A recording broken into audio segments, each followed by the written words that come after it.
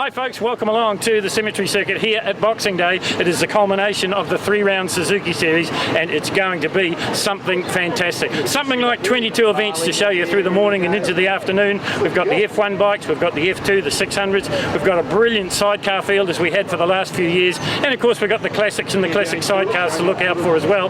And a new innovation last year here at Whanganui is the Gixxer Cup, and they're back and the racing's as close as you've ever seen. Strap yourself in, it's going to be a fantastic day here at Whanganui.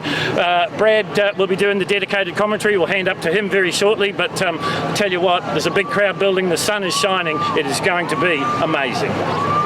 All sorts of different ages of competitors and different bikes. There's the 150s we talked about, then they go right up to the 1000cc 4-cylinder machine, so many awesome machines out there. There's the decent amount of F3 bikes out there, 37 entries in the series and 28 out here at Cemetery Circuit, so 28 Formula 3 super light bikes out on the track. That was a spectacle. Pre-89 you got post-classic racing in there as well. There's the FZR 1000, the 88 FZR 1000 of Jnr there as well. And then good to see the sidecars. The sidecars are awesome around here. When you think a Formula 1 sidecar lap record 52 seconds and the Formula 1 solo bike is at 49 seconds, so that's not much difference there. So fast and so cool to watch. See all the sidecars out there. See the 92, that's a home-built Staples 1000, so that's an Aprilia twin and a home-built chassis by legendary sidecar man Ian Staples from Whanganui. There's the 37 Jay Lawrence on the TSS Red Baron, Carl Cox Motorsport Suzuki. Awesome to see Jay. He's a motorcycle mechanic by day, but he's also won races around here, won a Formula 1 race around here last year, and also went right to the wire for the Robert Holden Memorial last year. So one of the real awesome street races. Greymouth street race lap record holder, I believe, as well. So a real legend of street racing already. He's had, I think he's had Formula 2 wins around here as well as Formula 1. So really good stuff, Jay Lawrence. He went to the Isle of Man this year, the classic Isle of Man TT, the classic TT, and had some awesome and valuable experience over there. So we're going to head back there as well. There's the Staples 1000, the Aprilia twin. There's Pete the Pirate, Pete Goodwin, Louise Blythe doing the pastoring for him, so he's the current New Zealand NZXBK sidecar champion, a new swinger on board this year. A couple of the awesome classic machines out there. There's the 69 classic sidecar of Mark Halls and Darren Prentice. They're doing double duties. There's Carl Cox, the legend himself, Carl Cox. Awesome to see Carl, the legendary DJ and music extraordinaire. That's his RC45 bike there, so that's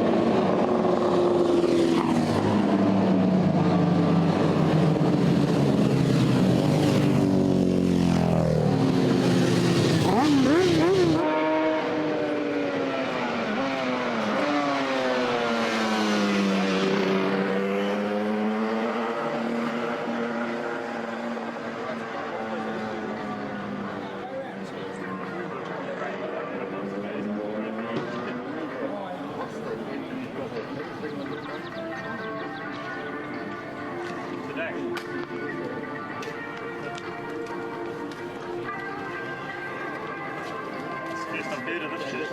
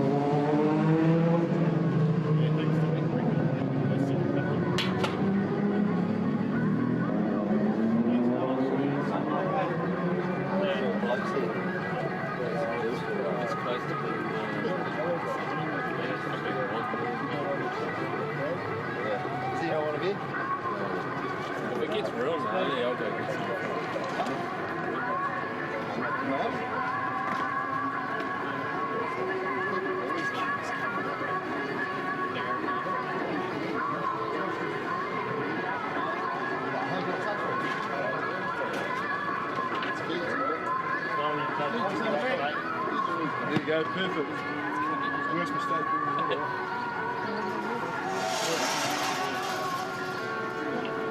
Yeah, I think that's tough.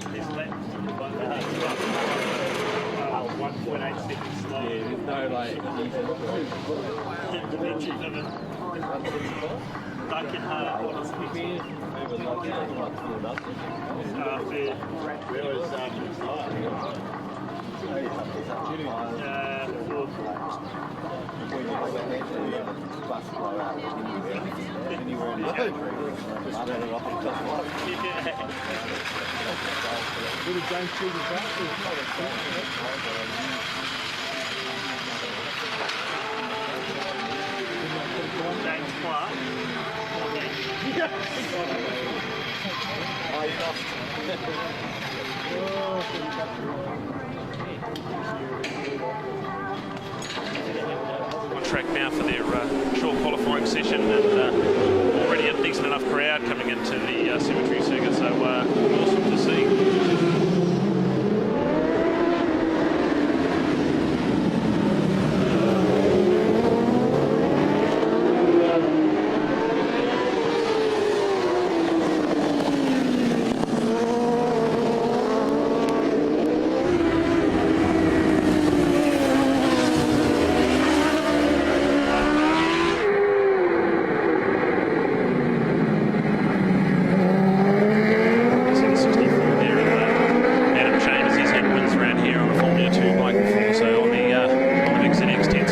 Time around, so F1 stuff, awesome. There's the 20 of Dylan Telford. He's had an awesome campaign over in Italy, and the Aprilia racing teams over there, so he's looking good out there at the moment. The two of Mitchell Rees in the background there.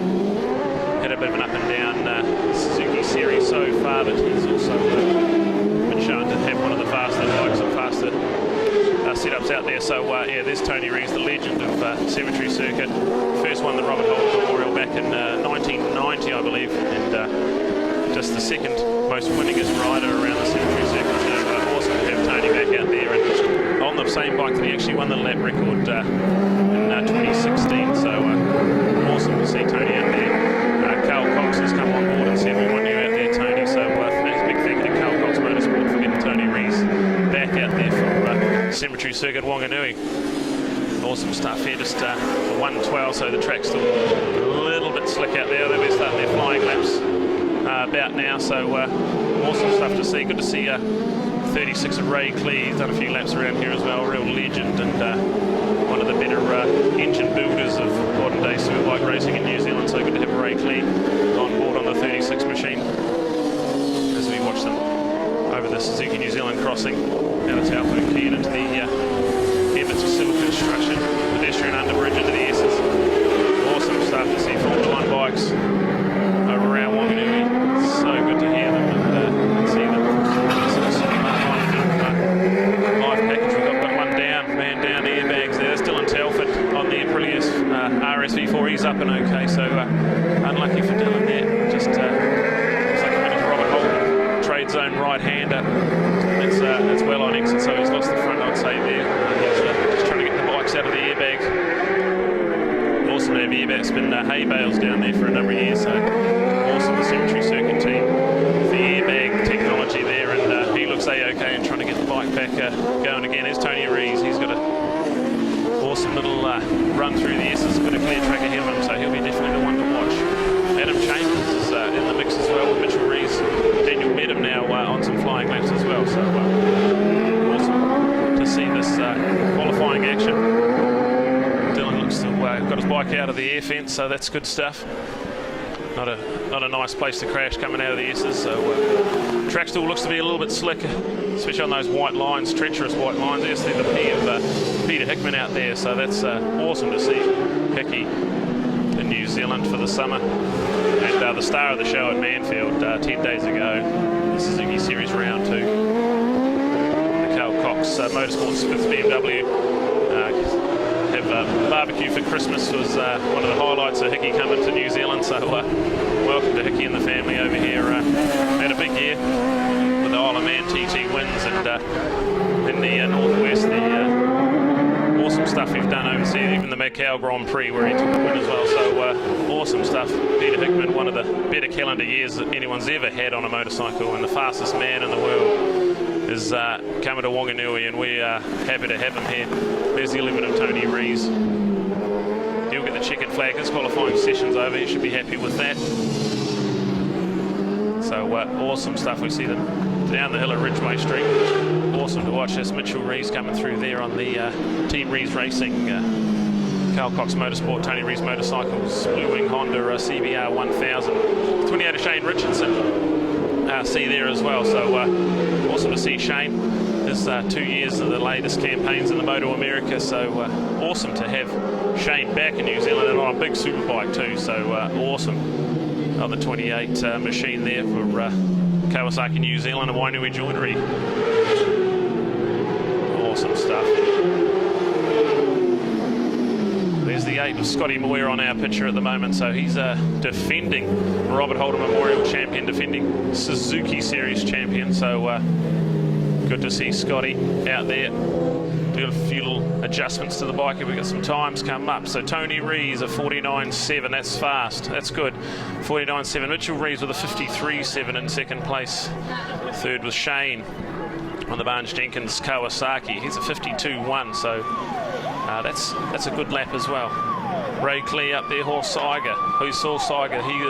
He's been in the 49s before on a Kawasaki when he was here a couple of years ago, and he was right there with Tony Rees. 2016, I believe, they were hammer and tongs for the Robert Holden Memorial. It was some awesome racing. Daniel met him on the Coleman's Cave Road in Gull, New Zealand, Suzuki, 50.19. Good stuff. Daniel Medham loves it round world, but it's still Formula 3 action here around Whanganui, and 19 there of Richard Markham Barrett. He's been a couple of podium positions so far in the Suzuki Series, so that's good to see him out on the I-Tool Speed Junkie racing. I think it's the Kramer he's on this weekend, so awesome to see him out there. See the 18 machine of Kieran O'Neill, he's been there as well, so awesome to see that. See Liam Briggs there, another one of those engines, and it's one of the small 125 frames. That was the only single machine going through the senior man here.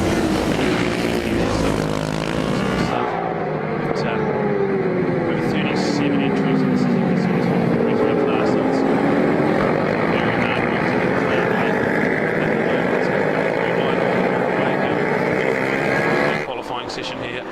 So the 196 of Nick Campen out there on the Vid Pillin, a Husqvarna engine in the Vid Pillin, a 700cc single cylinder machine. They're all underway with flying laps. Awesome stuff here at Whanganui. They go to the right-hander. Someone overshot there. I think it might be Kieran O'Neill. Might have had an overshoot on turn 1, first flying lap. So we'll have to quickly get back on the case. It's that Vid Pillin machine we talked about there in the camp now. Goes over the Suzuki crossing and up to all the S's.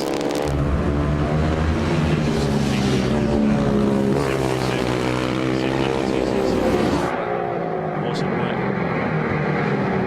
Chip up there at out of here. Traffic at the moment, so that'll be a good place to be. Definitely going to be tough to get there. So, techniques and stuff. Massive entries.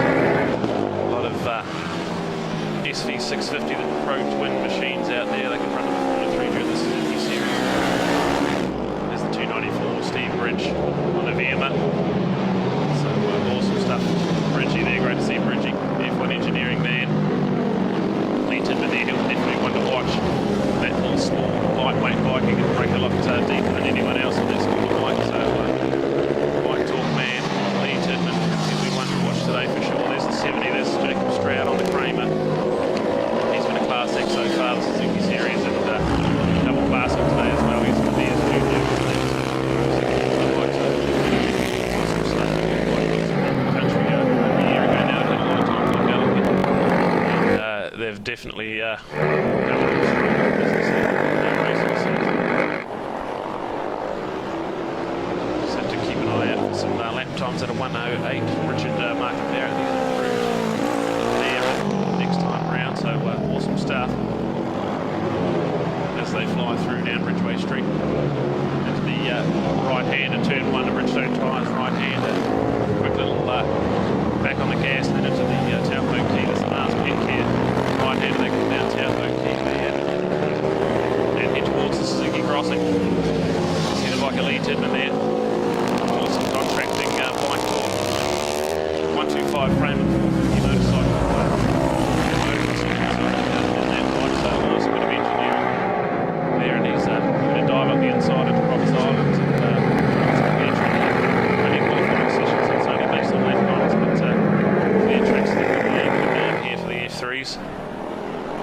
massive entries in the Suzuki Series. So good to see that lightweight racing is still going strong in New Zealand. Also, you've got people like Nathaniel Dittrose, who's done the series, not doing it today, but he's on the 300 Super Sport bike, so the 300s are in there, the Pro Twins are in there, a number of SV 650s and Yamaha Twins in there as well, so Pro Twins in there as well, and also the super light bikes like this one, Elite Tidman's here. Some stuff, you can see some lap times they're putting out. The track's definitely dry right out now, so they've got a clean, dry track. And hopefully that rain stays away for the rest of the day. Should be some awesome action. F3 qualifying, and track's looking an absolute treat. Look at the airbags around the place, and the Cemetery Circuit team. A good 10 days worth of planning, hay bales and road markings and all that sort of things. Safety fencing. Chicken flag out for Richard Market Barrett. So he's finished off the qualifying session. There's Lee Tidman. Ended up with a good lap in there. I think got a bit of clean track. There's Jacob Stroud on the Kramer, so he got some good clean track there for a good lap time. 67. That's Liam Briggs on that small frame 450. As the 80 to Kieran O'Neill had an overshoot in the early stages, but he managed to bounce back. Awesome stuff to see. There's the 3. It might be Gavin Veltmeyer, I think, not on our program here, but definitely the iconic number 3 on the 650 twin. There's the 57 there of Uriah Ryken there. Good to see that bed in there as well. So awesome stuff. Look at the amount of entries they've had. A mixture of 2 strokes and 4 strokes, some twins and some single cylinders and all that sort of thing in there, so awesome to see. The odd sound of the odd 2-stroke in there as well, so awesome. Formula 3, it's called Superlight in our national championships, and it's called Superlight mostly around the world. We still call it Formula 3 here at Whanganui, brought to you by Bike Talk and Tamaranui. So here's a little list of the lap times. So Lee Tidman, a 53.6. That's definitely the time to beat by the looks of that. 54 for Jacob Stroud, 55.04 Nick Camden out on the Vit Pillin. So good lap there from Nick. 55.77 Richard Markham Barrett. And then we start getting into the 56s. So it looks like Steve Bridge got a 56.2 in there, and Matt Brough on a 650 twin, a 56.7. Kieran O'Neill, he bounced back, and he's in the mid 57s as well. Liam Briggs on that little small RS 450 for CD Vandermeer Builders and Promoto Motorcycles, 57.04. He'll be up the front few rows of the grid there, so awesome stuff from the Formula 3 qualifying. 37 entries in the series, and awesome to see them all come alive here at Cemetery Circuit in 2018. Big thanks to Bike Talk Tamaranui for all your Suzuki and Yamaha needs in Tamaranui. They do Polaris as well in there, so awesome. Russell Josiah and Super Sun Jet out the front, and awesome workshop facilities. They service a lot of the King Country area. But it has been the John Holden and Robbie Shorter show so far in 2018. They've been absolutely untouchable. And I believe it's the smaller 600cc on the long LCR chassis. So there they are. Yeah. Beautifully presented machine, the Barnes Silicon Racing. It's got a Kiwi Silver Fern on the left-hand side of the outfit and the British Union Jack on the right-hand side of the outfit. So awesomely presented machine, and they've been a class act. Robbie Shorter, a legend of Cemetery Circuit. He's got a lap record here on an F1 sidecar, so he definitely knows his way around here in a hurry. And John Holden, been to Whanganui a few times before, so he'll know what's in store. That's the B of Gary Bron and Phil Hyde. Phil Hyde doing the passenger in there on the Baker 600 machine, F2 smaller F2 machine. So they've been really fast and awesome starts for these guys. So they've had some great starts. So the boys from the UK have come over here, and they're ready to go. First time at Whanganui, I think, for these two. So interesting to see what they'll be like. The smaller F2 sidecars are actually not too disadvantaged around Whanganui. Nice and lightweight, and a lot of low-speed corners. So the 600 F2 machines don't give away a lot to a Formula 1 around here. So it'll be interesting to see how the boys from the UK go. As John just up through the Suzuki crossing, up towards the Emmets Under Bridge, and just a 5-lap qualifying session, so they've gone green. They're already on flying laps. Barry Smith, Tracy Bryan, Third on track, and then you see the Carl Cox Motorsport LCR Formula 2 machine, the small 600 machine. Awesome to see Barry and Tracy back here at Cemetery Circuit. They had a nasty crash at Ruapuna at round 1 of the NZSBK Nationals 11 months ago. So awesome to see them back, and they've won races around here as well before. So Tracy Bryant, double duties today. She's also doing the pasturing for her brother on the 1972 Stent BMW home-built machine. So classic sidecars, a one-off event here at the Cemetery Circuit. Tracy Bryant won last year with her brother driving and her doing the pasturing. So awesome to see. They head into the Suzuki New Zealand crossing. Awesome part of the track on a sidecar. That sidecar gets thrown around when they go over the train tracks. Flick it up and head with the right-handed start S's under the Emmets Underbridge into the awesome S's, the versatile buildings and garages S's. Come out into Robert Island, double trade zone right-handers, and then they head down past Spriggans Park. They head right again. The second of this trade zone right-handers. See Gary's chair getting all out of shape as they come out of there, and Barry's just going to sneak up on the inside and see if he can lead them off on a fast lap. It'll be interesting to see what these F2 sidecars, these two are both Formula 2 sidecars, see what they've got in the way of a lap time next to the Formula 1 outfits. Also, we can hear the thundering, the blue Aprilia twin Ian Staples on the Staples 1000 go over the line there, so you can't mistake that sound. As we see the Carl Cox Motorsport pair of Barry Smith and Tracy Bryant. We've got someone down, someone spun out. That's out of Suzuki New Zealand. That's over the crossing. So for the chair to be parked that way, they've had a bit of a slip off. So checkered flags out. I don't know if that's going to affect these lap times too much. But just as your heat's coming into the tyres, that's not that's an unfortunate place to have that happen. Barry and Tracy looks to be on a fly though. They've got around the LCR.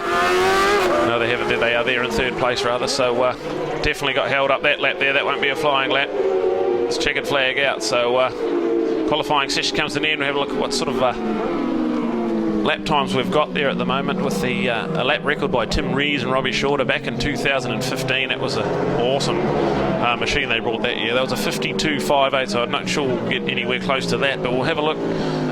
Here's some times here. So a 53.74 for John and Robbie. That's pretty quick going. Just over a second off lap record pace in qualifying, so that's fantastic. Barry Smith, Tracy Bryant, they're on second place at the moment. So the Carl Cox Motorsport choosing New Zealand entry with a 53.91. Gary and Phil from the UK. Phil Hyde doing the pasturing for Gary Bryan. 54.65. That's not bad for their first time around here on the Baker 600. So awesome stuff for them. And we've got Mark Hall's Darren Prentice. They're doing double duties. They're on a classic sidecar as well in a couple of races' time. So nevertheless, some awesome racing out there at the moment, brought to you by Mead Speed. So these guys will be looking at some more slower lap times than the others, but some awesome racing. So there's the 20 of Shane Miller, back to his first time around Cemetery Circuit, I believe, but second time in the Gixxer Cup. Zach Fuller there, he was here last year on the Gixxer 150. So the Hamilton man, he'll be one to definitely look out for. 37. Stoneman Boyle, he was on the Gixxers last year. I'm not sure whether he was at Cemetery Circuit, but he's here this year. Actually, I think he was. I think he got on the podium in the end. So Hunter Stoneman Boyle, definitely one to watch here in the Gixxer Cup. There's the four of Zach Fuller. Yeah, bright orange Alpine Stars there. New Zealand man. Awesome stuff. Definitely different model style here.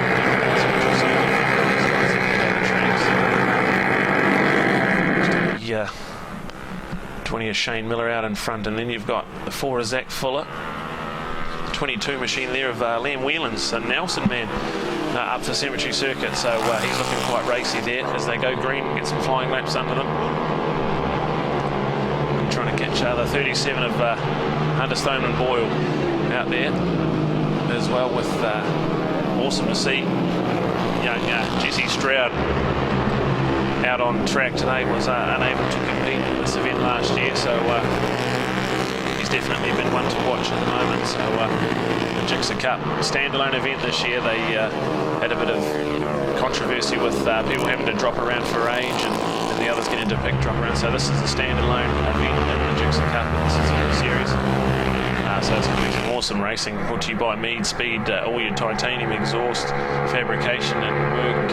Mead Speed, they supply these stainless steel exhaust systems for the Gixxer 150 class and the Gixxer Cup. And awesome sound like stainless steel exhaust. Mead Speed, that's the only accessory these bikes have had added to them.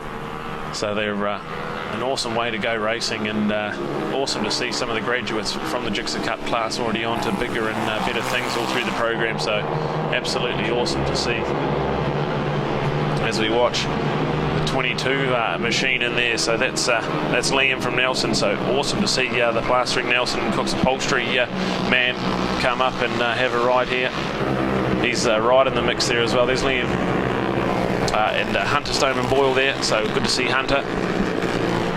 He's definitely on the pace there, chasing Zach Fuller. So slipstream is the name of the game when you're on these things, as they head over the Suzuki crossing and up the hill. Awesome stuff. Zach Fuller, he's been one of the men to beat so far in this Suzuki Series, and looks like it's going to be no exception today. He's on the gas as well. So this little group bunching up, trying to get a clean lap in, trying to get a little bit of a tow from your mate, bit of slipstream, head out of the trade zone, first right hand into the second one. Head down, tucked in, you've got to be aerodynamic on there, down on horsepower, and you don't have the torque, just a single cylinder. So awesome stuff. Check out Suzuki Fest for all your GSXR 150, the little Gixxer 150 from $3,490 in your local Suzuki dealer. So awesome value, and you can ride it on your learner's license as he gets a little bit of a tank slap, a bit out of shape under brakes. Awesome stuff to see. Shane Miller giving it heaps. With the leg out as well, the front end bouncing around out down onto Taupo Key. Look at that, definitely trying to get every little bit of a horsepower and advantage out of these machines. He heads up over the train tracks. These small little bikes, they're awesome. Nice and lightweight, they'll go over the train tracks nice and easy as they head under the underbridge and into the S's. The final lap of qualifying, the final fly, just a 5-lap qualifier. Doesn't seem to be too much an issue. These boys have had some pretty clean laps in, so awesome to see. And of course, allowed tyre warmers this year, which we weren't allowed last year. So tyres straight up to temperature, straight on track, and awesome work.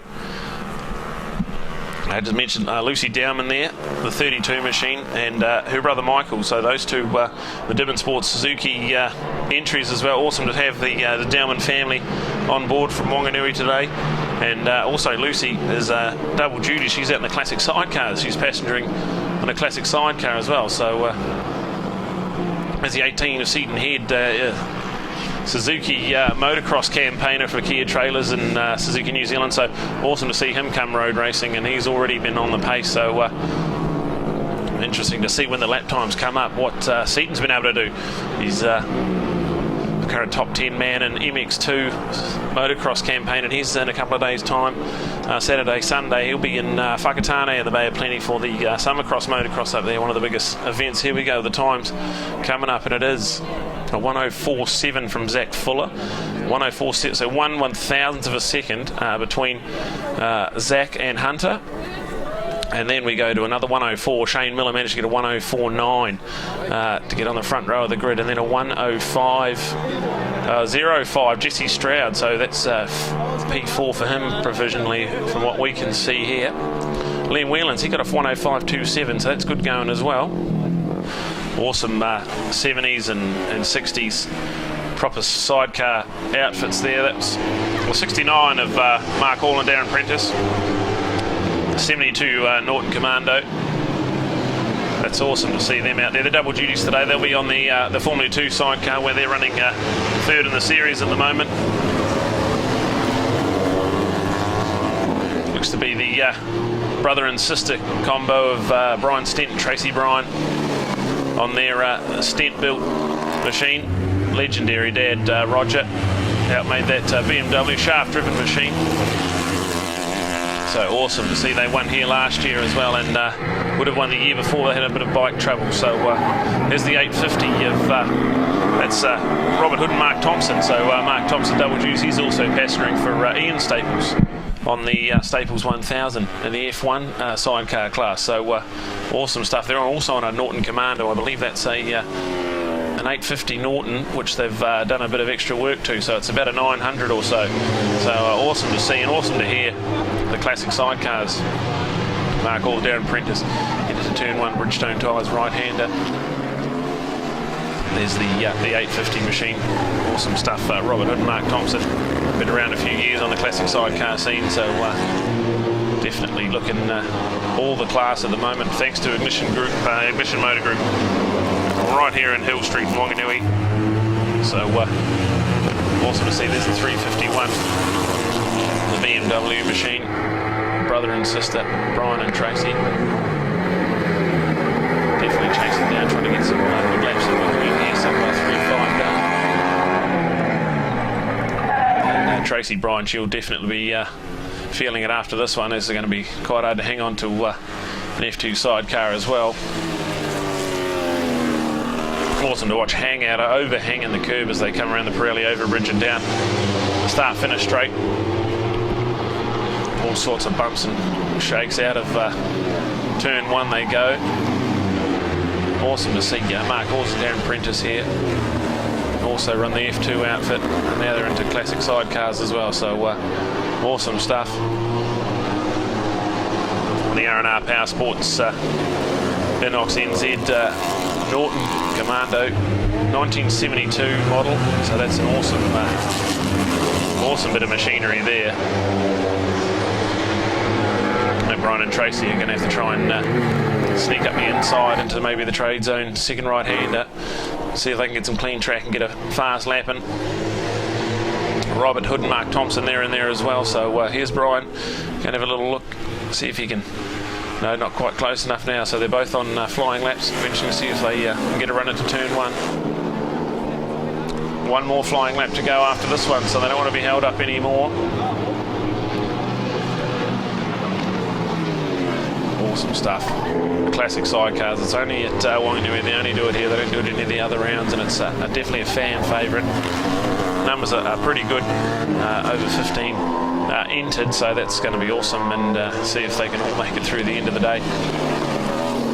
Awesome to see that BMW, the Sten machine, 1972, I think it's shaft driven. There's the 650, that's Carl Burns and Robbie Pokenhorn there.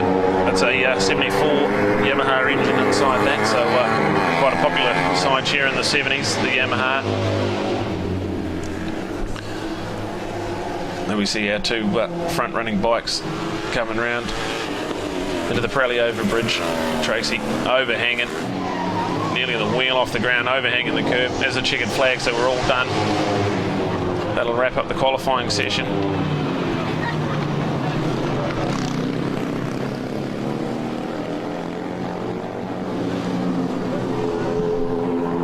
As we wait and see them coming down the awesome Pirelli overbridge and down into the finish line there. It's quite a decent hill. Doesn't really do it justice on the camera shots there. Let's fly down Ridgeway Street down into the predominantly right-handers here at Cemetery Circuit. There's the 250 machine. That's Peter Dowman and Brian Greenlist doing the pasturing on a Yamaha XS 650, the 1972 model there.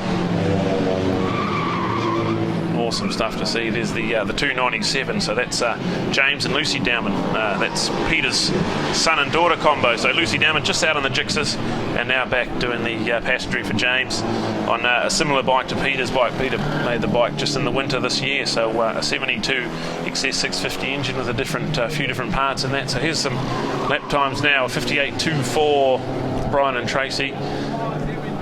On the Carl Cox Motorsports, Steed BMW, Mark Halls, Darren Prentice 58.8, so that is fast. So that's going to be some great racing from those guys later on. And you have to go to the 1 minute and 1. That's Robert Hood, Mark Thompson on their Norton as well, on the R&R Performance Engineering Norton. All right, here we go. Race 1 coming up. The Tate Pierce Chartered Accountants pre-89 junior and senior, so 2 classes out there, 1 race. And how good is that to see Paul Pavlitic back out of the OWO1? No Bermuda out there for Glenn Scatchell this year, so he's taken a year off the Bermuda and actually was in the Formula 3 class until he suffered a broken collarbone earlier in the Suzuki Series, so unfortunately not here today. Paul Pavlitic, the OWO1 frame with a FZR 1000 engine in it, so he's been around this place a few times. Live entertainment at the Rutland Arms, and then talk about Speed Week. We'll try and talk about that a few times.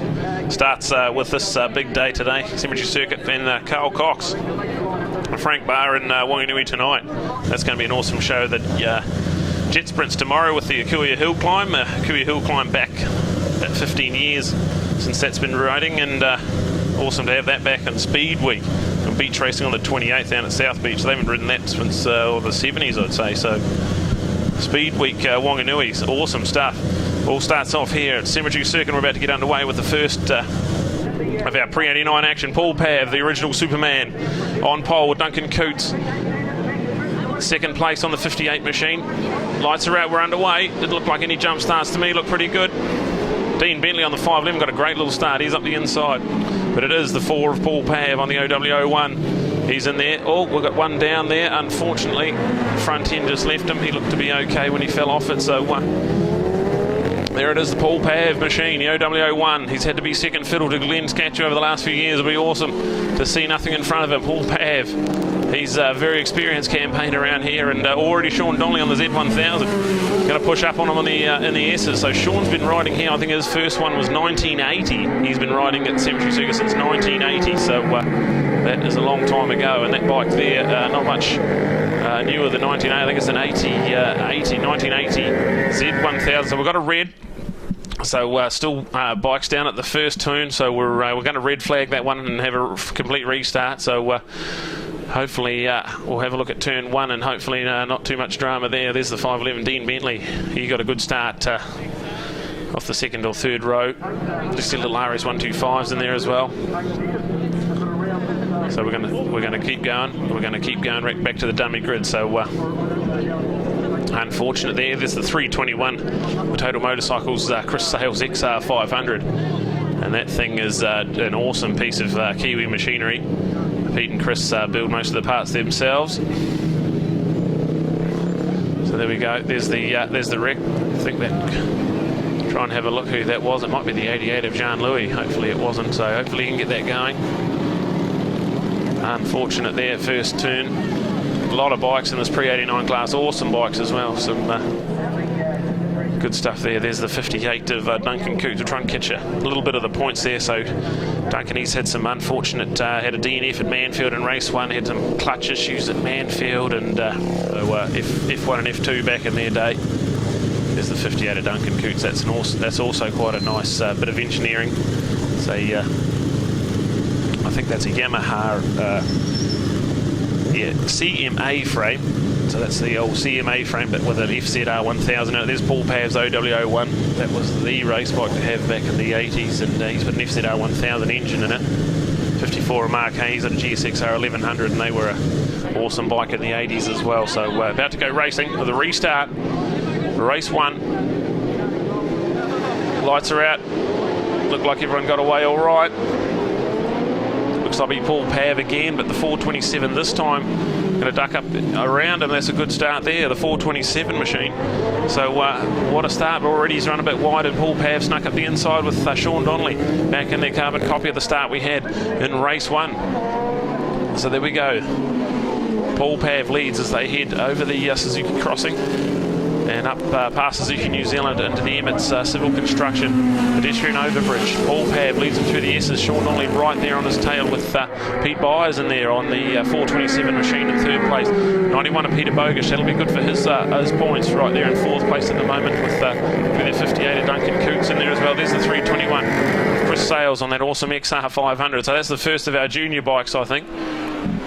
And he really loves this place as well. He likes to really get that thing screaming. A rev limiter on it now, so he can really give it death and not too worried about his gear changes too much. Here we go, Paul Pav into the Bridgestone tyres, right-hander turn 1. Watch the bumps on the apex there. It gets around it all right, and then they head down there into turn 2, the Mars Pet Care right-hander. There we go, Pete Byers is around and into second place, so awesome stuff. They head down Taupo Key. Paul Pav, 8-lap journey this one. There's Duncan Coots trying to get around the XR 500, but he can break a lot deeper. Chris Sales on the Total Motorcycles XR 500. Then you've got Duncan Coots in there as well. Peter Bogish, he's right there as well behind Duncan, so awesome as they run through the S's. Duncan still not close enough to have it lunge into Robert Island. The trade zone right-handers, pair right-hander, they head up towards Spriggans Park into the second right-hander. Awesome stuff there, pre-89 action. Brought to you by Tate Pierce Chartered Accountants at home at Whanganui. Is the 58 machine, awesome machine. He's been one of the faster bikes throughout the series in the pre-89 senior class. The 58 of Duncan Coots. He's going to have a go up the inside. Not quite close enough. That XR 500, that can break a lot deeper with that thing just on 100 kilos, whereas Duncan Coots' machine will be probably another 50 on top of that, maybe even 60. It's an FZR 1000 engine in it, so Chris Sales leading the junior class at the moment with Paul Pav out in front of the senior, so awesome right here from Chris Sales. He uses all the seat, the whole frame. He's tucked up, he's underneath it, he's going all over the show trying to get every little bit out of that. Duncan Coots, is he close enough? I think he is. Can he get it stopped? Into Robert Hall Memorial Corner, and Chris Sales going to argue straight back on the inside. It just shows you the power of the smaller bike. Up the inside, makes it happen. So the battle for fourth place is really hot at the moment. And then Peter Bogish and Mark Hay on the GSXR 1100. There's the 511 of Dean Bentley. That's another one of the pre-89 junior bikes. Across to Paul Pav out in front. He's definitely going to enjoy this. He's been around here a few times in that OWO1 winner of the Auckland Motorcycle Club Classic Series and as well. So that's such a nice bike, and Paul Pav, such a legend of New Zealand motorcycling, and he'll be loving this at the moment with 4 down and 4 to go. They head through the S's. Paul Pav, the iconic Superman leathers, into the Robert Holden Memorial Corner as they fly out and down into the second trade zone, right-hander trade zone, a big sponsor of Cemetery Circuit, been sponsoring it for 20 odd years now, so awesome to have them on board. There's the 3, Sean Donnelly on the Z1000. That's a awesome bike, pre-82 bike as well, so he's given away a few horsepower and a few kilos to some of these lightweight racing bikes, like that OWO1 of Paul Pavs. He's stretching out the advantage, so he's got a over 2-second gap when they cross the line, so awesome stuff from Paul Pav, really stretching it out. The 427 of Pete Byers, awesome ride from Pete there in second place. And then back to the 3, Sean Donnelly, Duncan Coots, Scott Round, Chris Sales now as they head down Taupo Key. Chris now going under some pressure from Peter Bogish. Peter's also won a GSXR 1100 like the 54 of Mark Hay, who's just in behind him as well. And then Dean Bentley, the 511 on the FZR 600. So they'll go through the S's. Again, that battle's really heating up. Look at that, they're going to go. Mark Hay's going to have a look under brakes. It's quite a big dive. There's a big bump on apex, but he makes it happen. He's going to dive back up on the inside. He's not going to be close enough. Awesome move from Mark Hay. He's going to move up into 5th place there, I believe. 6th place, rather. 6th place of Mark Hay. So Mark Hay's had a pretty consistent season so far. He's sitting in about 5th place in the championship, so this will be awesome stuff with Jean out of this one. So awesome ride from Mark Hay. There, Paul Pav just checking out a little bit, 2 to go in this first race. The Lindsay Tate Pierce Chartered Accountants pre-89 race 1. Post-classic racing is awesome around Whanganui. We love it, and the entries are big, so it's awesome to see with the pre-89 bikes there. Some of these bikes, if you have a look, were winners around here back in the 80s, so it's awesome to see. There's the 3 of Sean Donnelly. We go to Paul Pav. Comes around the Pirelli overbridge and down the hill to the start-finish line. Awesome to watch. Paul Pav, New Zealand's original Superman. Got the Superman leathers on and looking really good. The Auckland Motorcycle Club man. He heads down into the Mars Pet Care right-hander. Just 2 laps to go. As he heads down Taupo Key, he's already coming under back markers at the moment, so just shows you the pace of it. That's Sheldon Reynolds on the CB900, so that's an awesome machine there, that pre-82 CB900 machine with the upside down forks. As they they head into the S's. Paul Pav in charge of this one, stretched his advantage right out to, I'll say, almost the whole of the S's there at the moment. So Paul Pav, awesome to watch on the OW01 with an FZR 1000 engine in it. And also it's got some other things to it. It's got a longer swing arm and a light that strips some weight off the bike. It's an awesome race machine. And white flag out, 1 to go. Paul Pav has 1 to go in the first race of the Pre-89 Post Classics of the Yamaha OW01. Heads down into the right-hander, Mars Pet Care turn 2. A little bit of a manhole on X. You're going to watch that one there. That's one to all the white lines are as well down the middle of the Taupo Key. Over the Suzuki crossing, a little bit of a bump over the railway lines, flicks it left and past Suzuki New Zealand, and they head into the right-hander under the Emmett Civil Construction under bridge and into the S's. Versatile Buildings S's this year, and also have Versatile Buildings on board with us. As the battle for second with Pete Byers still holding a good 2-second advantage back to Sean Donnelly. So Sean, he's in, I think, the top 10 of winningest riders around here. So awesome, Sean. He's had a massive career around Whanganui and a beautiful Z1000. But here it is, Paul Pav, the star of the show. Just a couple of seconds the last couple of years, but this one's going to feel good. A win for Paul Pav in race 1 of the Pre-89 Post Classics. What do you buy? Tate Pierce Chartered Accountants right here in Whanganui. There's the 427 Pete Byers. Well done, Pete. Second place, and chased hard by Sean Donnelly, who got within a second of the end there. So there'll be one to look out for, the Z1000. That bike will get quicker as the day goes on. Mark Hay gets over Duncan Coots, and then Chris Sales to Peter Bogish and Dean Bentley. So Chris Sales first of the junior, Dean Bentley second. 521 comes through there. Paul Wooten, Gixxer 1100, another one of the senior bikes there. So awesome stuff from him as well. Other guys coming through there. Tony Skellina's on the small junior CBR 400 as well. There's the list. So having a look. Paul Pav by Pete Byers, Sean Donnelly, Mark Hay, Duncan Coots, then back to Chris Sale, the first of our juniors in there. Peter Bogish, our series leader at the moment, and he would have extended that lead out again a little bit more over Jan Louis, who had a bit of a tumble in turn 1 of the first race. Dean Bentley second in the F2 class. Paul Wooten, the GSXR 1100. Tony Skellina's in there. Mark McKenzie, Terry Galloway, rounding out the top 12 at the moment. So awesome stuff. Mark McKenzie, didn't see much of Mark out there on the CBR 400.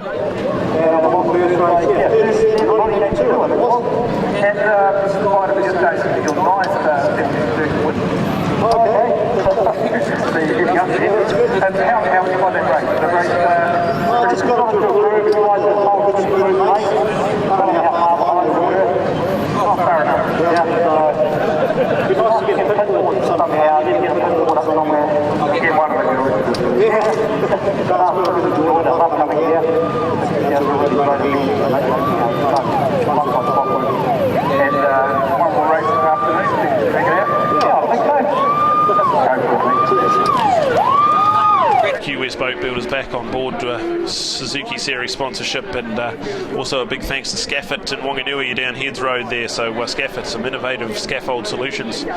Call them on 0800 4 Scaffit for your Whanganui Scaffit supplies. QS Boat Builders, one of the world-class boat builders, and they do stuff all over the country. Real awesome stuff.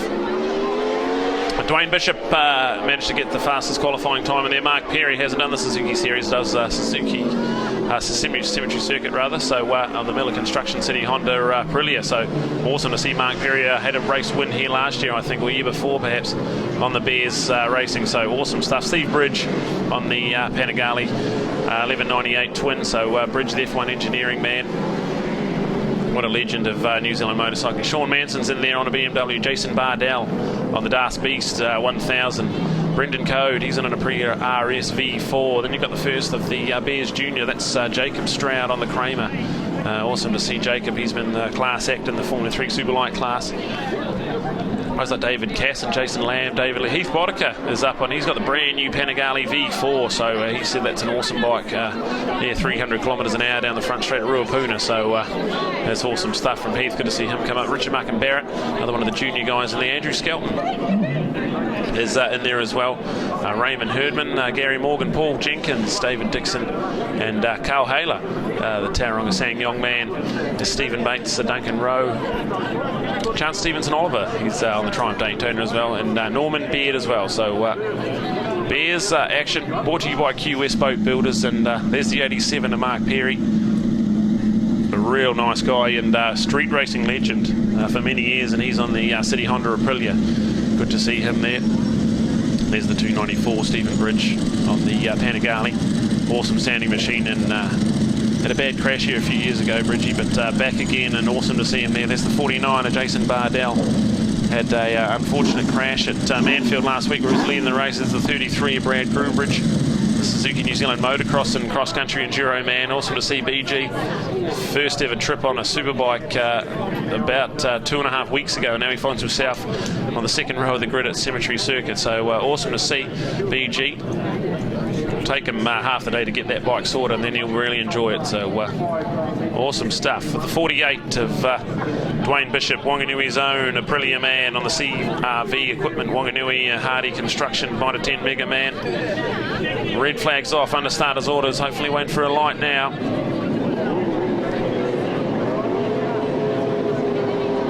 Lights are out underway. Good start by to be Jacob Strouder on the outside there, but it is going to be the 48 of Dwayne Bishop. Oh, a big crash into turn one. Big crash into turn one, so they're both up and all right, but barriers are everywhere. That's probably going to be a red. There's bikes everywhere, so that's the 33 of Brad Groombridge. He was down in that one. That's unfortunate. So there's barriers everywhere. That's going to have to be red flagged and started again. There's the Kramer of Jesse Stroud, so unlucky. Not the greatest of starts. That's the 35, Brendan Cody was caught up in it as well, so unlucky for all those guys there. So they'll have to go back to the dummy grid and have to see what comes of all that. Unlucky for Cody there. What he can do this year with the Superlight class at NZSBK, which we go to in 2 weeks' time. The 5th and 6th of February at Ruapuna, Mike Perro Motorsport Park in Christchurch, so we can't wait for that one. It's going to be awesome. There's the 87 of Mark Perry. There's the 294 of Bridgie with the F1 Engineering Ducati. He's had some beautiful bikes over the years and does some awesome work in the F1 Engineering workshop in Hamilton. With the 48 to Dwayne Bishop on pole. Can't see the 33 of Brad Groombridge, so I'm not sure if you got that bike back in there. We'll have to wait and see. That might be him at the top there. It's him coming down the Pirelli overbridge now, so awesome to see we've got BG back. As we watch this Formula Sport and Bears action. Awesome field there, 28 odd riders in a Bears and Formula Sport action. So here we go, lights are on, under starters orders, and we're away. Look to be, Bridgie got a good start, good jump off the line. Bridgie gets a big power wheelie. Steve Bridge, what a start, Bridgie. And then there's the smaller Kramer, the small 700 single. So I think it's a 650 single now. They've done a bit of work to it and they've got it sorted. But Steve Bridge, what a start from Bridgie on the Ducati. He's out in front. There's Mark Perry got away all right, and Dwayne Bishop slipped back to third after all that. So interesting to see what they sort themselves out. They hit Dwayne Bishop looking for a move into the S's to quite pull it off. But there's the Kramer, the smaller. That's the first of the Bears Junior bikes. Awesome stuff. Jacob Stroud on the Kramer, but we watch. Steve Bridge had a bad crash here a few years ago when badly broke his legs, but now he's back and he's doing well. And the F1 Engineering Ducati, so awesome stuff from Steve Bridge, one of the real legends of New Zealand motorcycling. And the F1 Motorcycle Works and BFF racing with Pirelli tyres and RST, coming under a lot of pressure now from Mark Perry. So Mark Perry, the Sanson man on the City Honda Aprilia, he's going to be fighting hard. He's going to have a little look into turn two, the Mars Pet Care right hand. There's a manhole on exit there, you've got to be careful, but I think he's done it. What a move. Mark Perry into first place. So he's had Bears wins here before in the last couple of years, so awesome to see. The 87 already out in front. Dwayne Bishop, he's going to want to make a move as well if he wants to catch Mark. He's in third place at the moment and had the pace early in the morning. With the 70 of Jacob Stroud all over the back of the big 1000cc machines, and even Steve Bridge with the 1198 twin there. So Jacob Stroud doing an awesome job on that smaller bike. 49 of Jason Bardell in fifth place with Glenn Eggleton.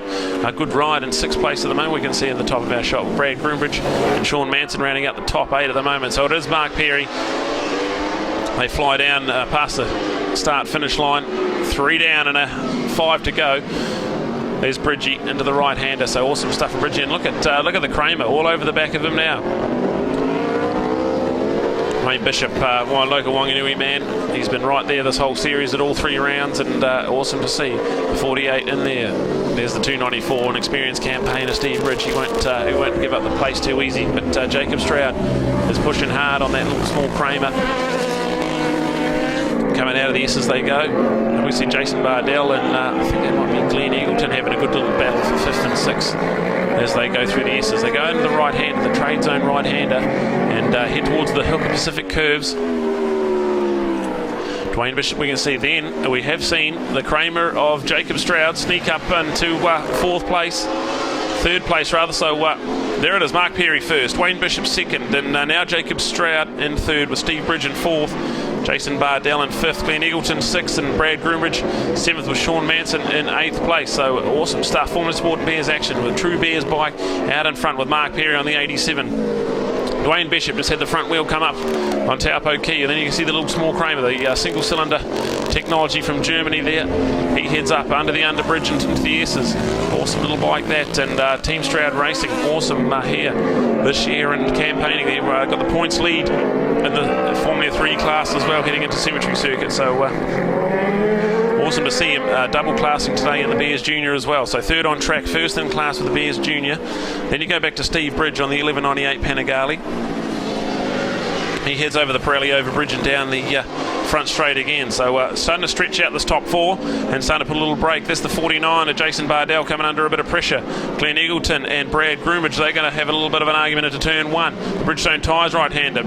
Brad Groombridge proudly on Bridgestone tyres here this weekend. Does his little motocross work through the Bridgestone tyres. He's in out of the Taupo Key right-hander, and he's all over the back of Jason Bardell on the Das Beast, the BMW. So into the Suzuki crossing and out of the S's there.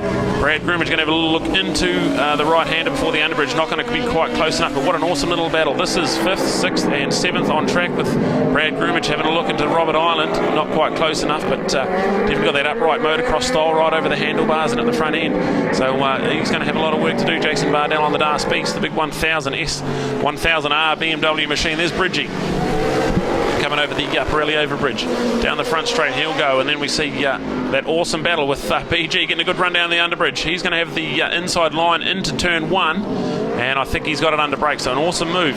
Brad Groombridge, the motocross man, he's here, and he's moved up into 5th place at the moment on the TSS Red Baron Suzuki New Zealand Kia Trailers Bridgestone tyres GSXR 1000, but it is Dwayne Bishop in 2nd place on the track at the moment. Then we see the Kramer, the 70 machine of Jacob Stroud in 3rd place, followed by Steve Bridge, who had the earlier hole shot, and now he's been moved back to 4th place, but pretty comfortable in 4th place at the moment. There's only going to be 2 to go as they cross the line, and Mark Perry has just cleared out. He's got a 4.5 second lead as he heads out and over the overbridge and down the front straight. Yeah, Brad Groombridge got a nice little tight line into there. Tucks it left, one of the only left-handers on the track, or the good left-hander.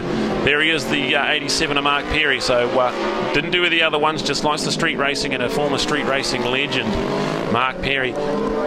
He heads down Taupo Key, under control of this one at the moment. He's got 3/4 of the Taupo Key straight ahead of him, heads into the Suzuki crossing and up past Suzuki New Zealand into the Emmett's Civil Construction underbridge and through the S's, the Versatile Buildings S's.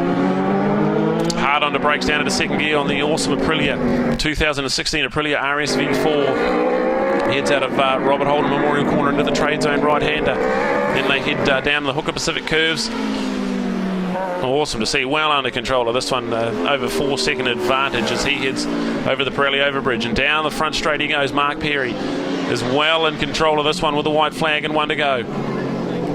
Awesome stuff to see there on the City Honda Miller Construction Aprilia. And we catch Dwayne Bishop's a further 4.6 second back, so he's definitely playing catch up now with Brad Groombridge up into 3rd. So we missed it on track, and Brad Groombridge up into 3rd as they cross the line, but only by 1/2 second. So awesome stuff from Brad Groombridge. Started 8th on the grid and did all the hard work. This is not a notoriously easy place to pass around, so Brad Groombridge has done an awesome job to get up into 3rd place. There's Mark Perry with some back markers to come under pressure there. Stands one of them up, but that's all fair there, coming through on the inside. He's got 2 corners to go. Right-hander, the trade zone right-hander. Heads around the Hooker Pacific curves and then to the left-hander, the Pirelli overbridge. What a ride, flawless. Had to make a move into first place, but he got it done, and he wins the first of the Bears action. Awesome stuff from Mark Perry. That looks to be Brad Groombridge ahead of Dwayne Bishop. What a ride from Brad Groombridge. That is fantastic. Brad Groombridge ahead of Dwayne Bishop, and then you see the Kramer of Jacob Stroud, 294 of Steve Bridge, and then an awesome battle. Glenn Eagleton ahead of Jason Bardell, and then back to Sean Manson. There's the 999 machine of David Casson in there as well. So 196 and Nick Campion out on that awesome little Vitpillen, the Husqvarna engine and the Vitpillen frame, the single cylinder 700. There's the results for us. Mark Perry, Brad Groombridge, Dwayne Bishop, Jacob Stroud and Steve Bridge, your top 4 with some awesome beers. It's actually good and awesome.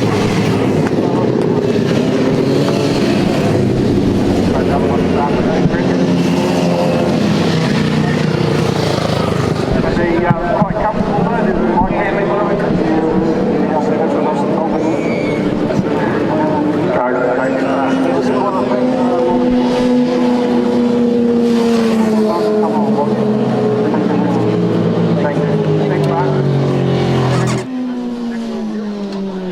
There's your results from Bears Race 1. It was a restart. We had a bit of an incident and we lost a few of our main contenders, but we still had Mark Perry got off the line all right, and then Brad Groombridge clocked in a 51.8 in that lap. It was the fastest lap in lap 7, and he was passing in most of those laps. So awesome ride, Brad Groombridge on the GSXR 1000 for the Fujitsu Air Conditioning and TSS Red Baron. Dwayne Bishop from Whanganui on the Aprilia managed to get 3rd place with Jacob Stroud on the Kramer, and 4 Steve Bridge, the F1 Engineering Panigale twin.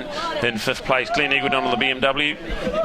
6th place Jason Bardell on the Das Beast, the 1000 RR BMW, and then Sean Manson, another BMW, in 7th place. David Casson on an RSV4 Aprilia for Q and Honda, he was in 9th place. Malcolm Belsky, good ride from Malcolm in Zip Plumbing GSXR 1000, he's in 10th place. David Lee on a Triumph Daytona, it's a Bears Junior. Heath Boddicker, the awesome V4 Aprilia, the brand new bike there. Nick Campion out on the Vitpillen there in 13th. Richard Markham Barrett, he's on a Kramer as well. Rye Tools and Speed Junkie. Gary Morgan, David Dixon, Raymond Herdman on the Ducati as well. Stephen Bates in 18th place, good ride from Stephen. Carl Haler on the R6, Tauranga Sangyong, and Paul Jenkins ran out your top 20 with Mark Furness, Robert Lamas, Duncan Rowe, and Chance Stevenson Oliver, just outside the points in that one with Formula Sport Bears Race 1, brought to you by Q West Boat Builders, and rocking through the program. Next up, we've got some Supermoto action, so awesome stuff. 5 points, 5th in the championship, so good to see Jordan Burley. He's done well here. Toby Summers, like we said with that DNF at Manfield, slips him down to 7th. Daniel Kempthorne, Nathan Jane, Roman Rajek as well. Not sure Roman's here today, but that's your top 10 in the overall at the moment. But it's all about Whanganui, it's all about Cemetery Circuit. Toby Summers on pole, and he's done quite a few laps around here. He's been around here on a superbike and on an F2 machine, and he's got that Carl Cox Motorsports ZX 600 dialed. There's the Carl Cox Honda of Dingham & Damo Rees on the Team Rees Racing HJC helmets. Space Ibiza 600 there. Rogan Chandler, good qualifying from Rogan. He's in 3rd place. Then Ashton Hughes in the first row of the grid. So awesome stuff, Ashton. He'll be one to watch. He's definitely what you can understand about the pole there is it's not much of an angle in front of P4, and P4 is actually on the racing line as they hit under brake. So awesome stuff here. F2. Lights are on.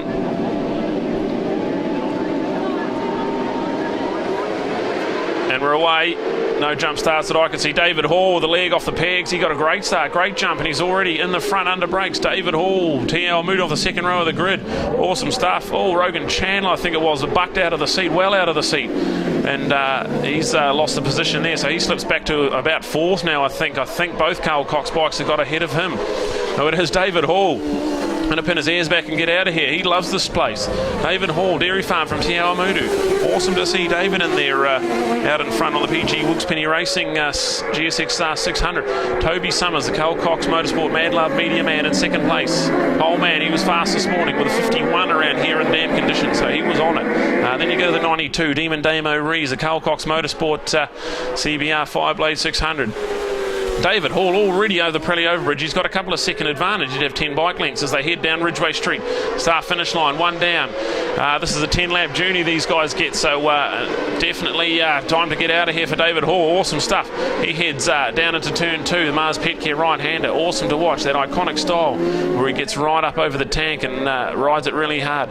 Sort of like a 90s kind of guy with a big heavy bike, but he's got all the skills as well.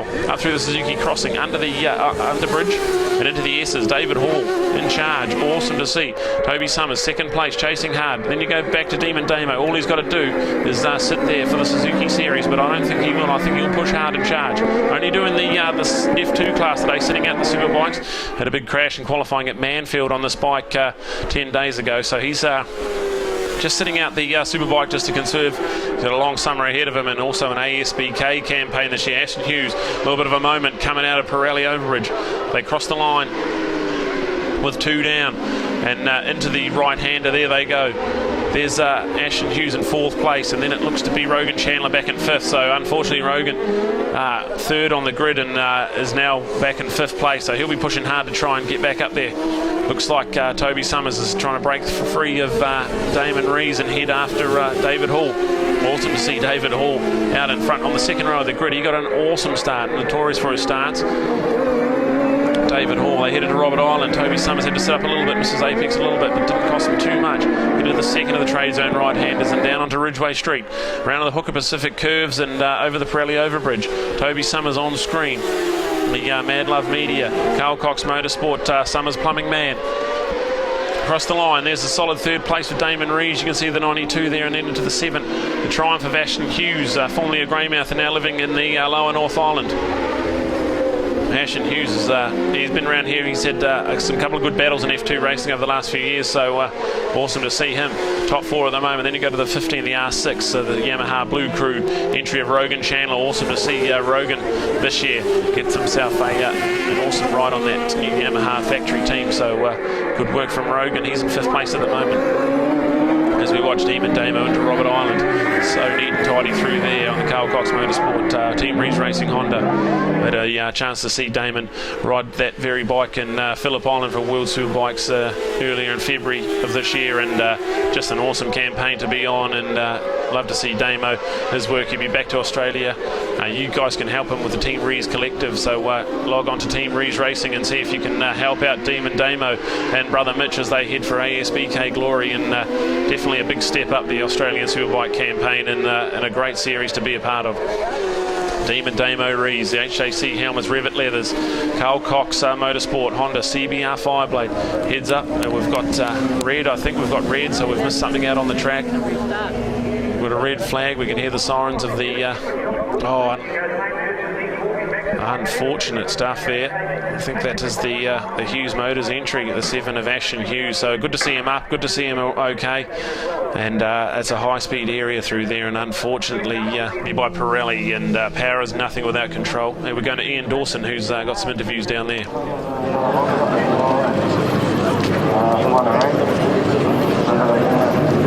Everybody knows it's pretty famous for their weather races, hands and down. That's not seen the wettest race anyone's ever done. The biggest picture nation.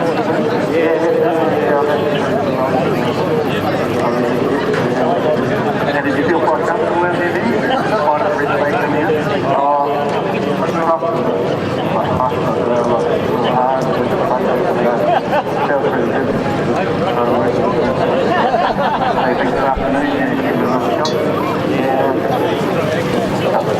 First the F2, the restart coming up. Damo Rees, awesome to see him out there with broke the end of his collarbone off. I think one of his bones in his shoulder, he's broken the end of it off, so he's in immense pain, and only going to do the 600 Formula 2 class.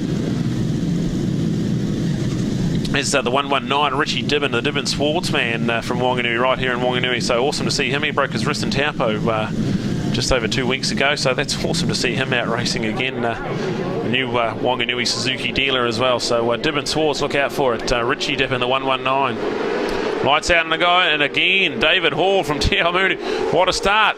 rubbing elbows, shoulder to shoulder as they go into the first corner. Toby Summers says don't argue and gets into first. Awesome start that time from Toby Summers. He breaks into the Mars Pet Care right-hander. And we have a 7-lapper on the cards by the looks of it here. So Toby Summers, the Mad Love Media, Carl Cox Motorsport man on the ZX 600, goes over the Suzuki Crossing and up towards the S's. David Hall from Tiamu, another awesome start, but this time finds himself in second place. Demon Damo Rees in third place on the 92 machine. That's the CBR Fireblade of the Carl Cox Motorsport Honda Team Rees Racing.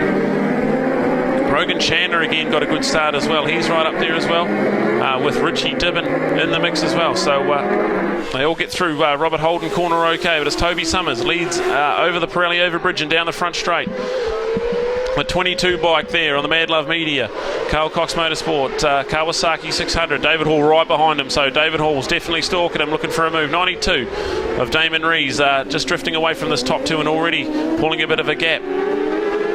To be the 32 of Peter Butler in there, so good start from Peter, coming up there in fourth place. As they head, Toby Summers snuck up the crossing and he's into the S's. Here we go, 2 down and 7 to go as they go into Robert Island. David Hall still trying to stay with him. Toby Summers a little bit more aggressive into turn 1 this time and managed to keep it on board. So he comes over the Hooker Pacific curves and down over the Pirelli overbridge. It is Toby Summers, the 22 bike, Carl Cox Motorsport, the black helmet says it all. Toby Summers into the right hander they go. David Hall, he's good through this part of the track, so he's right on him now, right on him in the right hander into turn 2, the Mars Pet Care right hander.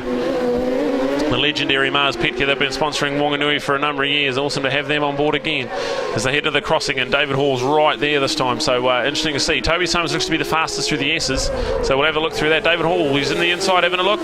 Oh, side by side, 2 wide through the S. David Hall's got it done. That's an awesome move. What a move.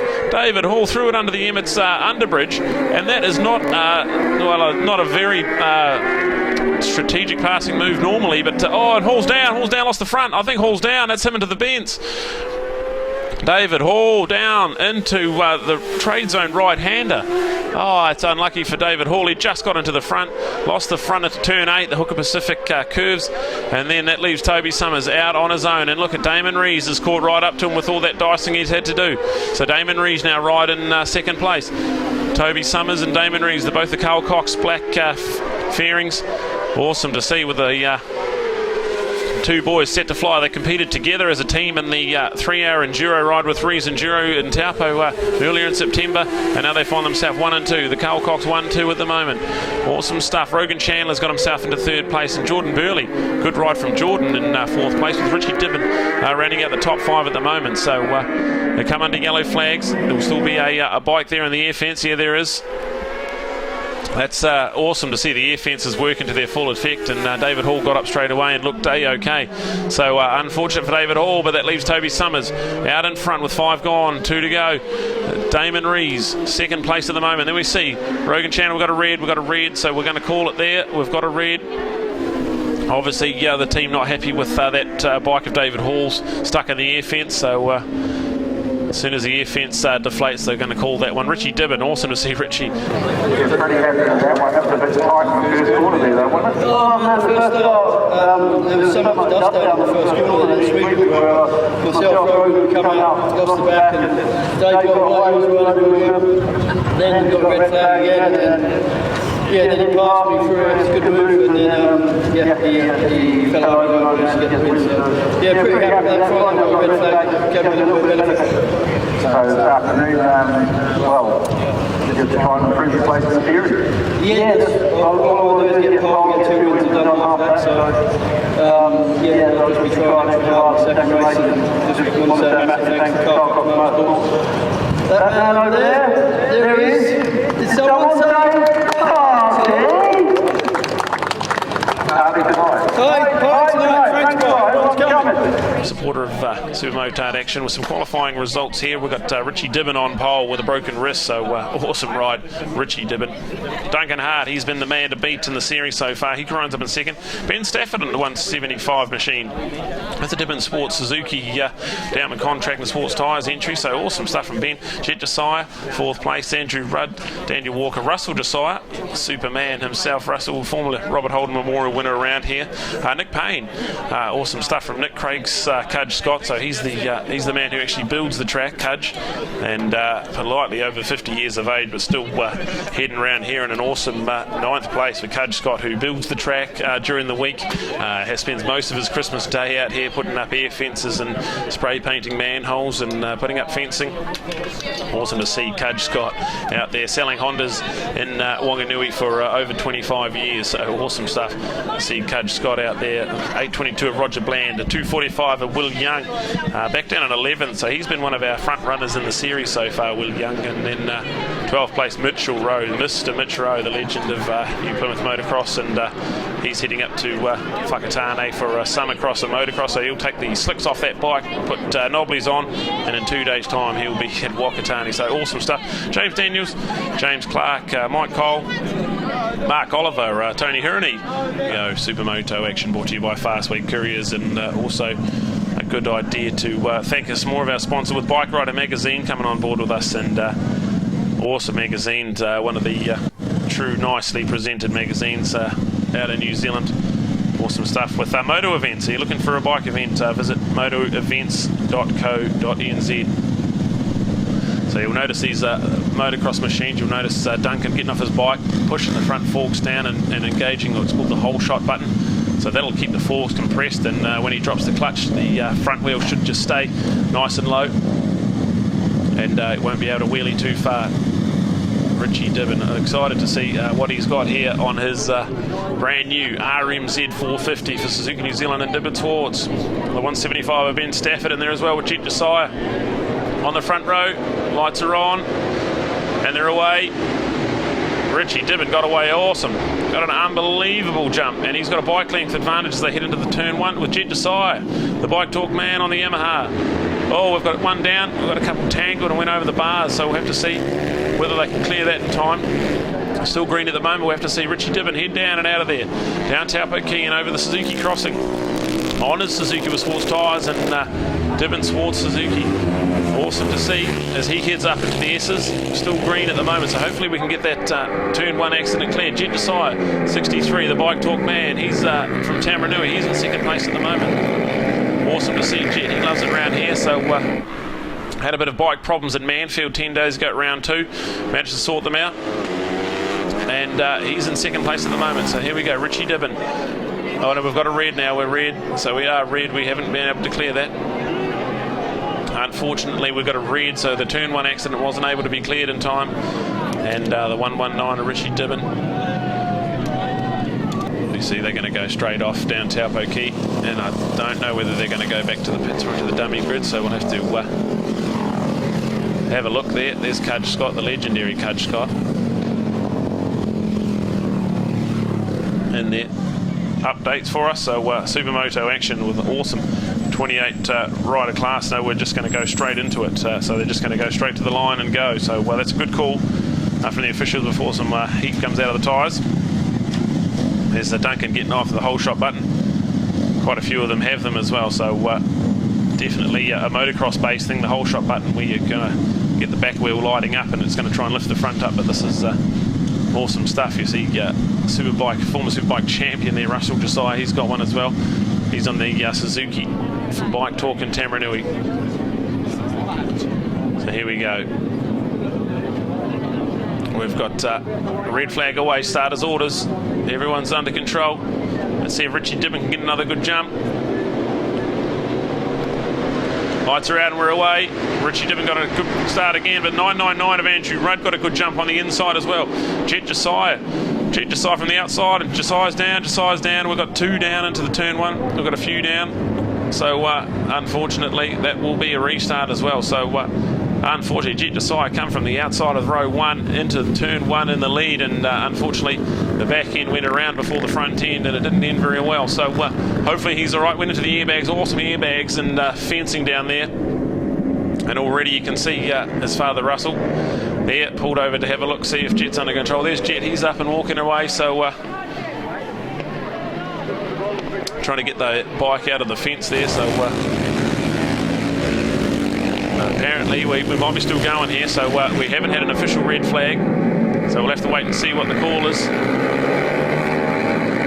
The race is still green, the boys are still going for it, so we'll have to see what happens. They come over the Hooker Pacific curves. Duncan Hart out in front at the moment with Cudge Scott. Cudge has managed to get into second place, so we'll have to see what sort of flag we've got when we come. Here we go, Duncan Hart out in front, Cudge Scott in second place at the moment. As we head, yellow flags are out into turn 1, but they look to have cleared the track. Duncan Hart is running away with this one. He's been the man to beat so far in the Suzuki Series. 62 of Cudge Scott, and then looks like it'll be the 10. That's James Clark, the local Fastway Couriers man on the Durban Sports Honda 450. So Duncan Hart, he's going to love this. He's going to clear out. He loves the clear track ahead of him. So that awesome bike, the CRF 450. It might be a Yamaha, that one actually. The Tauranga man, he's out in front. Heads into Robert Island with a decent enough lead, over a second of a lead. Back to Cudge Scott. Cudge in second place. What a ride from Cudge. With James Clark. He's in third place at the moment. Roger Bland in fourth. Nick Payne. What a good start from Nick Payne. He's in fifth place with Mitch Rowe in the top 6 as well. So there it is. Duncan Hart, the 74. Interesting to see where Richie Dibbon's gone. I think he's in that pack there. So Richie Dibbon. There he is there into turn 1. The Bridgestone tyres right-hander. He's moved up into about 4th place, I think. I'll have to catch the advantage there. There's some awesome toing and froing with that's Mitch Rowe putting a bit of a move there on Nick Payne. So Mitch Rowe's into it. There we go, Richie Dibbon. He's found himself through in the Suzuki Crossing. It's a good start there from Roger Bland. Roger in the on the 822 machine. He finds himself in the S's, but Richie Dibbon, he's got to get through Cudge Scott, who's in second place at the moment. We've got the 151 there of Nick Payne with Roger Bland and Mitch Rowe. What an awesome little battle this is. Mitch Rowe, the legend of New Plymouth Motocross, politely over 50 years of age and still really giving it heaps. He's been there quite a few times now. And here we go. Richie Dibbon managed to get past Cudge already, so Richie Dibbon up into second, but he's 5.8 seconds back with only 4 laps to go. So we'll have a close look at that gap. 5.8 seconds, that's a long time to make up. We'll see if Richie Dibbon's got it in him. Awesome to see him out there on the Dibbon Sports RMZ 450. Cudge Scott, what a ride from Cudge. Third place, absolutely brilliant. With James Clark back and forth. There's Richie Dibbon going through the S's there. There's Cudge following hard. Awesome to see Cudge. He builds this track during the week. Awesome to see him get up there and get a top 3 at the moment. James Clark in fourth, and then Ben Stafford. So unbelievable stuff from Ben Stafford to be up there in fifth place. He's just doing the cemetery circuit here, doesn't do the other events, so awesome stuff from him. And look at this little 4-way pack here. Awesome to see. Let's have a look. We get a little glimpse of the times. Duncan Hart, he's clearing out of this one. Richie Dibbon, 4.8. He's taking a second off it, so he's going to have to try and do a bit more than that. Look at this pack here. The 10 of Clarkey and Ben Stafford's just taken over 4th place, but there's not much in it. 1/1000th of a second as they cross the line with Mitch Rowe back in 6th place and Roger Bland. 7th, Will Young in 8th. So, yeah, a good start from Will in the top 8 at the moment. Richie Dibbon under the underbridge and through the S's. Trying to catch a glimpse of Duncan Hart. You'll be able to see him, you'll be able to hear that the Yamaha 450 ahead of him. There's Duncan there.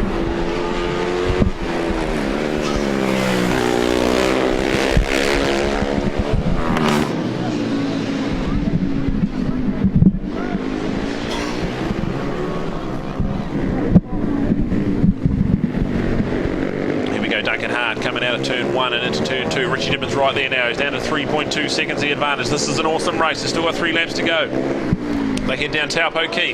You can see him now. You can see the gap. He's got it right down. He's taken over a second and a half in that lap. There's lap traffic to contend with as well. So that may also play into the hands of Duncan Hart. Depends on where you catch the lap. It's all about lap management. Duncan Hart. It's one thing catching him, it's another thing passing him. There's going to be 2 to go. They head into the double right-handers and then they head down on the Pacific curves. Pirelli overbridge, and it's going to be 2 to go. They cross the line. Duncan Hart there, he's got a lot of lap traffic to contend with. There's 28 Super Motard bikes out there and all over having good battles. There it is there, you can see it. The 74 comes through, and then the 119's right there, so this is going to be an awesome battle. There's 2 laps to go. They head to the right-hander, Bridgestone tyres right-hander. There's a big bumpy on exit, and then they head down into turn 2, the tricky little right-hander. You've got only a couple of lines out of it because there's a manhole and another couple of bumps coming out of it, but then they come down into 4th gear down here on a motocross bike as they head over the crossing, flick it left and head around Suzuki New Zealand. He's right there, he's right on him, and it's going to be awesome to watch. It's going to be white flag stuff, this. Duncan Hart, there he is, and there's Richie Dibben right there next to him. There's Godfrey Swartz, so that's the Dibben and Swartz both on track, and the new Whanganui Suzuki dealer. Awesome stuff. Have to wait and see. We'll have a look as they come over the Pacific curves, and then we look at them down the start-finish straight. Down to 1.6 seconds. There's nothing in it with 1 lap to go now. So they're right there. I think Richie Dibben's right there on him. We'll have to try and keep an eye on it. Number 75 there. That's awesome stuff there from Mark Oliver from Waitotra there. He's a lap down, but still Ben Stafford in 3rd with Cudgecott in 4th. There he is. There's the battle for the lead. There it is. Over the Suzuki crossing. There's nothing in it. It's going to be a move out of the S's and into Robert Holden, I'm sure. Richie Dibben's been quick through here all day. He flips it left into the Versatile Buildings S's, and then he's going to have a look at him. He's not quite close enough, but he's right there now, into Trade Zone Robert Island, into the second to the right hand. There's lap traffic to contend with. Duncan Hart has to check up a little bit, has to go around him. That's all on here. Duncan Hart's well wide, Richie Dibben on the inside of the lapper. There's nothing in it. I think Dibben's done it. Richie Dibben, the lapper played a part, but I think he's done it. What a ride. He was down in 8th place. He was way back, and Richie Dibben's going to win it. What a win. Richie Dibben come from nowhere. He had an 8-second deficit, then a 5.8-second deficit, and he's done it. What a race, some great racing. The Supermoto action. And the Dibben Swartz, man, Richie Dibben, he's got a broken wrist and he's still riding like that. Lots of wheelie up down Taupo Key. Awesome stuff from Richie Dibben. That is fantastic. Ben Stafford in 3rd place rather. Mitch Rowe got up to 4th place. Awesome stuff. We'll cross now to Ian Dawson, who's got our Down there at the moment, the Dibben Swartz motorcycle will be against the on his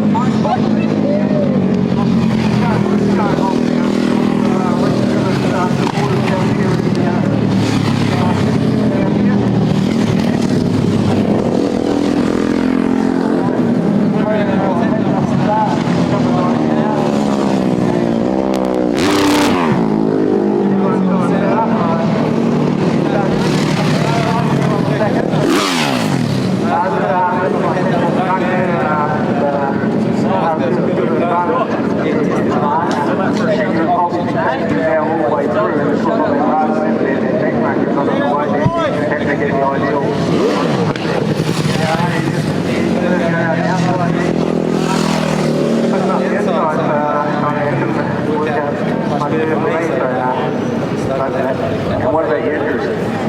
Yeah, a little bit.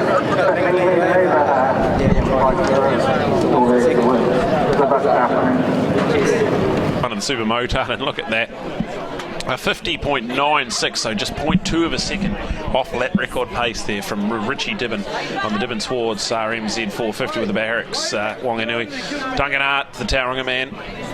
Unfortunately, a bit of a lap traffic got in his way, but so hopefully we can get through the whole 10 laps. We've had a few little offs already today. Into the S's they go, looking good. Give as much heat and those slick tyres as they can. Daniel Medham, he's going to be one to watch as well. He's fast around here. He's at Winton F2 bike as well, I think. So awesome stuff. Daniel Medham, the Gull, New Zealand. Coleman's a K Road. He's a bike mechanic by trade at Coleman's. And then he comes racing on the weekends, and former New Zealand Super Sport champion, and he's had Super Bike wins as well. As we see the 11 of Tony Rees. Awesome to see Tony. He's getting on a bit now, over 50 years of age now, so he'll stretch those knees, stretch the legs, stretch the leathers, and he's ready to go. Or Cyger from Liechtenstein, he's had a bit of an indifferent season. had some setup issues, but he's on the grid now, and he's fast around here. So look out for Horse Tiger. 28 of Shane Richardson, the Barnes Jenkins Kawasaki. He's only a couple of points behind Scotty Moyer in the overall in the Suzuki Series, but it is your 37-man Jay Lawrence from Lower Hutt, the TSS Red Baron man. The Carl Cox Motorsport 1000, he was fast around here last year. Let's have a look, lights are on.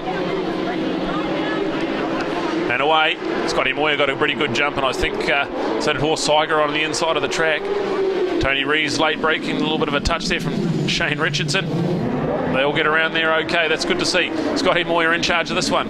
Tony Rees, you do all your passing in the first lap, you've got to. There's not a lot of passing opportunities. Tony Rees, second place, Daniel Benham.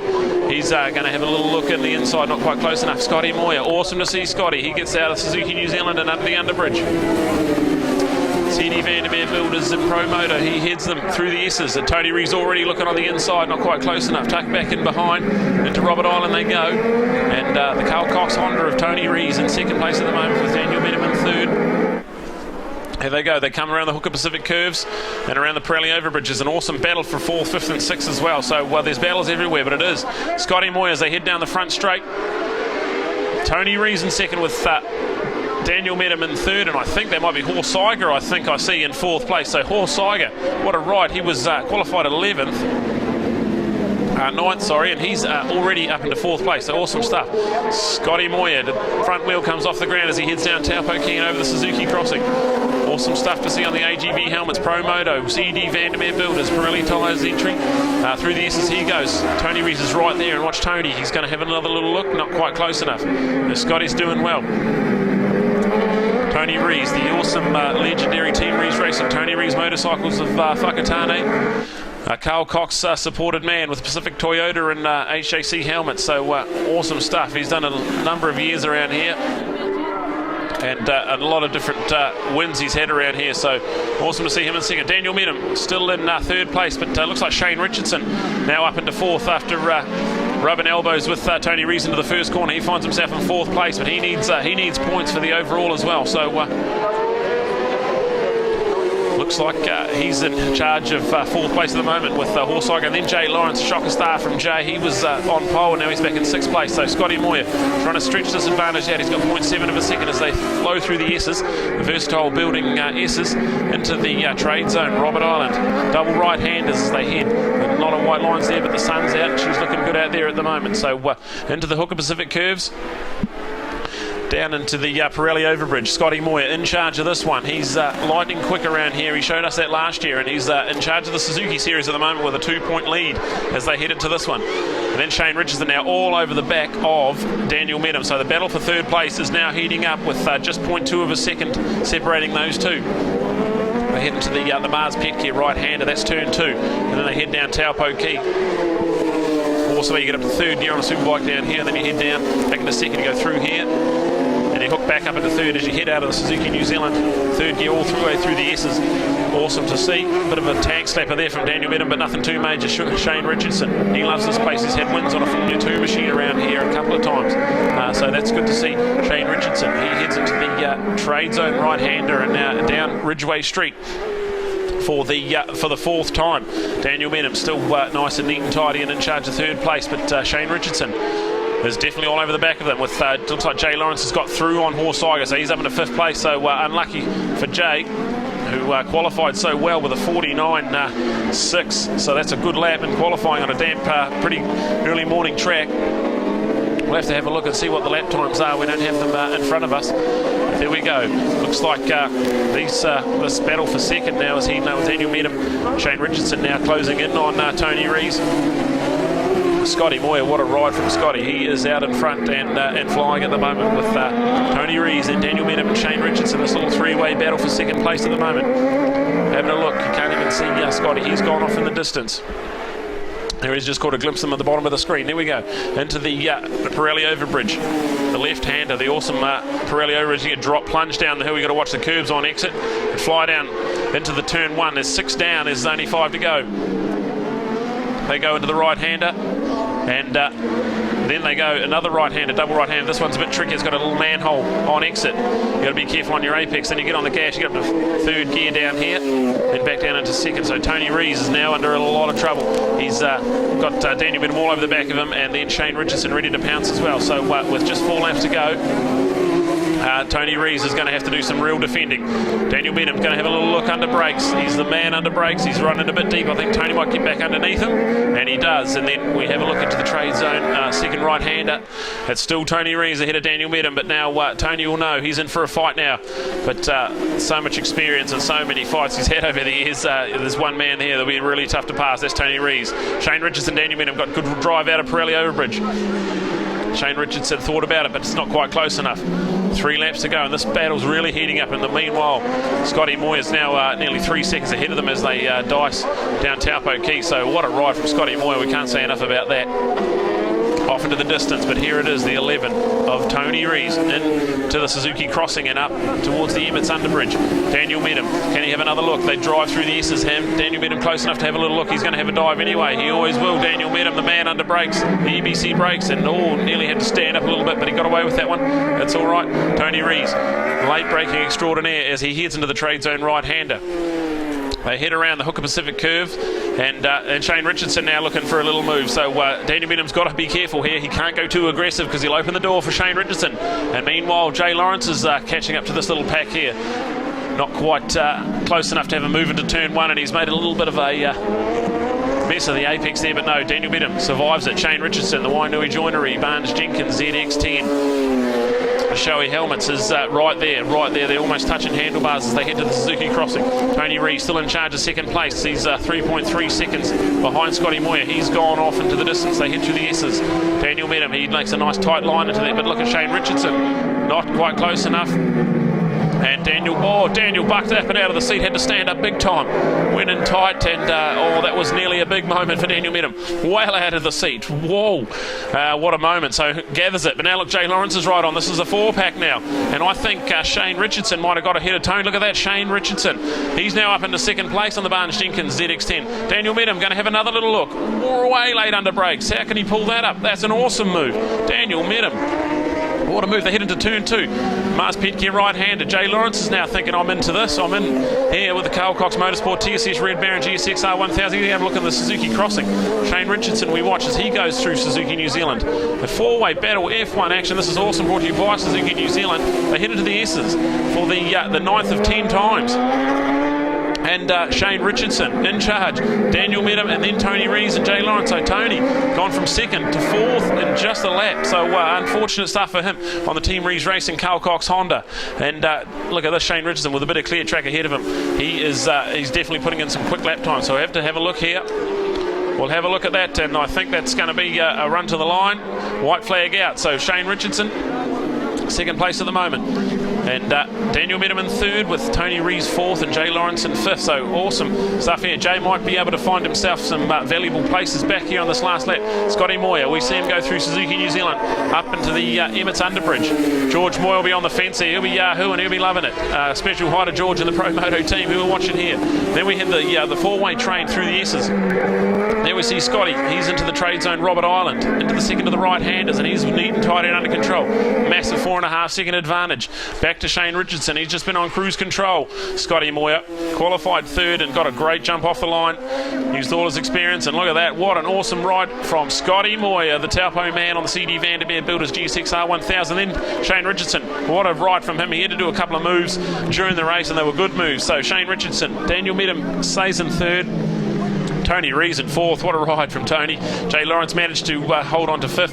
Horse Saiga 6th. That's pretty good from Horse. He didn't qualify that well. Adam Chambers, the Hawke's Bay man, in 7th place with Peter Hickman, the fastest man in the world, the legendary Peter Hickman, in 8th place. So hopefully we've got Ian Dawson down there with the pit lane interview.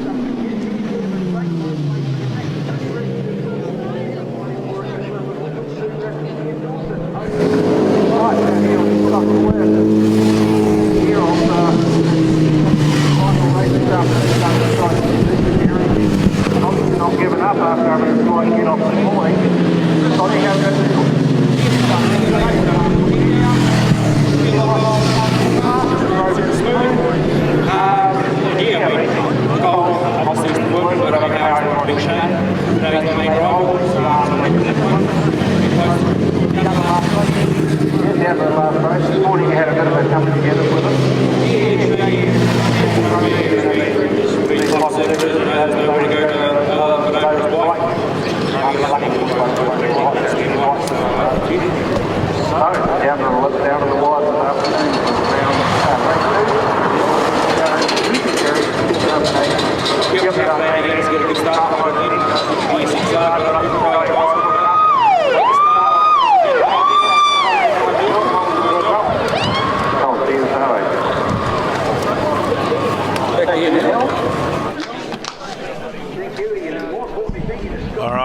with some race results and F1 action brought to you by Suzuki New Zealand. The 8 of Scotty Moyer with a 49.19, so that is just a tenth of a second off lap record pace. Awesome stuff. Back to Shane Richardson, who got a 49.3, so that's also quick. So the top 5 guys, and even the 7th place of Adam Chambers, all in the 49, so that just shows you how quick we're going, and with the track getting warmer, it will get faster. So Scotty Moyer, the CD Vandermeer Builders, GSXR 1000 in first. Shane Richardson, Barnes Jenkins ZX10, second place. Good ride from him. Daniel Medham went for a big move into second place and ended up costing him. He went back to third in the end on the Coleman's and Cave Road and Dunlop New Zealand gold entry. In third place, fourth, Tony Rees on the Carl Cox Motorsport Honda. Jay Lawrence, pole man, he was only good enough for fifth there, so some good racing there with a 49.5, so awesome to know that he's got the pace, and look for a better start from him on the TSS Red Baron Shoei Helmets Carl Cox GSX. Just an awesome bit of Kiwi ingenuity. But Jacob Stroud, he's been untouchable. He's won 4 from 4 and had 2 qualifying pole positions, so he's got 102 points. And you go back 18 points, Lee Tidman. 19 of Richard Markham Barrett on 74 points, so he had a bit of a bummer in race 1 at Taupo, but apart from that, he's been right up there. And Paul Hammond, awesome to see Paul up there, the Hastings man. He's got a Suzuki 450 as well, so good to see him. Matt Dunlop, the first of the 650 Pro twins. Awesome to see him. He's in 5th place overall, and Kieran O'Neill 6th with Scotty Finlay in 7th, and also Liam Briggs in there as well, so running at top 8 in the points overall for the Suzuki Series. Moving to race 1 here at Cemetery Circuit, and Lee Tidman on pole with Jacob Stroud, Nick Campenhout on the beautiful Vit Pillin Husqvarna machine, Richard Markham Barrett, Steve Bridge on the VMA 700, Paul Hammond's in there, Matt Bro is in there, Liam Briggs, Kieran O'Neill, Harry Parker. Good to see Harry. That's on a small little 300 as well, so awesome to see Harry. In 10th place, Mike Cross, Uriah Ryken, Carl Hooper, Esmond Williams, and Russell Ashburner in 15th place at the moment. So awesome to see. Got guys like Derek Kattenberg in there, Chance Stevenson Oliver, Hunter Stoneman Boyle on there, so he's on a little small GSXR 400 as well, so awesome to see Hunter in there. Phil Richards, Jason Dawes, legendary Jason Dawes, he's got the 2-stroke 250 out there. Wayne Mantell, Ben Dyson, and Chris Drummer. That's your Formula 3 grid, brought to you by Bike Talk of Tamaranui, and also proudly brought to you by iTools, i-tools.co.nz. The best brands and the best prices, all your tool needs online at i-tools.co.nz. And a special Suzuki Series special at the moment. Enter the code Suzuki Series online for a 5% discount, valid all the way through to the end of January 2019. So awesome to have the guys at iTools on board. And Richard Markham Barrett, he's got his iTools Speed Junkie Kramer out there in this one, so awesome to see. There's that Vit Pillin we were talking about, the Vit Pillin frame and a Husqvarna single cylinder engine in there, so awesome bit of machinery there for Nick Campenhout. So he's qualified very well. I mean, on the front row of the grid on that one there. This track will suit the lightweight single CC bikes, the single cylinder bikes rather. And the Matt Bro there on the 650 twin. There's the Kramer. That's what we've been looking for. Awesome stuff from Team Stroud Racing. And Honda Cars Palmerston North, Team Stroud Racing.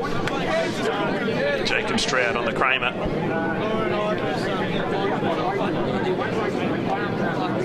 Waiting for a start. Still got the red flag out, still got a few little things. There's some awesome bikes in here. That number 86 there. That's a little RS125, so you'll be doing well to be on RS125 around here. Good little track for it. Paul Hammer, the 22 bike. He's got issues there, so hopefully he can get that bike started. I'm not sure what's happened there. Paul Hammond, he is pulling off to the side, so he can't get that bike started. It's a big shame for Paul. We've got under starters orders now, lights on.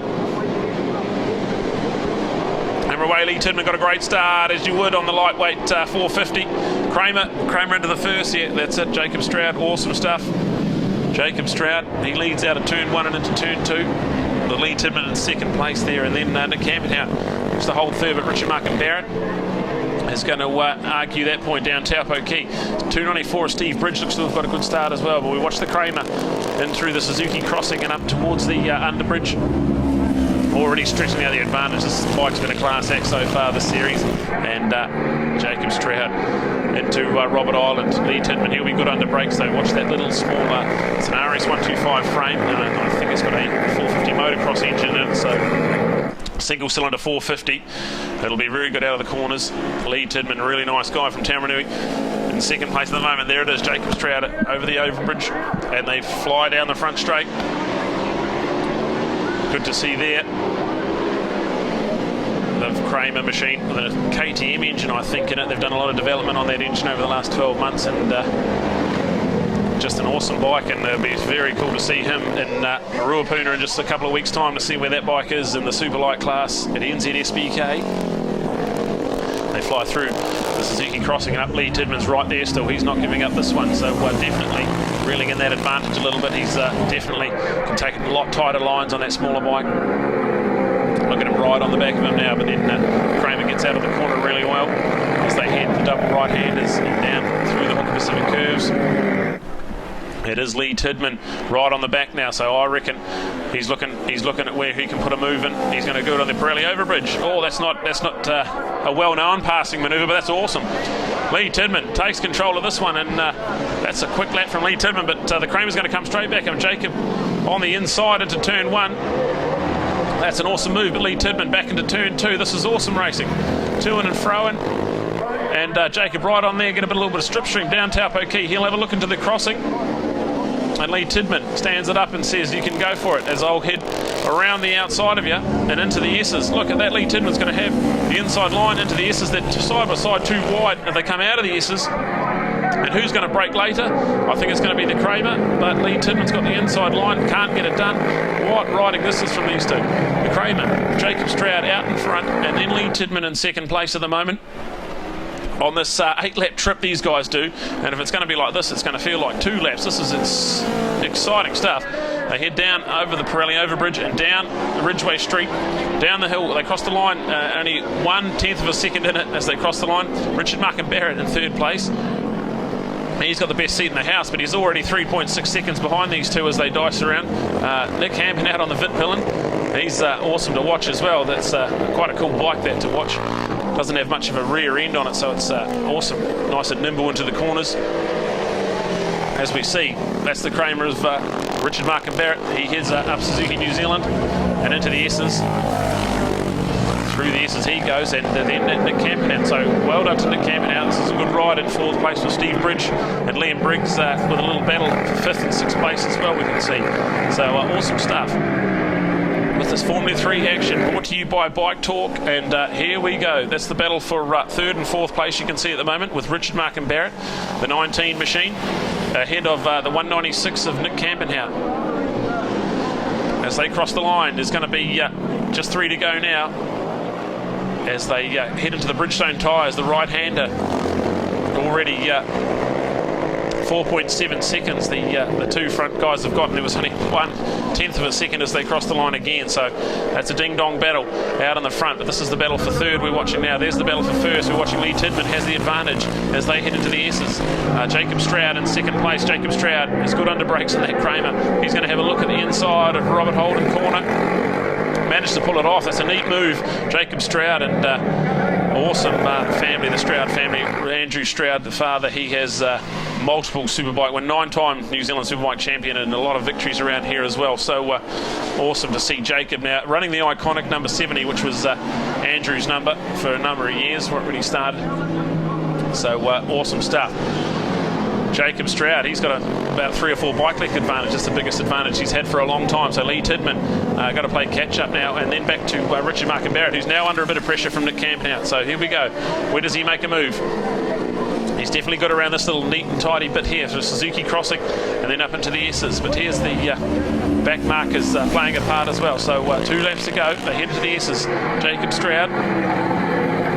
He's stretched that advantage right out now, but he's got more back markers to come. So there's 3 laps ahead of him in a little pack, so he's going to have to lapper management here.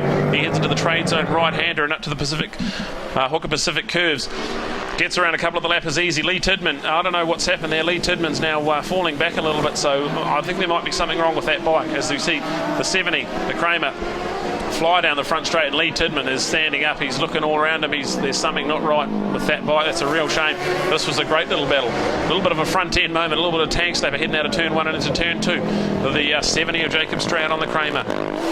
He's weathered the storm from Lee Tidman and now has a 3.5 second advantage. We're not sure if Lee's got bike problems or something's happened there, so unfortunate for Lee, but this is a class act, this Jacob Stroud Kramer machine, and all the people behind him. There's a number of people behind him. There's Lee Tidman. He heads through the S's. He's got a decent enough gap back to third place if he is having bike problems, but we'll just have to see what happens. Lee Tidman, there he is into the Robert Holden corner, so it looks like he's going all right now.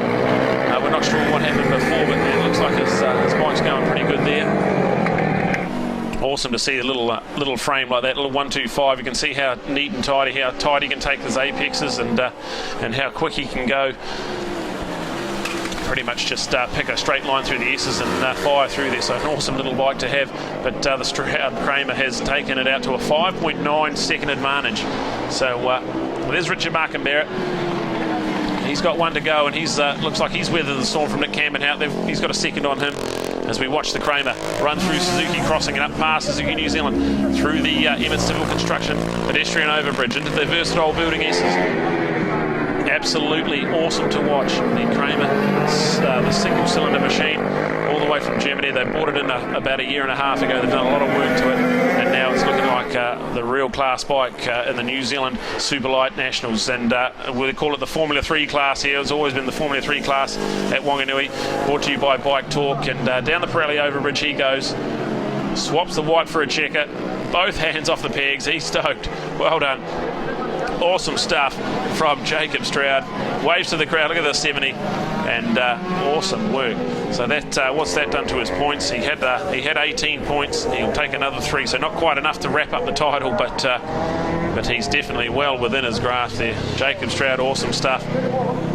Lee Tidman got there for a second in the ends. We're not sure what happened to Lee. We have to try and find out what happened to his bike. Nick Camdenhout managed to get third, and we managed to lose Richard Markham Barrett altogether. No, he come through in 7th place, so we're not sure what happened on the last lap. Richard Markham Barrett's had something go wrong there. Matt Bro, the first of the 650 twins. He's a former Gixxer Cup man, and he's in 4th place, a good 4. Steve Bridge in 5th, and Nick Sutherwood in 6th. So now we'll head down to Ian Dawson, who's got our podium presentations.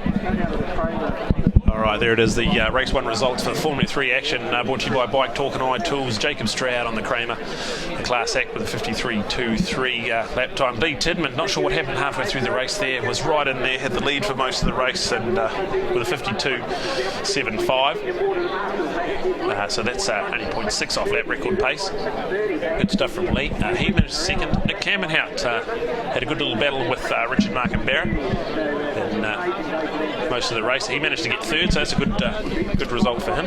Matt Bro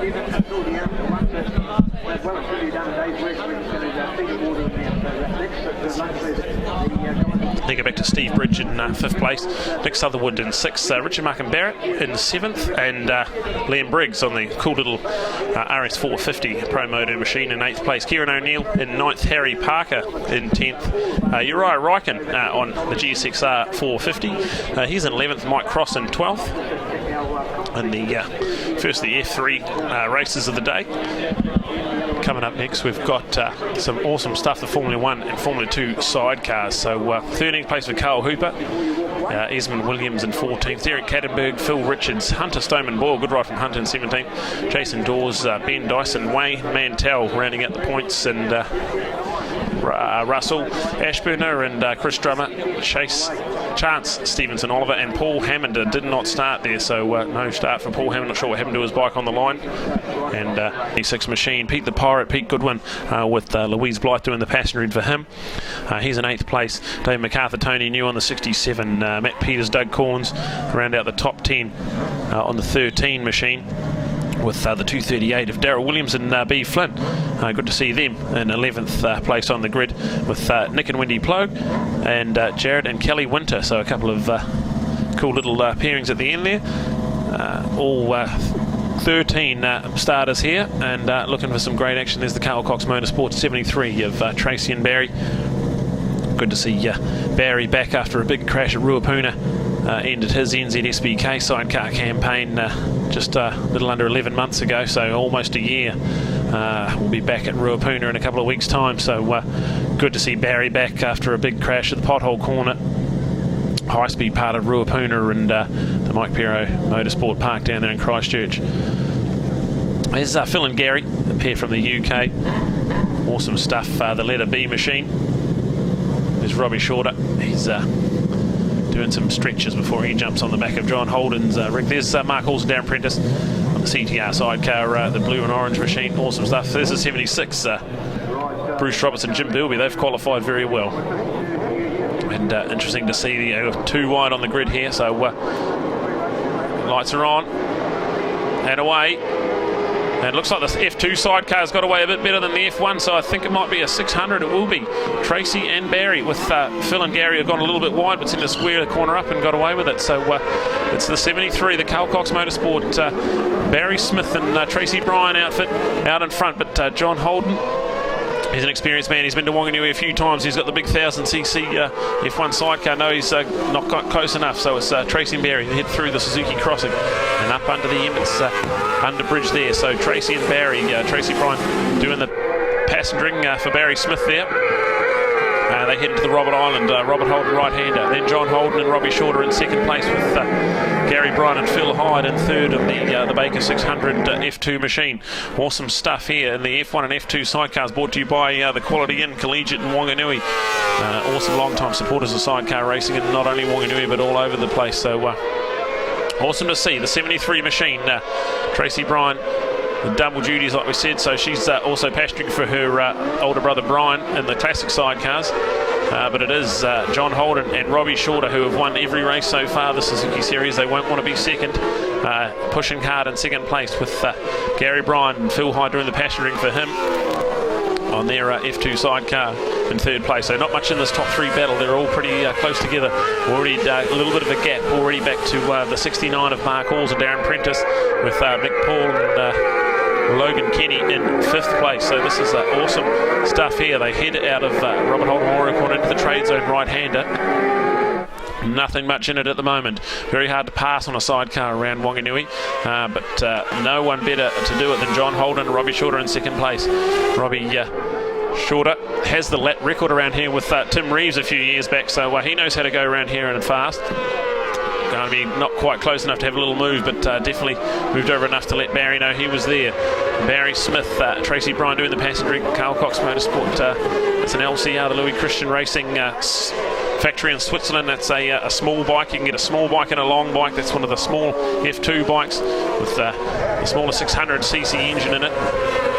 And then go back to the LCR machine, but it's a long one in 2nd place, and I'm not sure what sort of engine they're running, but they're classified as an F1 sidecar, so I'm not not sure what that sort of engine is under there, but you can see the long sidecar with the longer nose on it. Means the engine's out in front of the driver a little bit more, where the F2, the driver rather, is actually on top of it. So into the left hand of the Pirelli tyres, overbridge coming down. It's going to be 4 gone and 6 to go. But this top 3 battle is really heating up, with John Holden and Robbie Shorter right there. So any little mistake from Barry and Tracy, and it'll be all on here. John Holden and Robbie Shorter. A little back end, little twitch as they head on to Taupo Key. Awesome stuff, awesome racing here. F1 and F2 sidecars. And a back end slide around John Holden. John Holden giving it everything on the Barnes Silicon Racing entry there. Here he goes, having a little look up into Robert Holden. He's going to have a dive, not quite close enough, but definitely looking for a move there. So he's sacrificed a little bit of pace there on exit by having a little dive, but definitely letting them know he's right there. 73 of Barry and Tracy in charge of this one at the moment on the Shoes New Zealand Carl Cox LCR F2 bike. And then you go back to John Holden, who's not far behind him, and then third place, Gary Bryan and Phil High doing the passengering there, all the way from the UK on the CVR Global Baker 600. There's the 69 of Mark Halls and Darren Prentice on their CTR Racing F2 entry. So they're in 4th place. Pete the Pirate and Louise Blythe doing the passengering there are in a good little battle with Michael Paul and Logan Kenny. So that's an awesome battle for 5th and 6th place. Awesome to see Pete the Pirate back around Whanganui. Had an awesome year last year. But here we go, John Holden dives up the inside into Robert Island and makes it happen. What a move. That's definitely a good move there. John Holden throws it up the inside, had a little stalk through the S's and then threw it on the inside. Barry's going to have to try and argue straight back, but I don't think he's going to be able to, with already a couple of chair length advantage for John Holden. He's been here a few times, but come back this year and teamed up with Robbie Shorter doing the passengering for him. So Robbie Shorter, one of the real legends of New Zealand sidecar swinging, and awesome stuff. But yeah, John Holden, he's a class actor, right? He's had 10 podiums in the last 5 Isle of Man TTs. A real awesome asset to have over for the Suzuki Series, and he got 3rd in the 2017 World Sidecar Championships on that very long Lewis Christian Racing 600 long machine. So 3rd in the 2017 World Championship. He's won the Southern 100 2 years in a row on the on that same machine as well. So he's had 3 F2 titles in Britain, just to name a few of his accolades. He's been a TT Isle of Man TT winner, and now he's got lap traffic in his way. We're not sure what's happened there, but we've got lap traffic in the way, and Tracy Bryan snuck around the outside. So Barry Smith, Tracy Bryan have used, I think that might have been the 13, the Doug Corns doing the passengering there for Matt Peters. I think they might have gotten away, but John Holden's going to argue straight back into turn 2, the Mars Pet Care right-hander. And then Phil and Gary are going to go up the inside and take the lead as well. This is exciting. Gary Bryan and Phil Hyde have come from 3rd, and now they've snuck up the inside. They're going to be 2 wide into the crossing. And it covers the line nicely. Gary Bryan and Phil Hyde, they've just been sitting in 3rd, stalking them, and with 2 laps to go, pounced on it. The guys all the way from Leicester in the UK, they've come over here, they've done the whole Suzuki Series, and they've had some great time. And now they lead into Robert Island with 2 laps to go. It'll be a lap and a half now. They head around into the trade zone right-hander and around the Hooker Pacific curves. They've got 5 or 10 bike lengths at the moment. So here we go. They go over the Pirelli overbridge. John Holden and Robbie Shorter in 2nd place, and there's a white flag. So yep, they've got at least 10 bike lengths now as they head into turn 1. Their Bridgestone tyres right-hander with John Holden, Robbie Shorter, who've got another 10 bike lengths back to 3rd place. Barry Smith and Tracy Bryan, the Carl Cox Motorsport F2 sidecar. So look at these guys, they've come from nowhere and now they're in some clear track and they're gone on the letter B machine, all the way from the UK. Gary Bryan and Phil Hyde doing the passengering, getting the back end sliding through Suzuki New Zealand and into the underbridge. The crowd's going crazy, awesome crowd in at Whanganui at the moment. They dive into the right-hander, the Robert Holden Island corner, and then followed by the H of John Holden and Robbie Shorter with 73, and Tracy and Barry, and there's lap traffic galore ahead of them, so hopefully they can get around it. They've got around 1, they've got 1 more to get round.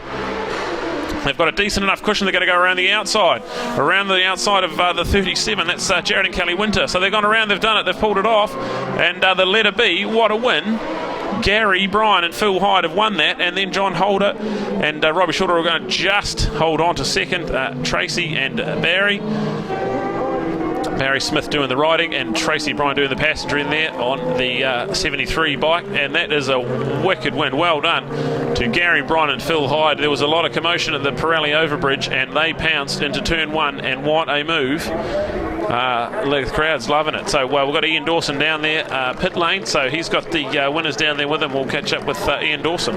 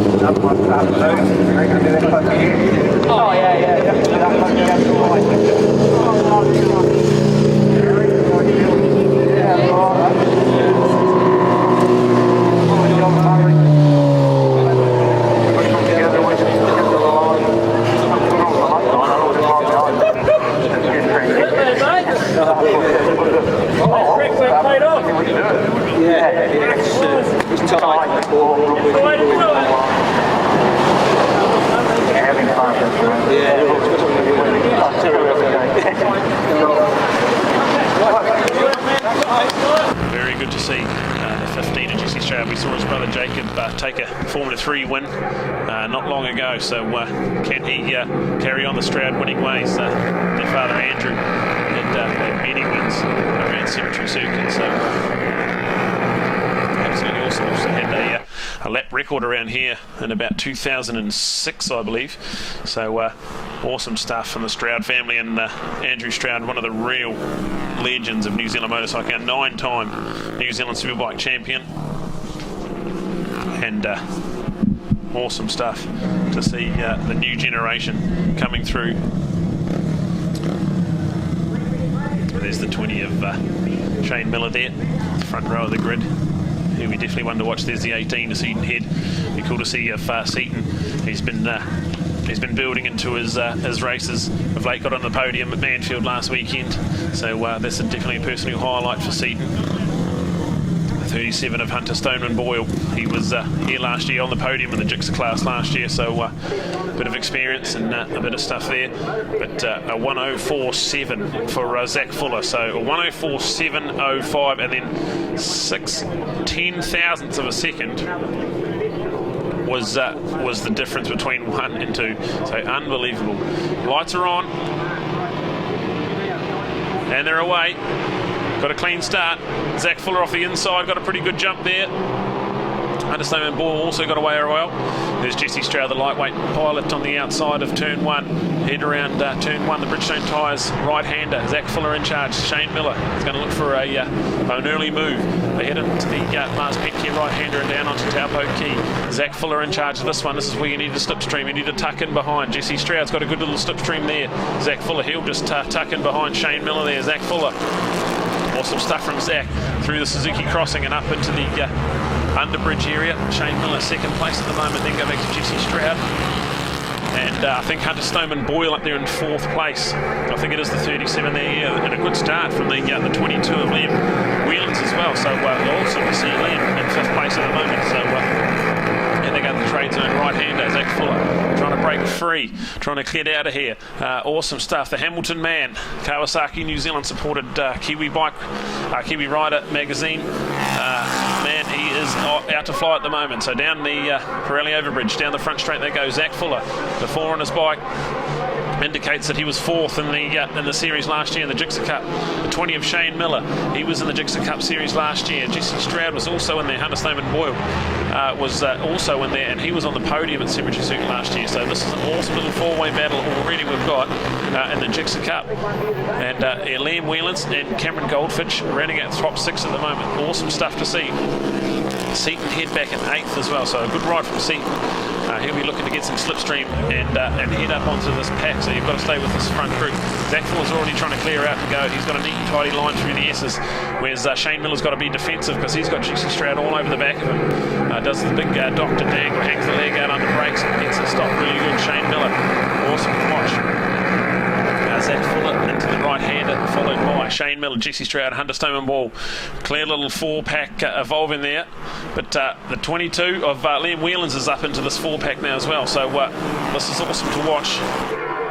I think he's already snuck into 4th place, so good ride from Liam. He's into 4th place already with Hunter, and then go back to Cameron Goldfinch in there as well in 6th place. So a full genuine 6-way fight here for the win. At the moment, only a 6-lapper, and these guys are not mucking around, already into the 105. So awesome stuff from Zach Fuller. He's led from the green light, and he is out of here. Right behind him, though, Shane Miller giving chase. 0.4 of a second as they cross the line, and now he's right on him as they head into the Suzuki crossing. A couple of different lines you can take through there, and you have to stand the bike up if you go in a bit deep. Then Jesse Stroud, he's all over the back of Shane Miller, so this is always going to come down to the wire. This is some great racing. With the mean speed, Gixxer Cup, Zach Fuller. This is a great ride from Zach. Head down, and he's taking him off. Awesome to see Shane Miller. Jesse Stroud is going to have a little bit to the trade zone right-hander, not quite close enough. Tucks back into the slipstream, and then I think that's Liam Whelans having a little dive. Had to stand up a bit. Might have been Hunter Stoneman Boyle. So awesome stuff, and that's brought Cameron Goldfinch, or it might be Curtis Boyd even. I think it's definitely a 20 number there. We've got one down, we've got someone down. I'm not sure who that was. Someone down with their bike sitting in the Pirelli overbridge, so we're not sure who that was. We'll have a look. We've still got the Zach Fuller 4, 20 of Shane Miller, and then we've got Jesse Stroud. Hunter Stoneman Ball's now up into 4th. And so I think it was Liam Whelans. I don't know exactly. We've definitely lost one of our top 4 in there, so I have to try and catch the update as we head through up into the S's. Under the Emmets civil contract, and I think we've gone red, so the bike on the middle of the track is red, and that was 4 out of the 6 complete, so that is an interesting to see how they call that. But that's Zach Fuller, the 4. He's led from flag to flag, and Shane Miller in 2nd with Jesse Stroud 3rd place at the moment, and Hunter Stoneman Boyle, so just holding the arm a little bit there. So I think that is the 22 of Liam Whelan. So I think that looks to be the 22. So we'll have to just wait and see.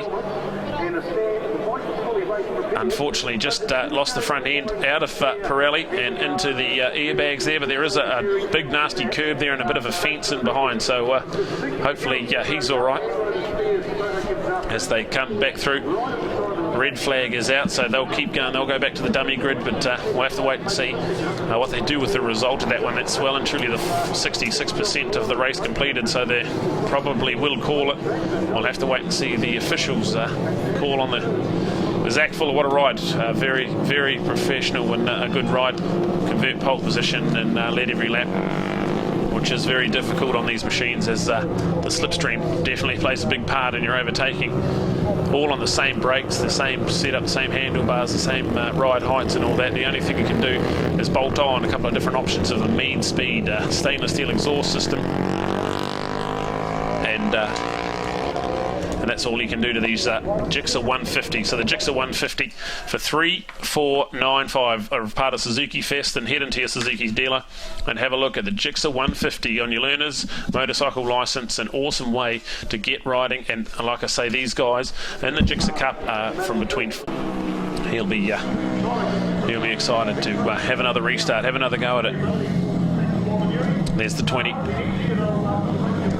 Awesome to see Shane Miller, Lucas Oil's Cyan Ink Man, MotoZone and Courtesy Ford. Phil Turnbull Motorcycles there, Courtesy Motorcycles. A special hello to Phil and the team at Courtesy Motorcycles at JFK Drive in Palmerston North. Still looking for a motorcycle technician. So definitely, if you're looking for a job, call Phil and the team at Courtesy Motorcycles, and just waiting to see what happens with the grid here. So Zach Fuller, he's still in the second row at the moment, so we'll have to wait and see what's happened to the grid here.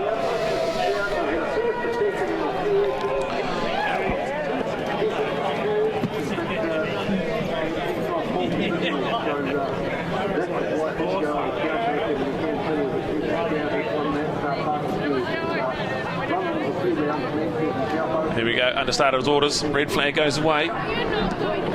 Lights are on.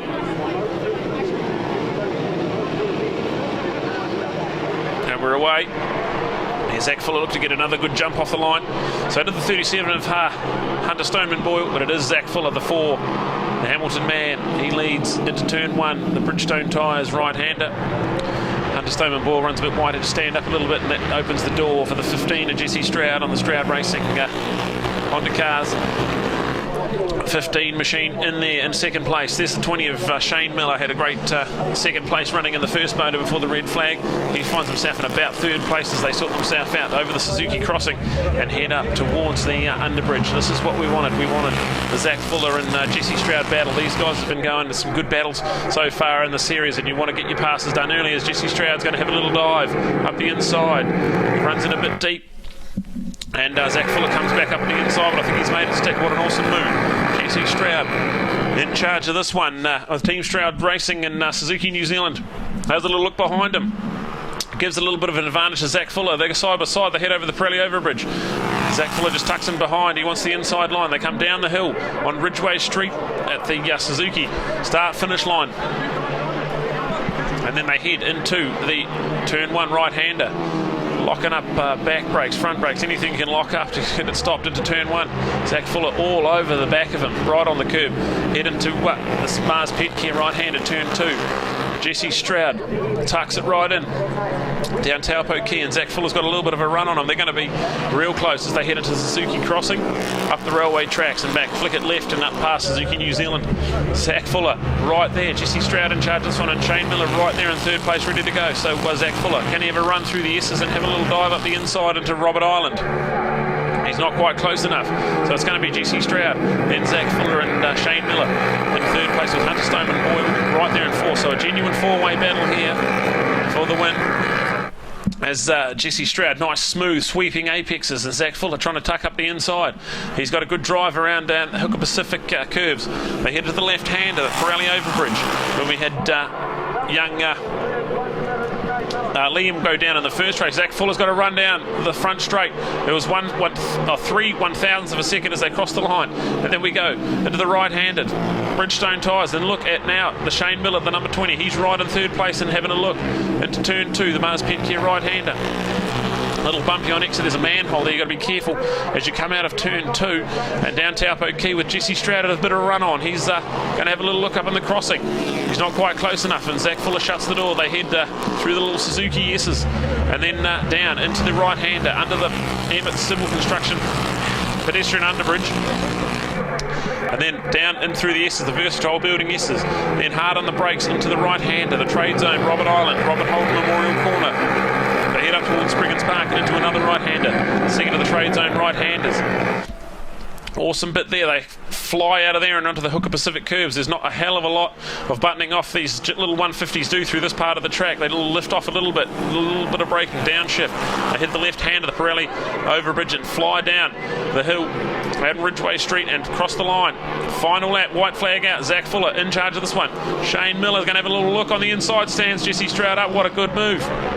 Awesome move, and Jesse Stroud has to go back to third place. And big moment there. Shane Miller locks the front wheel. I think he might have touched. I think he's gone down. Unfortunately, he's gone down. Couldn't save it. I think he might have touched the back wheel of Zach Fuller. Definitely had all sorts of problems on the front brake. Had to run on into Taupo Key, Mars Petcare right-hander. Unfortunately, that's Shane Miller down and out of this one. So now it's Zach Fuller and Jesse Stroud. Just half a second in it. Jesse Stroud's going to have a big dive into Robert Island. He's going to make it done. He's going to make it happen. Zach Fuller's going to go right around the outside. They're too wide. They head into the second of the trade zone right-handers, and Zach Fuller's going to take the line away. What a move. Zach Fuller holding it right on. Oh, they've red flagged it. We've got a red. So we've gone red.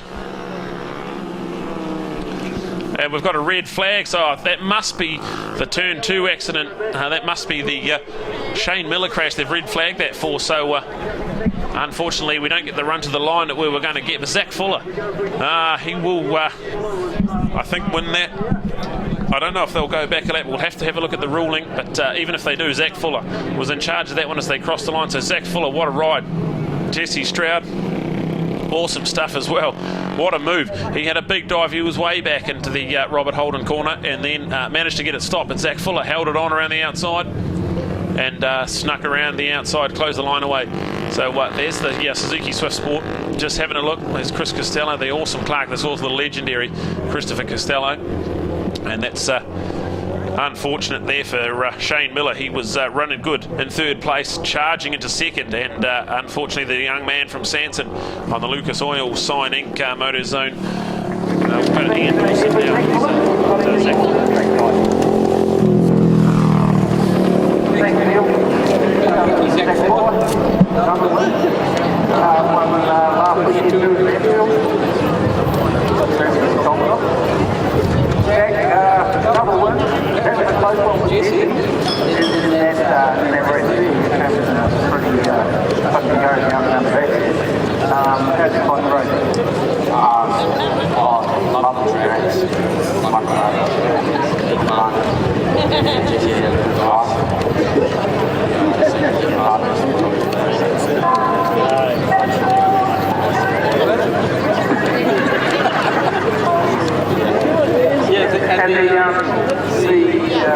Last week you said that you had one was 2 weeks.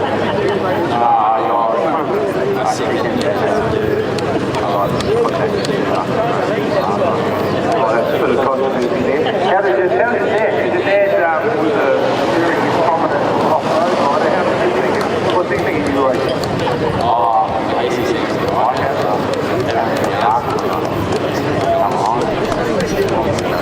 and of course, Ben from TV Rider Magazine, he also supports it. Yeah, I have. You'll probably won't be watching online now. Alright, here we go with some results for the Gixxer Cup. The mean speed 150s, and Zach Fuller takes the result in the end with Jesse Stroud. And they have gone back a lap, so Shane Miller provisionally in third place there, with Hunter Stoneman Boyle in fourth. Cameron Goldfinch, the Suzuki New Zealand man, in fifth. Seaton Head, an awesome sixth place for Seaton. He was down in as low as 8th or 9th place at the start of that one, so a good ride from Seaton. Curtis Paul, BMW legendary father Roger Stent, built that in the shed, and they are out there. Brian Stent, Tracy Bryan, Mark Halls and Darren Prentice also put in a pretty quick lap as well on the Norton. So their first time on the classic sidecar around here. They're double duties. They also do the F1 and F2 sidecars as well. So awesome to see that. They are 58.2. So a 58.2 in qualifying, that would be right up there with lap record pace. Lap record for this class, 59.033 by Brian and Tracy. So already we're under that in qualifying, and the track's getting warmer and warmer. So awesome to see. Robert Hood and Mark Thompson. Mark Thompson double duties as well. He's passengering for Ian Staples in the F1 class. Dave.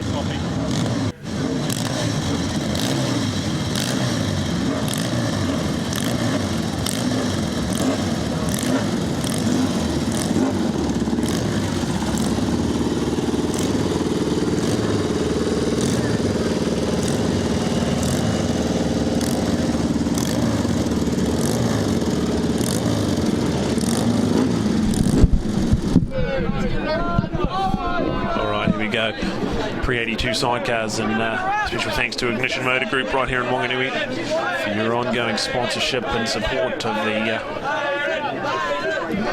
Pre-82 classic sidecars. Some awesome machines out there, and trying to get some of the background stories of it all. It's just fantastic. But that 351 machine, Brian Stent, Tracy Bryan, and their legendary father Roger, passenger and had a win around here probably in the 70s, I'd say, long time ago. Awesome stuff, and they built that Stent 1000, the BMW shaft drive machine. There's the 650, Carl Burns, Robbie Pokenhorn. It's a Yamaha machine there. So awesome to see the mixture of sidecars. A lot of very old ones in there too. A lot of early 70s stuff, and just fantastic. And then frags are off. We're under starters orders. Lights are on.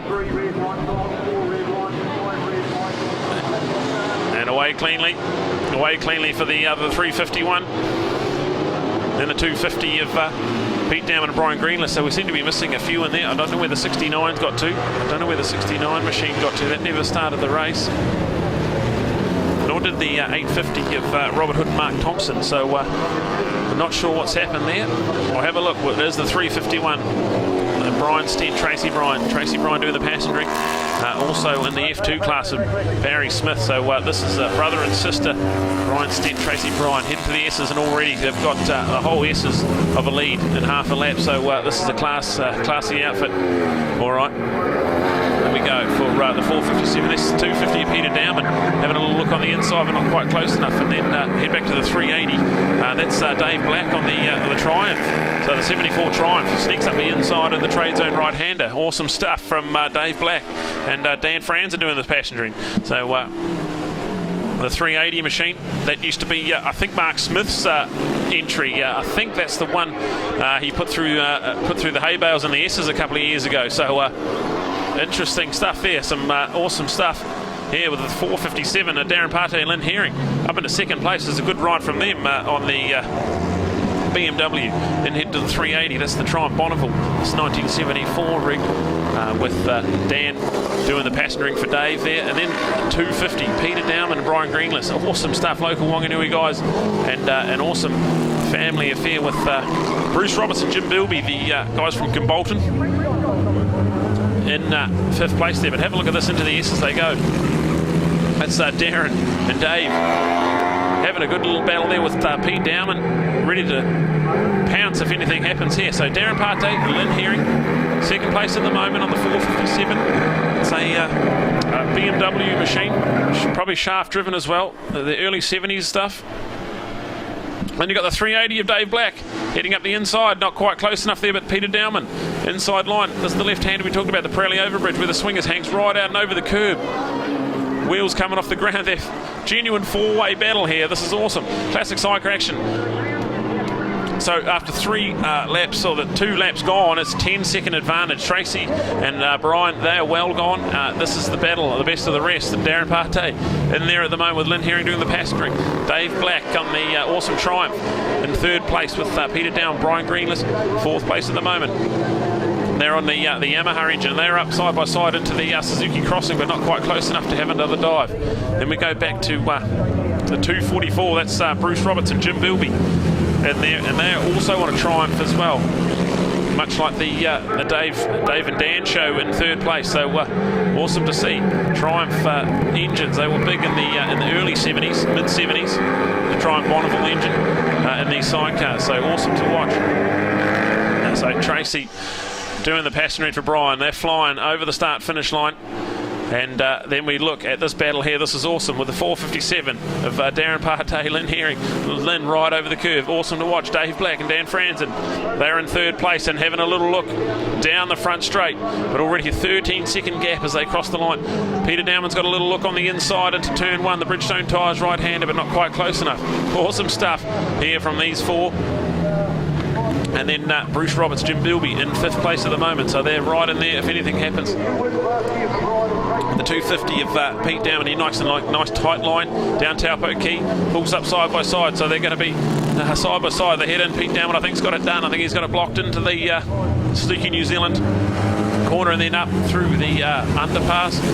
The awesome stuff there, 4 wide, genuine 4-way through the S's there, and it's anyone's here with Jim Bilby doing the passenger. Bruce Roberts, he's up the inside and he will take over 4th place, so that's an awesome ride. Peter Dowman's looking for 2nd in the trade zone right-hander. I think he's got the line. I think he's done it. Oh, that's an awesome move. Someone's run on at Spriggans Park there. We're just not sure who that was. I think that might have actually been the 380 of Dave Black. So have to get an update as they come over the Pirelli Overbridge. Peter Dowman up into 2nd place. This is an awesome ride. He's got his son and daughter out there in 6th place at the moment as well. So the 250, Peter Dowman and Brian Greenless doing the passenger. 244, Bruce Roberts and Jim Bilby. They're in 3rd place now. So this is awesome stuff from those 2 guys out of Kimbolton in the Manor 2 area. Awesome to see in 4th place. Darren Partey was second a lap ago. Now he's been relegated back to 4th with Lynn Herring doing the pasturing on that BMW machine that looks like it might have a few issues with it because these guys are pulling away from it. So we're not sure what's happened to the BMW. It's sort of limping through Suzuki Crossing, so we'll have to keep an eye on that one, see if that's all right. They come through the S's, the 250 of Peter Dowman, the 244 of Bruce Roberts and Jim Bilby. Brian Green is doing the pasturing there for Peter Dowman on the 250 machine, and it's awesome to see classic sidecar action brought to you by Ignition Motor Group here in Whanganui. This is race number 9 on the program, so race 9, nearly at the halfway stage of our program, and the last of round 1. Classic sidecars. Peter Dowman comes down the front straight. He's chased hard by Bruce Roberts and Jim Bilby doing the swinging for him on the Yamaha on the 250 machine, and the 240 Shaw machine is a Triumph Bonneville engine, early 70s Triumph. And the good thing about the Triumph is the cylinders are quite small. They can get you can get quite low and rest on the tank. So a good little side share there. Awesome to watch these guys. They fly down Taupo Key. There's not much in it for second and third. And without Robert Hood and Mark Thompson or Darren Prentice and Mark Halls, I'm not sure what happened to those. But both the Norton entries qualified second and third and did not make it to the start line. So that's left the door open. And Peter Down and Brian Greenless managed to find themselves in second place, with Bruce Roberts and Jim Bilby in third. They've got a 16-second deficit back to first place. Brian Stent, Tracy Bryan are long gone. They're way out in front. But these guys here, the best of the rest, and second and third has been an awesome little battle. They crossed the line and they'll have a white flag out with 1 to go. Awesome to see James and Lucy Dowman up into 4th place. So that's Peter's son and daughter on the identical Yamaha machine to Peter's that he built during the off-season this year. So awesome to see that. Local Whanganui outfits back there. Classic sidecar racing. Dave Black and Dan Franz, and they managed to rejoin the race there in 5th place on their Triumph. So we'll have to wait and see how close they can get back up there. But they were right in this battle for second, and then they run off in the trade zone right-hander turn 8. So we'll have to wait and see. Peter Dowman, he's got it under control at the moment. They head up through Suzuki New Zealand and into the S's they go. We're having a look down into the Suzuki Crossing, but now we go to Peter Dowman in charge into the right-hander. Bit of a sideways flick from Bruce Roberts. He's on the gas. He's looking hard. They're going to be white flag when they come round. So Peter Dowman in charge of second place, but not by much. Is right neck and neck. There's our 351 machine with the white flag out, 1 to go. They're heading down into turn 2 at the moment.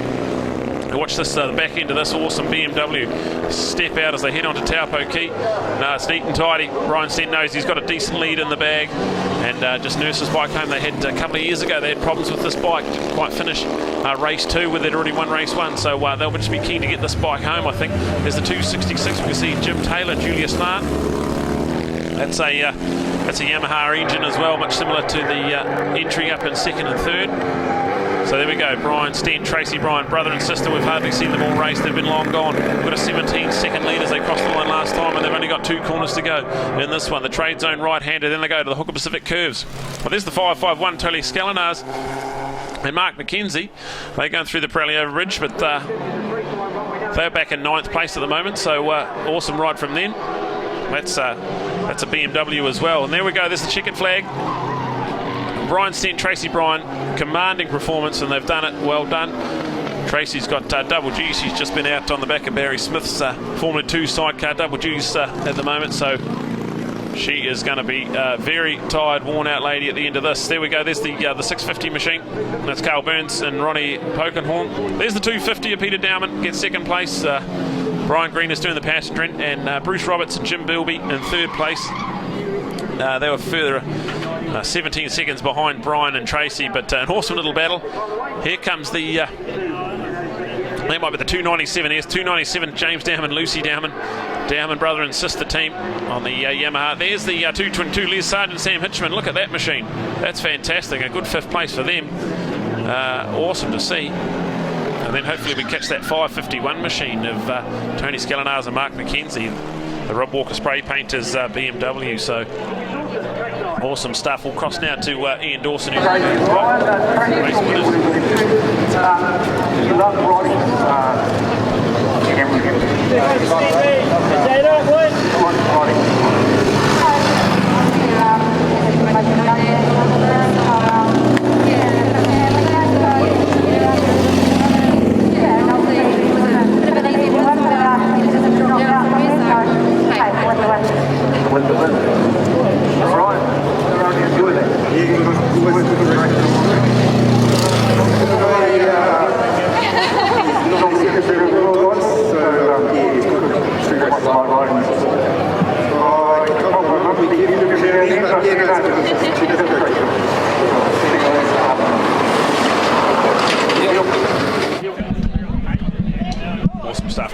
Sidecars race 1 results, and Brian Stent, Tracy Bryan on the awesome Stent BMW built by their legendary father Rog as part of the Stent sidecar racing. Peter Down and Brian Green's awesome result from them, second place on the XS 650. Bruce Roberts and Jim Bilby on their triumph, which is going to be fantastic. Now we head to the next of our races, which is going to be the Pre-89 Junior and Senior, the post-classic racing, and Paul Pav, the legendary Paul Pav, took race 1 off pole position, and unlikely to see anything different. Duncan Coots has been fighting that bike all year, but he managed to get it into P4 in race 1.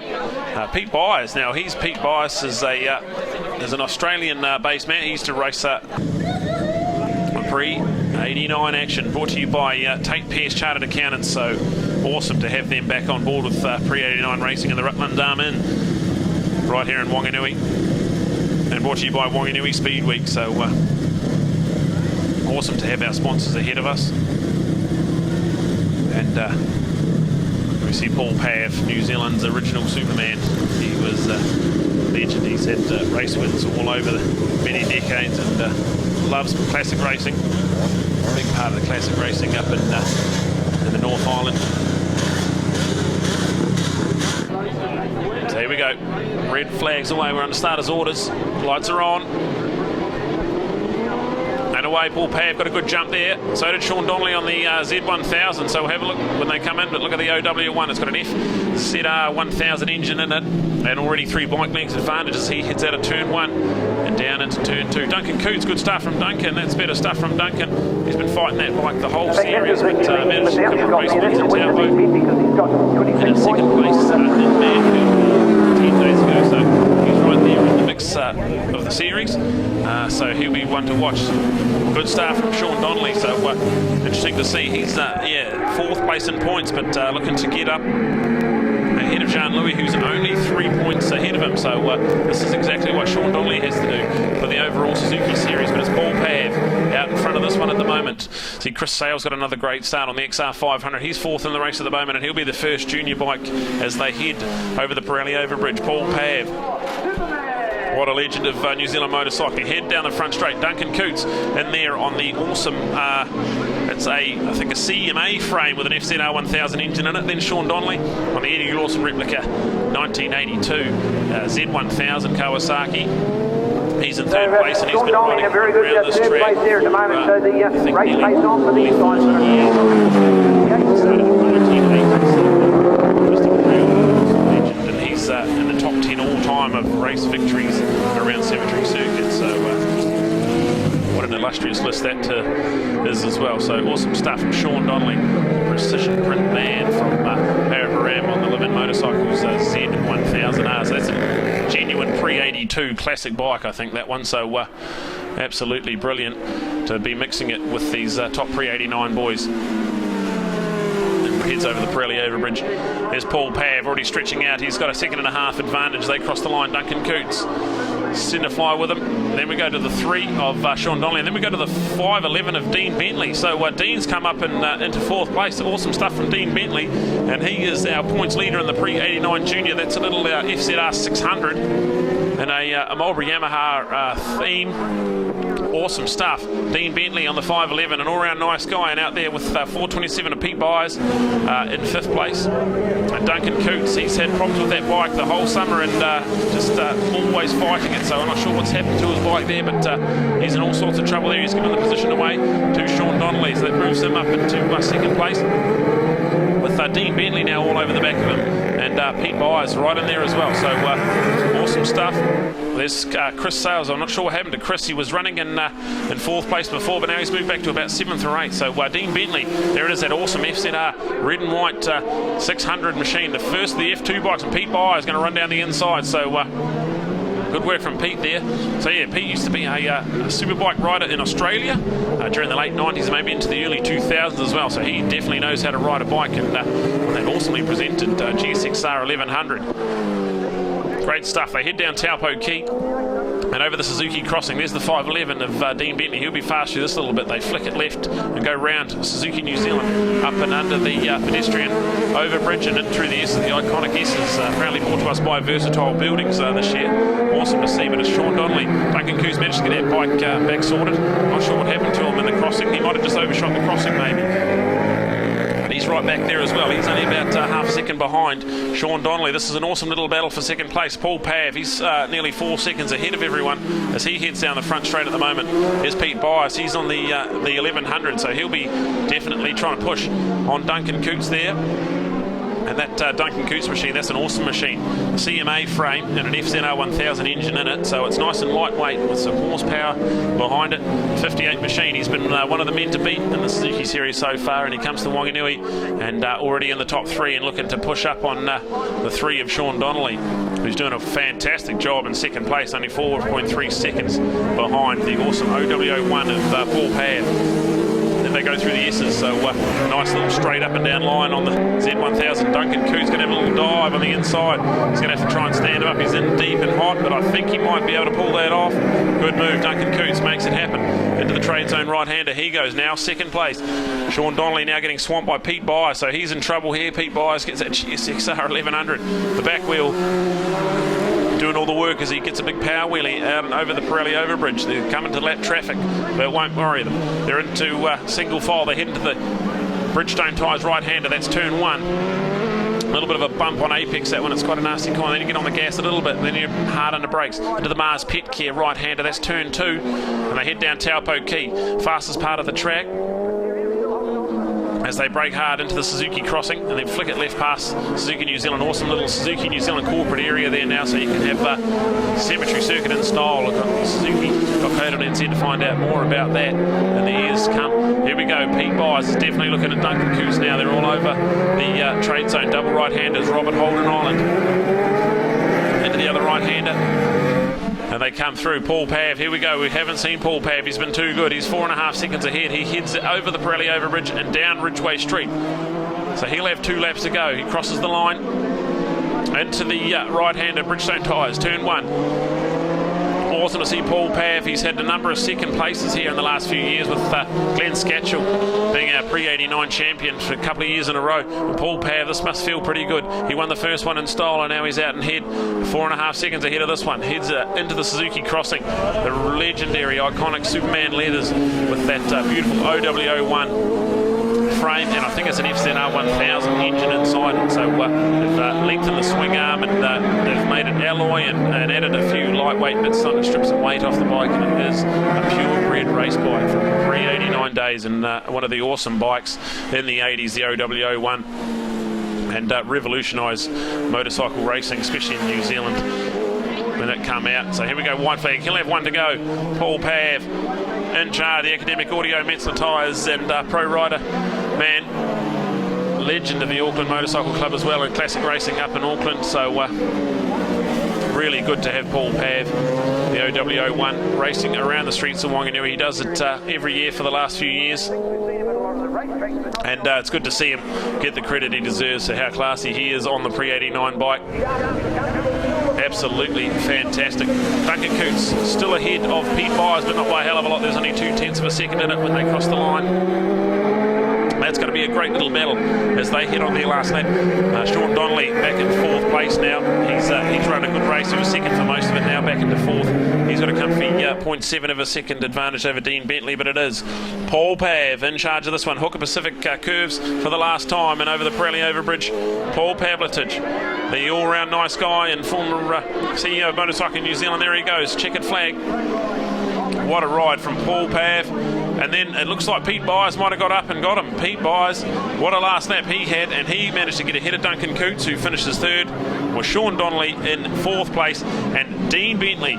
Awesome ride from Dean Bentley in 5th place overall. That's 1st in the junior. That'll be enough to wrap up the title. The pre-89 junior. Mark, hey, a good ride from Mark. Good couple of rides from Mark. Mark is a little bit down on the points. He's in 5th place, but that will be a good handful of points coming through there. The 396 there. A good ride in there from Mark McKenzie, so he'll get some good points. He's a pre-89 junior. And then we go to run to the line.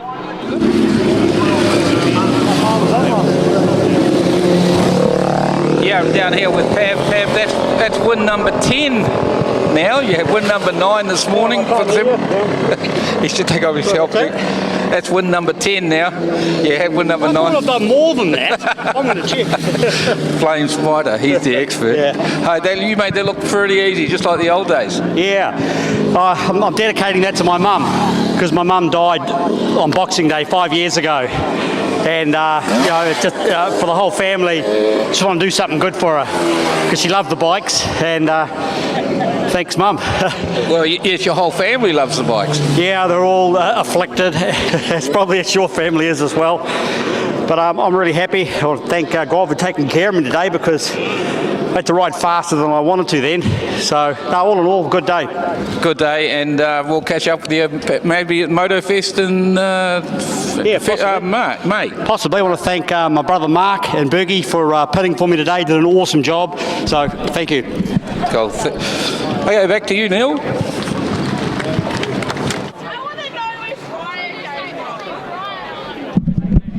Alright, thanks very much, Ian. Down on pit lane there with some interviews. There it is, Paul Pav, Pete Byers, Duncan Coots, Sean Donnelly. Awesome ride from Sean. Dean Bentley, Mark Hay, Chris Sales. Jan Louis got up into 8th place, so that's probably not going to quite be enough. I think in 10th place, that's probably just about going to be enough points for Peter Bogus. He had a 15-point Whanganui, and QS Boat Builders, legendary New Zealand boat builders, q-west.com. All your boat building ideas and requirements. And it will be Dwayne Bishop on pole for this one. He was a pole man, but it was Mark Perry that ran away with the round race 1 win. And another race that we had that started with a massive crash into turn 1. Guys like Brendan Code, who couldn't get done. Jason Lamb was in it. Brad Groombridge, Jacob Stroud, he's double classing today. He's on the Kramer and in the Bears Junior class here. So another one like the Pre-89, which is a junior and a senior combined. And it is Stephen Bridge ahead on points at the moment. So Bridgie with a 17-point gap to Brad Groombridge heading into this last one. So Bridgie, what an awesome performance with Brendan Code not competing in that first one, slipping back to 3rd place. So Malcolm Belsky in 4th and Glenn Elgin in 5th. Dwayne Bishop, so he's had a crash in Manfield and also a DNF in Manfield. A 3rd place in a crash in Manfield. He's now down in 6th place. So he's on pole. He's only 34 points behind our winner, so 17 points behind. Yeah, so he can definitely get on the podium if he gets going here. Awesome stuff. Dwayne Bishop, the local Whanganui man, he was the star attraction here, winning 2 from 2 in the Bears class last year. So awesome stuff, Dwayne Bishop. But Stephen Bridge, he's had a few wins around this track as well. There he is on the 294, the Panigale. And hopefully we can see Mark Perry, the classy Mark Perry, only doing the cemetery circuit and street racing legend. The 7 of Sean Manson, he had a good ride as well. He's on 4th place on the grid, rounding out the front row. Here we go, lights on. Underway. Looks Steve Bridge got a good start in the middle of the row there. Mark Perry and Dwayne Bishop also. There's the Kramer up the inside, the lightweight Kramer. Going to duck up the inside. A good start there from Jacob Stroud on the Kramer. The small 700cc single, but it is the 48 of Dwayne Bishop. Out there at the moment, the Whanganui man on the Aprilia RS V4 1000cc machine. He is over Suzuki New Zealand crossing and up and under the overbridge. So we have a clean start. They all got away pretty good, I think. And they head through the S as Dwayne Bishop, the Whanganui man. But look at the Kramer up on Mark Perry, stands him up, and Perry goes in there deep. I don't think Kramer's going to be quite fast enough to pull that off, but good mood. Awesome racing from Jacob Stroud. And there's Steve Bridge, the 294 series leader. He just needs to finish there, and he would have done enough. So awesome stuff as they cross the line. Dwayne Bishop from Whanganui in 1st, and then race 1 winner Mark Perry in 2nd. He'll be looking to get a move on there. It's only an 8-lapper here, so that's the 70 of Jacob Stroud, the first of the Bears Junior entries. The little single-cylinder Kramer engine. So he's had an awesome day at the office so far. Double classing here. Dwayne Bishop, he's had race wins around here in Bears before. He finds himself with a 10 bike length lead heading into the Versatile Building S's and down into Robert Island. the 294, Steve Bridge, with looks like the 49er, Jason Bardell on the Das Beast, the big BMW S1000R. So definitely awesome to see Jason Bardell in there, a Whanganui man as well. So Whanganui in the front, Whanganui in fifth at the moment, with Mark Perry, the Sanson man, on the City Honda.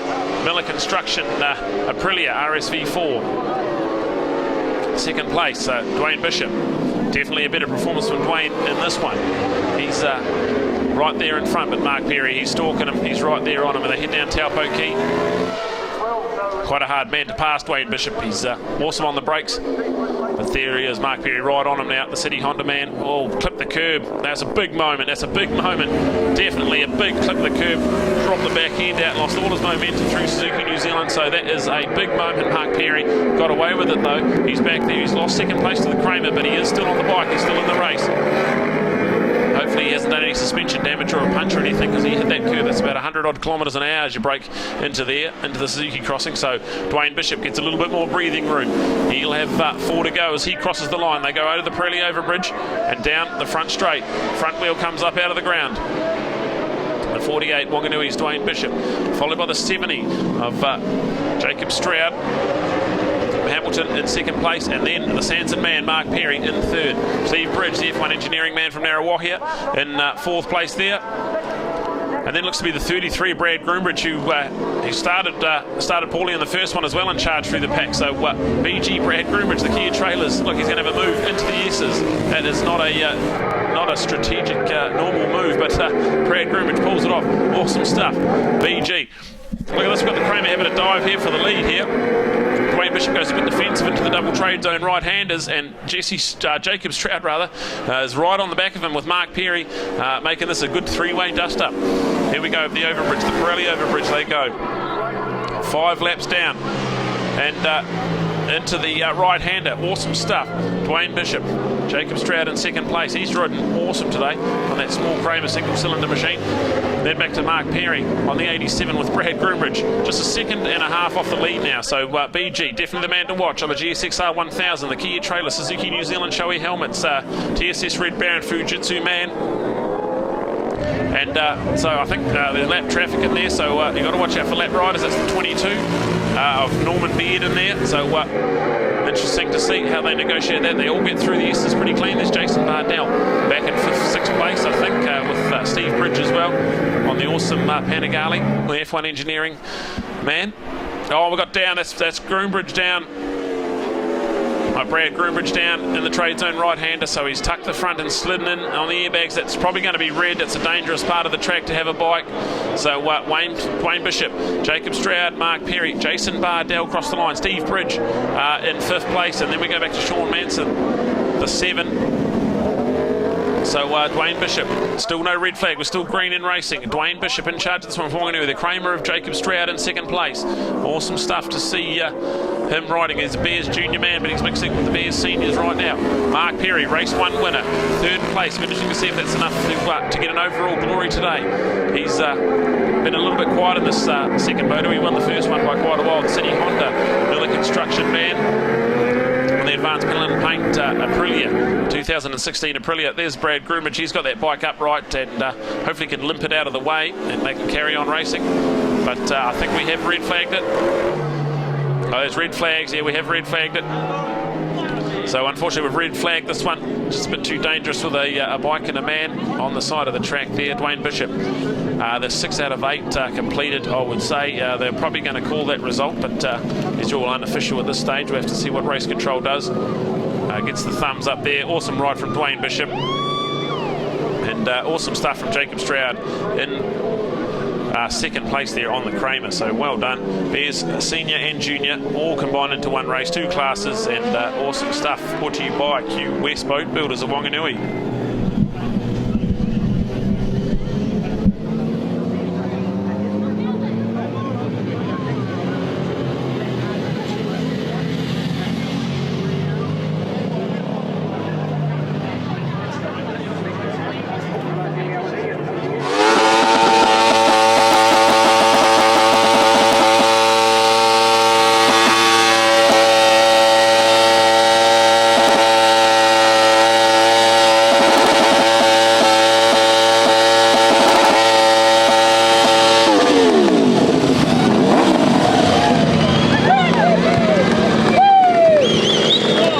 that was a bit of a celebration or burn out there.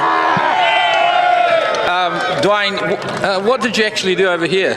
Oh, I thought it was unsafe to pass, so I thought I'd take the easy option and make it safe for everyone, except myself. Yeah, we had everybody jumping up and down there. That was a pretty hectic race there. You had young Jacob there on the Kramer. Yeah, Give me a hard time. He was really humming along here. Oh. It's a red flag, it's not over. Oh, they called it. I'll do it again. We've got 5 laps. Now we've just been told it's a red flag and it's not over. Oh, okay.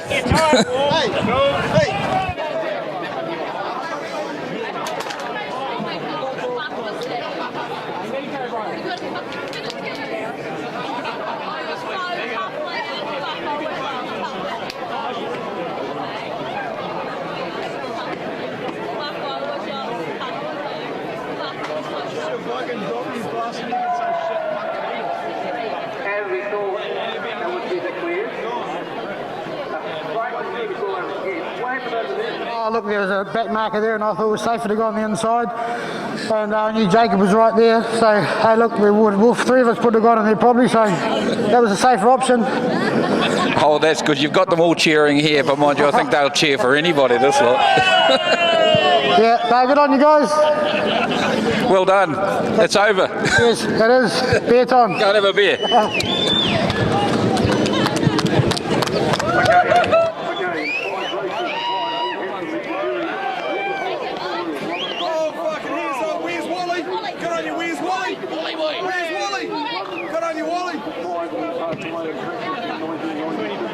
Return of Toby Summers to pole position, so he was too classy in the first one. Damon Rees, he followed him all the way to the checkered flag, but Rogan Chandler, he had a bit of a bum start off the line, but managed to finish the race right. Ashton Hughes was running in 4th place for most of the initial race, but then he had an off at the Robert Holden corner, and then the restart, it was David Hall that led the race, and he unfortunately crashed into the trade zone right-hander, so unfortunately, double red flags meant that Toby Summers, who stayed squeaky clean and upright, managed to take the result. And we have awesome Damon Rees in 2nd place, who's been a class act this one. He only managed to not win the last race that we were on. So Damon Rees with a massive 113 point lead, 113 points total rather, and he has a 25-point advantage over Rogan Chandler, so I don't think he can be surpassed with his 4 race victories as well. So here we go with Ashton Hughes in 3rd behind Rogan, so he's another 17 points behind Rogan, so Rogan, he's just got to finish neat and tidy for 2nd overall. Toby Summers with his awesome win in race 1, but a bit of bad luck at Manfield last weekend. Finds himself in 4th place, but only 4.5 points back from Ashton Hughes. So that battle for the podium overall, well and truly on. Avalon Biddle in 5th, who's not here today. She is saving herself and getting her bikes down to the South Island nice and early for round 1 of NZSBK 2019 at Mike Pero Motorsport Park in Christchurch. We can't wait for it in 5-round series with the return of Circuit Chris Amon Manfield this year, so that's going to be awesome. 5-round series. Log on to nzsbk.co.nz for all the information on that.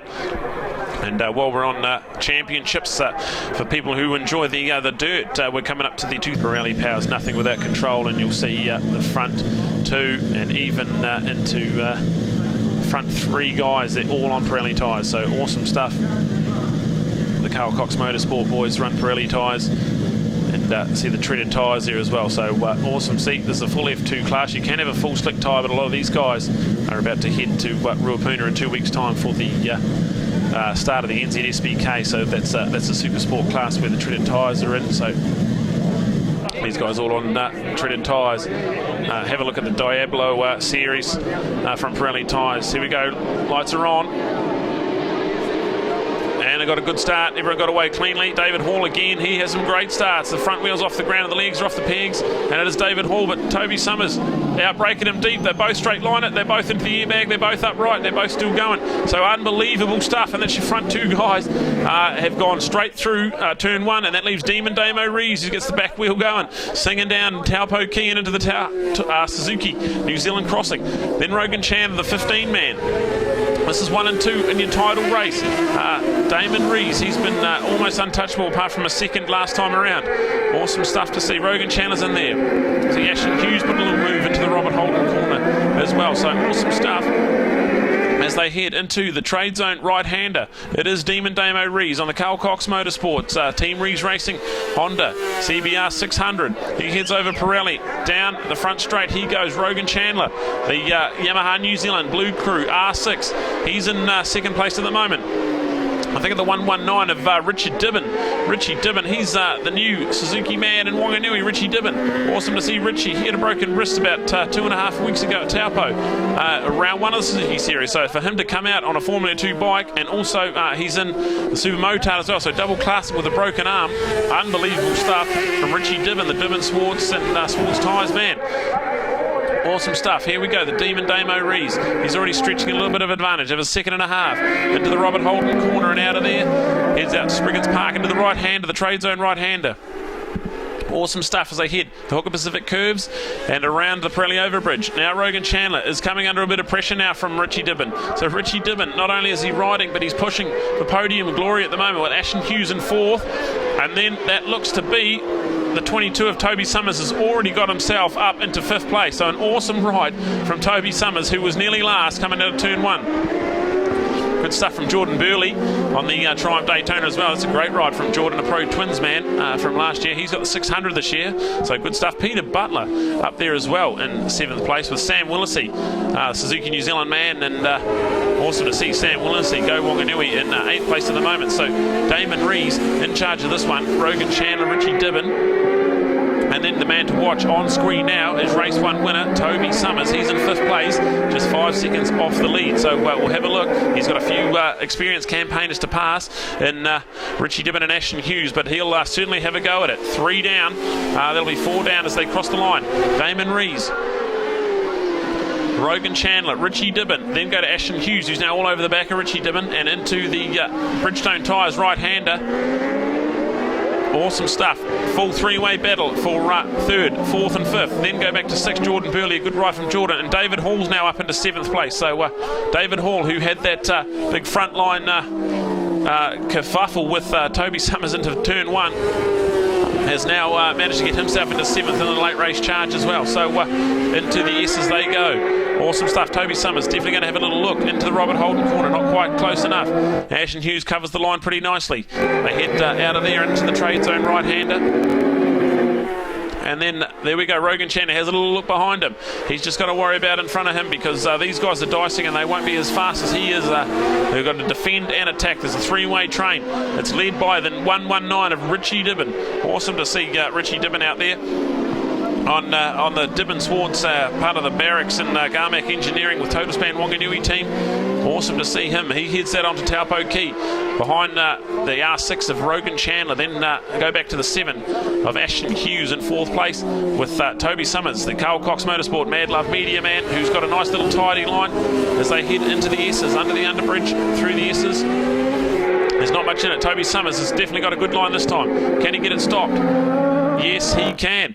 They're side by side as they head into Robert Holden corner, but he'll have the inside line into the trade zone right-hander, and he will get it done. Awesome stuff from Toby Summers, the Summers plumbing man from Manukau up in Auckland.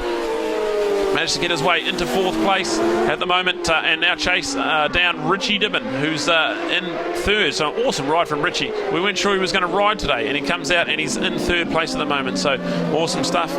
When we saw him with a broken wrist at round one, we thought that was his season over, but no, he's back and he is in third place. Rogan Chandler still just keeping an eye on that battle behind him. He heads into the Suzuki crossing. Richie Dibbin on the GSXR 600, followed closely by the Summers Plumbing, Mad Love Media, Carl Cox Motorsport, ZX 600 of Toby Summers. Heading out of the S's, and Toby loves this part. He did the move on Ashton last time around, and I think with a broken wrist and not much defensive work there from Richie Dibbin, but he still comes up on the inside. No, Toby's done it, so good move from Toby. Into the Robert Holden corner and out of the trade zone right-hander. Into third place he goes. So now can he catch Rogan Chandler? There's going to be 3 laps to go. They're going to cross the line. Rogan Chandler, he has a good 1.5 gap back to Toby Summers. And now Richie Dibbin is under pressure from Ashton Hughes. And meanwhile, they dicing, and David Hall looks like he's coming up on this train in 6th place. So the Summers Plumbing man, Toby Summers, what a ride he's having. He's now up into 3rd place and right up the back now of Rogan Chandler on the blue crew. Lazoo R6 of Axon Leathers man, Rogan Chandler from Upper Hutt. Awesome to see Rogan. He's had wins on classic motorcycles here, but I don't think he's had an F2 win. There's David Hall and the S's, and he's having a big wild dive into the Robert Holden corner just off screen at the moment. Awesome stuff from David. The dairy farmer from Te Awamutu, known for his good hole shot starts, but this time had a little bit of a tangle with Toby.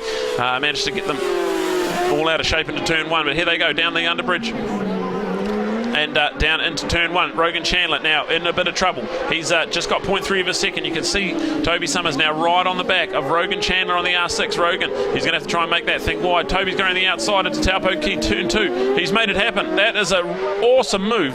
Toby Summers, and now he's on the back wheel down Taupo Key. Toby Summers has come out to play today, and this is awesome stuff. He heads through Suzuki New Zealand and into the S's. Under the underbridge, Toby Summers. He was nearly last in the first corner, and now he's come back in 2nd place. He's got 7.5 seconds to catch Damon Rees. That's not going to happen. Demon Damo, barring a mistake, has run away with this one. He's lapping very quickly in the 50s. So awesome stuff there from Damon Rees. He's coming over the overbridge now, down the straight and into turn 1. The Bridgestone tyres right hand at turn 1. And then we look back. Toby Summers, he's got the whole front straight to make up. I don't think he's going to do that with 2 laps to go. There's the R of Nigel Ray. Good to have Nigel over here from Ireland. Good to see the R of Nigel Ray out there and having a good time out there in F2 action, brought to you by Pirelli Tyres. Demon Damo Rees, he has Pirelli Tyres on that Carl Cox Honda. He runs through the S's now, and awesome to watch him. He missed this event last year with a broken foot, and he's come back now, and he has got a point to prove. Near flawless so far in the Suzuki Series. Only thing he didn't win was the race this morning where Toby Summers won it. So there we go, into the Hooker Pacific curves and up to the Pirelli overbridge. Demon Damo Rees, he'll come around and take the white flag. He heads down. There's the white flag waiting for him. There it is out there. Demon Damo, awesome stuff from Whakatane. Had an awesome campaign in the ASBK series, the Australian Superbike campaign this year, where he took the Team Rees Racing Honda to podium glory, and also won the Phillip Island round, the final round. So awesome stuff from Damon Rees, and he's back next year in the ASBK on a superbike alongside brother Mitch. So they're looking to go bigger and better in 2019 in the ASBK campaign. Had the privilege of seeing them at the World Superbike round, the ASBK round 1, and Damon Rees was on fire, picking up a couple of podium positions there. So here he goes out of the Hooker Pacific curves for the final time in the F2. Was double classing at the other 2 rounds, but had a big off at Manfield, so just thought, I'm going to do the 600s and I'm going to win it, and I'm going to do it in style. Awesome stuff.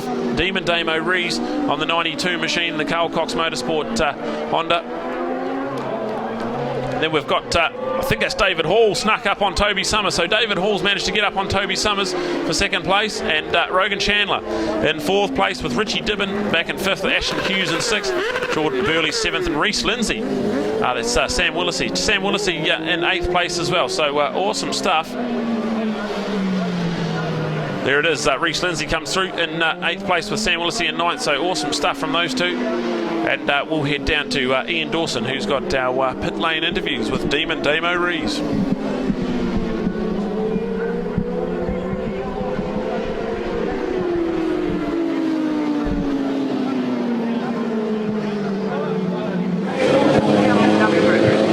Down here with the 2018 Suzuki Series Formula 2 champion Damon Rees. Damon, that was, well, you took advantage of that start, but you just pulled away. Yeah, I saw it all happening in front of me, ahead of me. I could see the boys were out of shape and thought, hey, I'll give myself a bit of room here so I can sneak up the inside, and yeah, worked to my advantage. Got off to a good start, leading from start to finish, and I just put my head down, to be honest. I wasn't sure if there was anyone there, so I just kept my head down, and I'm just wrapped. I didn't expect to come away with a win here today, but this place just gives me a rush. I love it. And you don't have to go into details, but what about your injuries? Yeah, so I've been riding with a broken collarbone and a broken foot, but luckily with a bit of strapping tape, the shoulder's fine and the foot's not swollen anymore. So yeah, we're dealing with pain, but it's minor, to be honest. I'm not feeling it too much. I think the adrenaline tends to take over when I'm out there. Just riding as hard as I can, really. And throughout the series, of course, you've basically dominated. You had that you've had a fight with Avalon, who isn't here today, but you basically deserved it. You've run away with it. Now you pack this up and get onto the big bike. Yeah, this is probably the last time I'll be racing a 600, and I'll be moving to the big bikes full time. That's a plan. Go take over the New Zealand Superbike title for Honda. Don't break anything else. Yeah, we'll be sensible. Thanks, Damon Rees. All right, there's our confirmation of results for the F2 Race 2. The 92 Damon Rees, followed by David Hall. What a ride from David Hall. Ended up with a 49.78, so that's just 0.4 off that record pace. Awesome ride from David Hall. Meant Richie Dibbin managed to sneak in there for the race win, but Duncan Hart, who's already wrapped up the Suzuki Series Super Motard title, is going out there to try and catch Richard Dibbin, who I think for now, I think it's about 7 races in a row Richie Dibbin has won at Cemetery Circuit. So it's definitely the last 4 years, I think, that I can recall. Richie Dibbin has won. If Duncan there, the Tauranga man, he will push down those front forks and engage the button there. That's the whole shot button. Try and keep the front end of that bike low and compressed when they drop the clutch, because these bikes are well wound tight, and a 450cc single cylinder motocross engine will definitely try and hook up that back wheel and throw you up in the air. So the starts are all key here, and Richie Dibbin managed to get off the line right. Jnr Snr, he got off the line great last time, but actually locked the back brake up and crashed into turn 1. So we'll ice her out, and we're off, we're underway. Richie Dibbin got a great start. It looks like Jnr Snr again with a great start. So Jnr Snr, can he get it stopped this time? Yes, he can. Jnr Snr runs a bit deep into turn 1 and gives the place back to Richie Dibbin. So Richie Dibbin now, he did it tough in the first one, but this time he's all out in front already. 3 bike length advantage. He heads down Taupo Key, and then they go into the Suzuki New Zealand crossing. Suzuki, the way of life. Awesome stuff to see. Suzuki New Zealand on board the Suzuki Series. Richie Dibbin's clearing out. He's gone. There's a 4-way train heading into the S's. As they head out of the S's, I think that's the 175 of Ben Stafford in second place. So awesome stuff from Ben there. He was in second place, and then I believe it's going back to another one of the Whanganui boys in there. We'll just wait to see the update as they come over the overbridge. Awesome stuff. Richie Dibbin in charge of this one, using all of the road, nearly on the footpath as he heads down Ridgeway Street into the right-hander. Jnr Snr, awesome stuff from Jet. He's in second place. So after running wide in turn 1, he's managed to get himself into second place. There's the 74 of Duncan Hart already up in the third place at the moment. And then it looked to be the 175 of Ben Stafford in there as well. The 151, he's running up there as well. That's young Nick Payne from Whanganui. Go Whanganui. So awesome stuff from those two guys. Andrew Rudd all the way from Ashburn.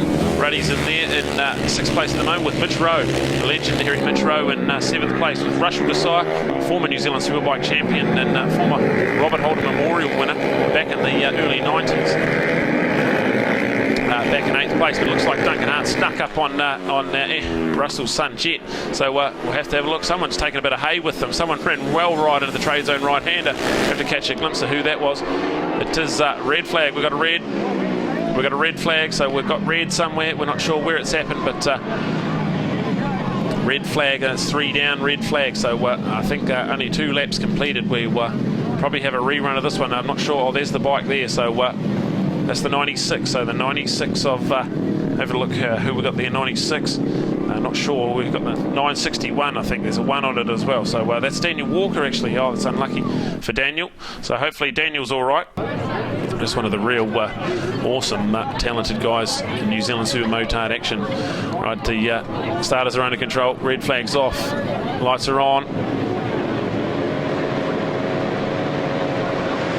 And it looked like a bit of a wobble there from the 175, but didn't look too bad. Jnr Snr again got a good run on the outside. Look at Ruddy up the inside as well, the 999, but it's Richie Dibbin. He's managed to get it done into turn 1, and out of turn 1 they go. 999 of Ruddy, he's got the inside line. He's going to be in about 4th place as they head into turn 2. And down Tapo Kia, great start from Jnr Snr. He's in 2nd place on the bike talk. Whanganui YZF 450, and there is the 175 in there as well. So awesome stuff already. Ben Stafford, he got a good start on the first one as well. We'll have a look here into the Robert Holden corner.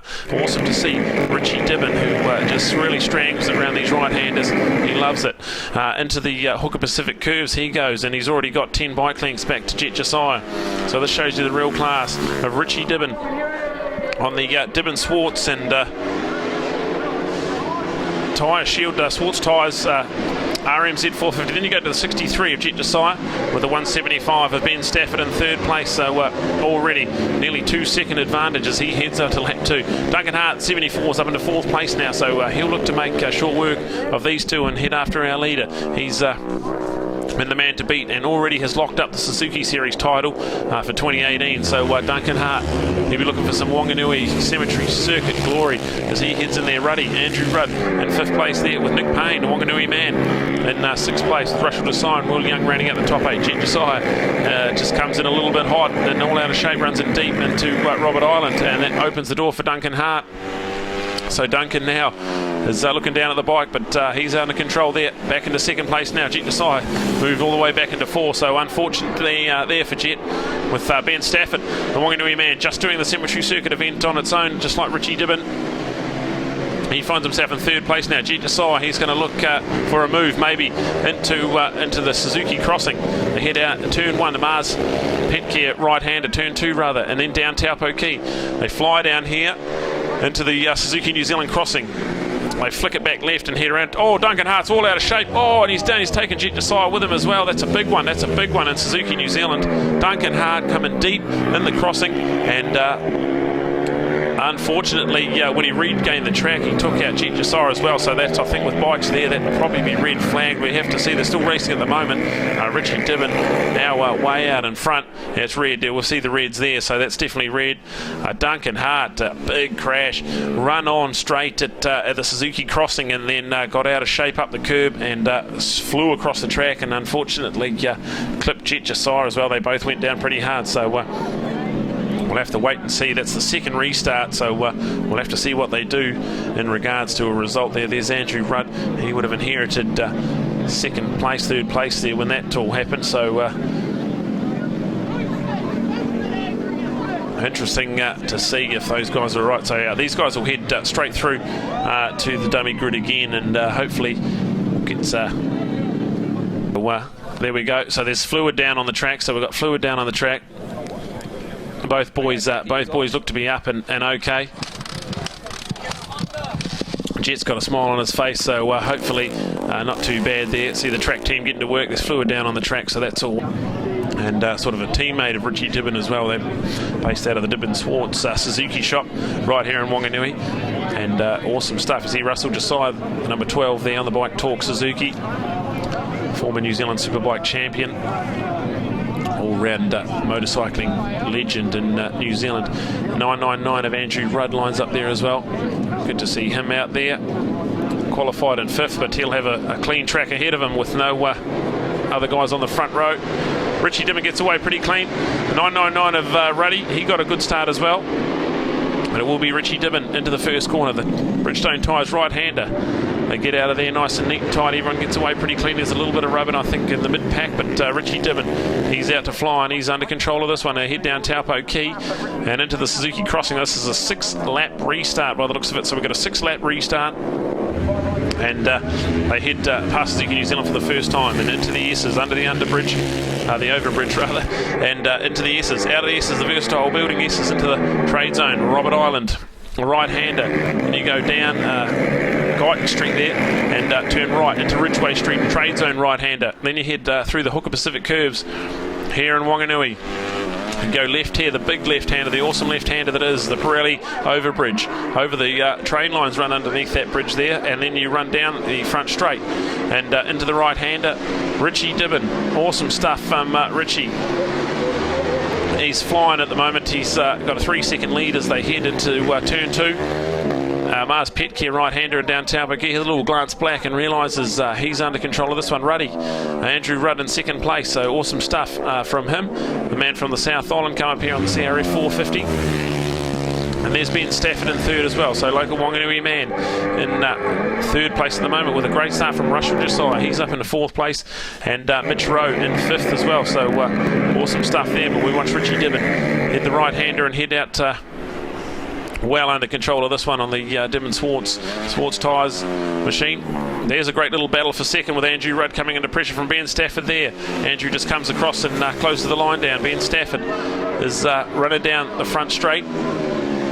That's an awesome little battle there for second place. So without Duncan Hart, Jnr Snr, this is going to be an awesome little battle for second place. Mitch Rowe's up into fourth already, so awesome stuff. Mitchell Rowe, that's a fantastic result from Mitch.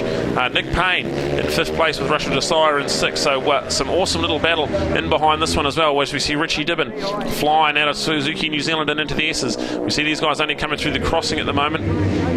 So these guys, Hammer and Tong, under the overbridge and into the S's.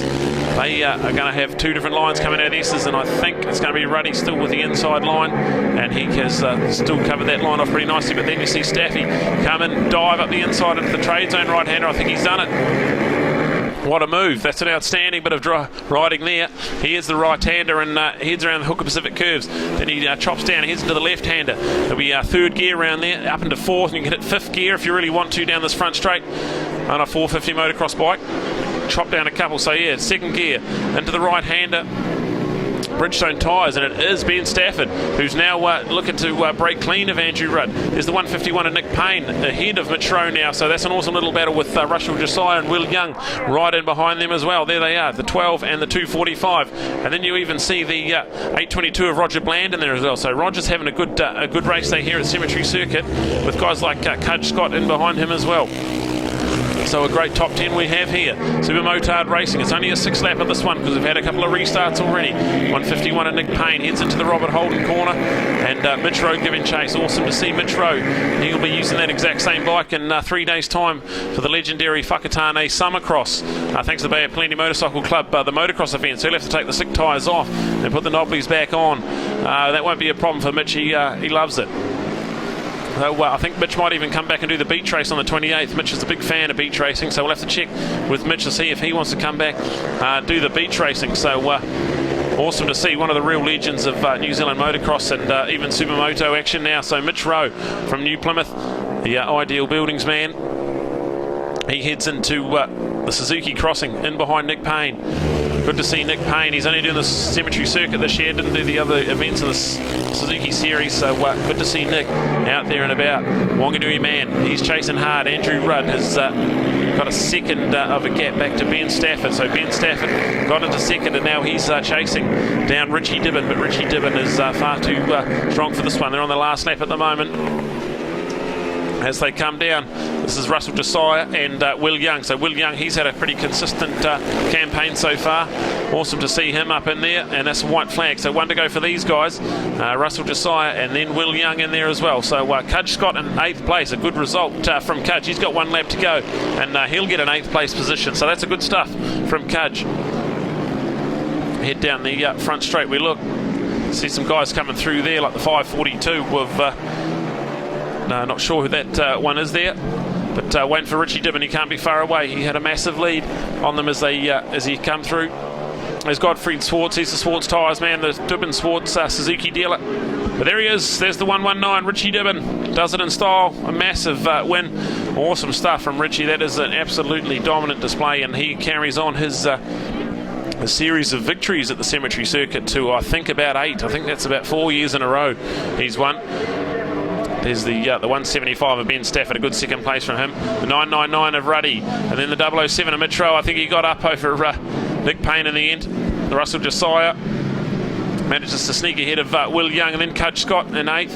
The 8.22 with Roger Bland in there, and then in behind him, Tony Hirony on the 40 there. We'll get across the end also, who's got Richie Diven. Now we're down here, Spider. I think we're finished this time, Richie.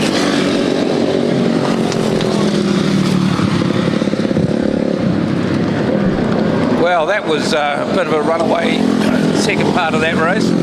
Feeling pretty comfortable, obviously.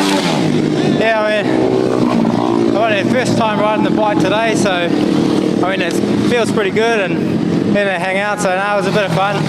Bit of a shame about Duncan there in that one, but I guess that's racing. So now I'm feeling good.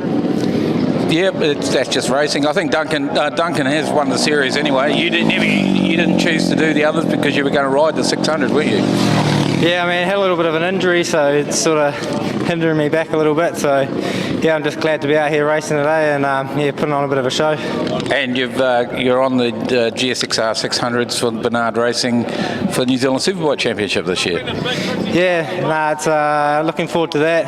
And yeah, first time doing the national series and that, so yeah, just sort of cruise into it and yeah, see how we get on. Well, good on you. Great days racing there, and good luck for you down south. Cheers. Well done.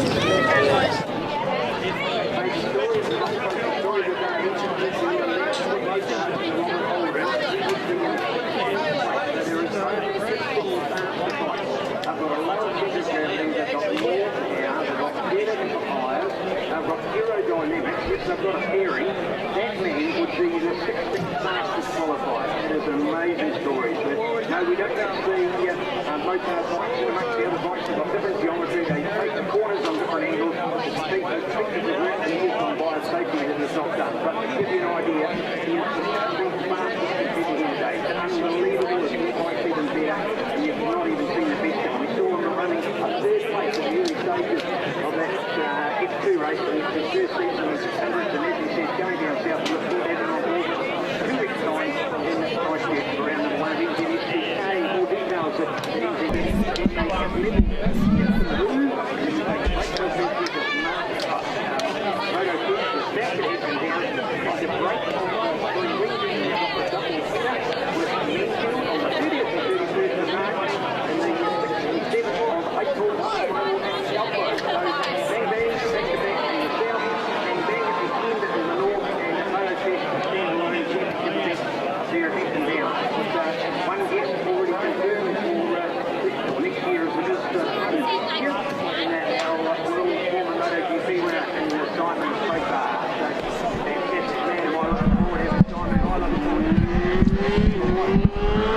Here we go with the big one, the Formula 1 Race 2 Formula 1 action, brought to you by Suzuki New Zealand. And what an awesome race one we had in New Zealand motorcycle racing at the moment, the Robert Holden Memorial Trophy.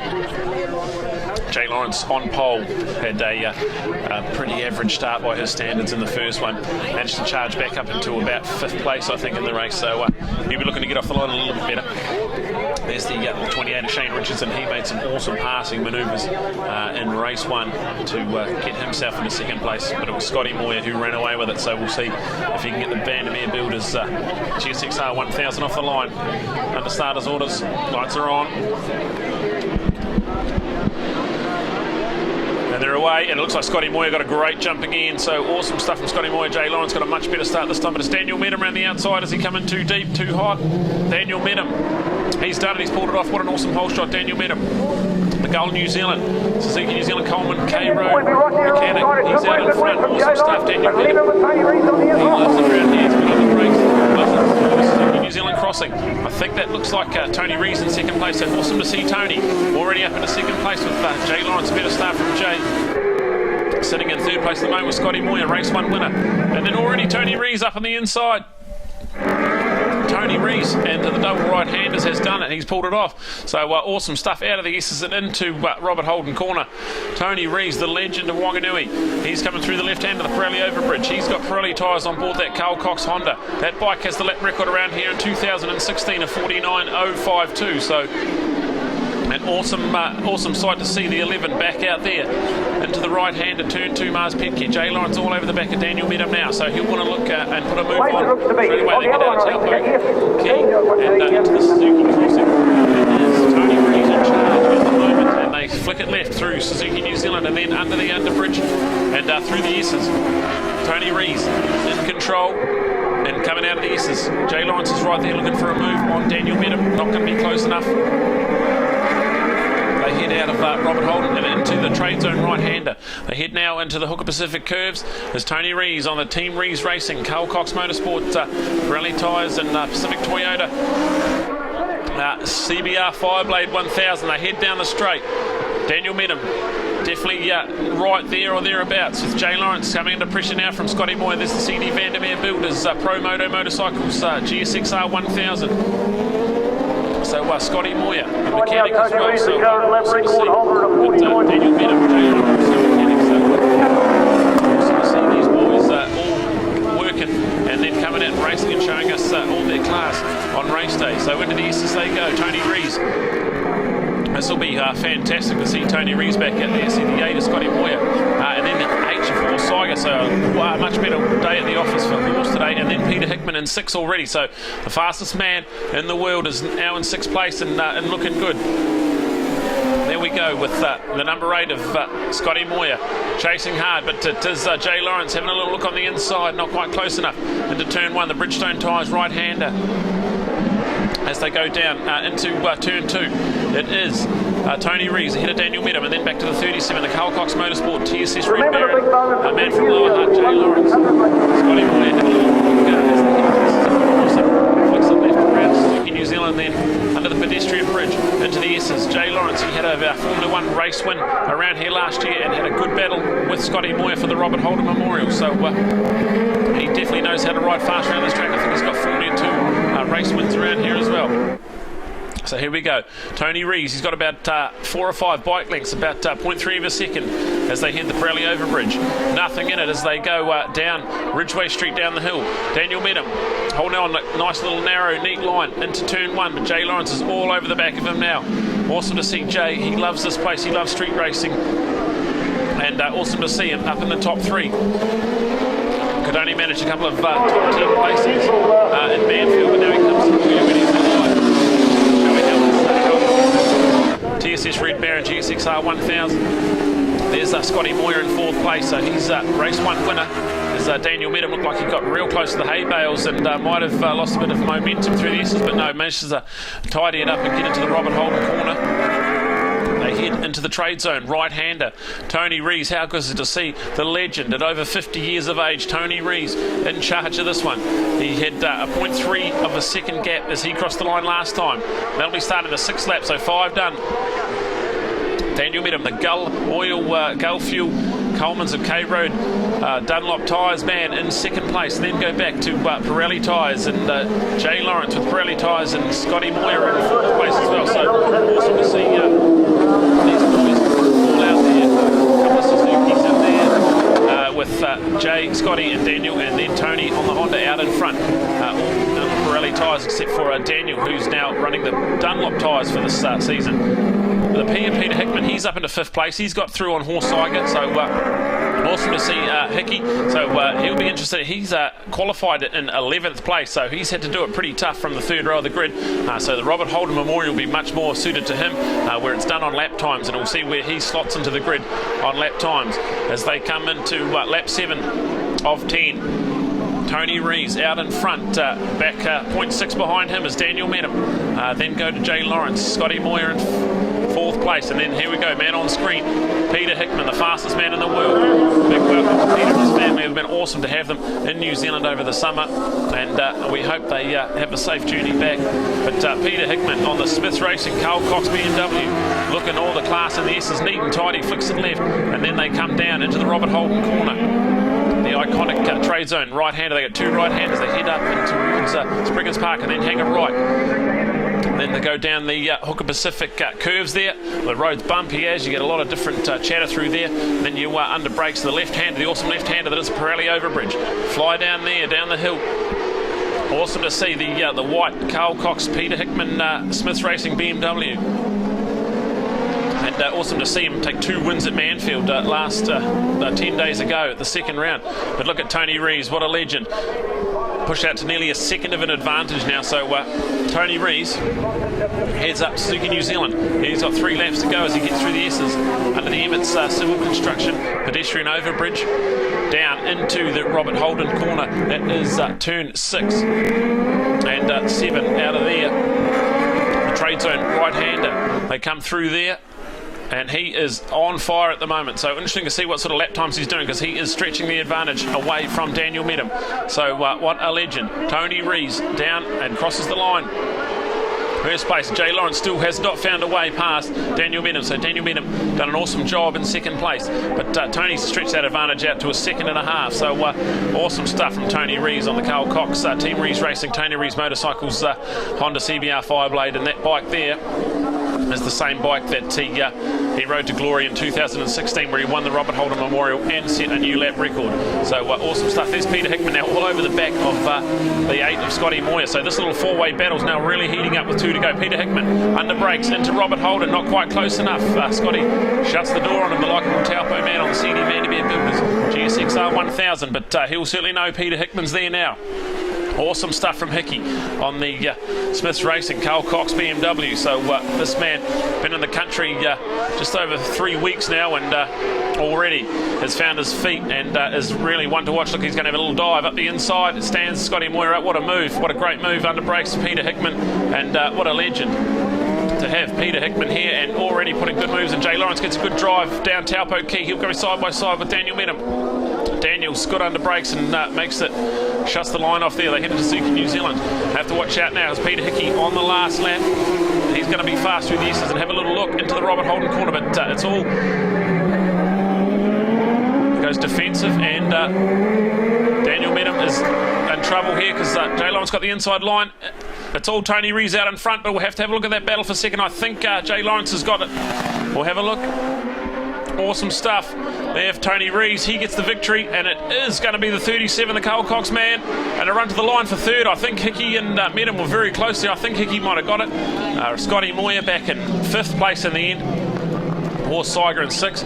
Awesome to see Adam Chambers as well. Adam Chambers in 7th place. He's had full near 2 wins around here, so good 7th place on the ZX10. And Mitchell Rees in 8th place on the Team Rees Racing Carl Cox Motorsports Honda. So that is absolutely awesome racing, and we will go down to Ian Dawson, who's got our race winner.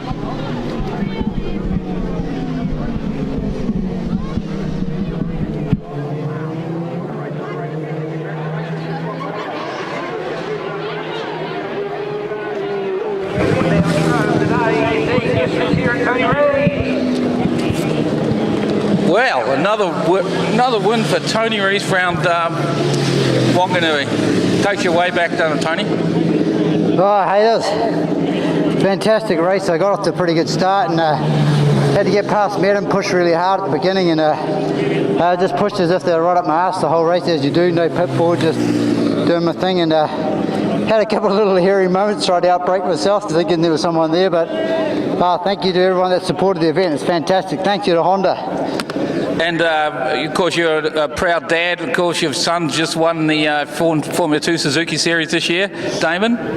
Oh yeah, that's fantastic, you know, like would have been good to see him out there on the superbike, but if you didn't know, he's riding around with a broken collarbone and a busted foot, so just sort of concentrated on winning the Formula 2 class, which he did, which is fantastic. So down south in a couple of weeks? Yeah, the boys, I'm crew chief for that, you know. Too old to do the nationals apparently. Nah, too broke actually. Yeah, so I'll go there and focus on them.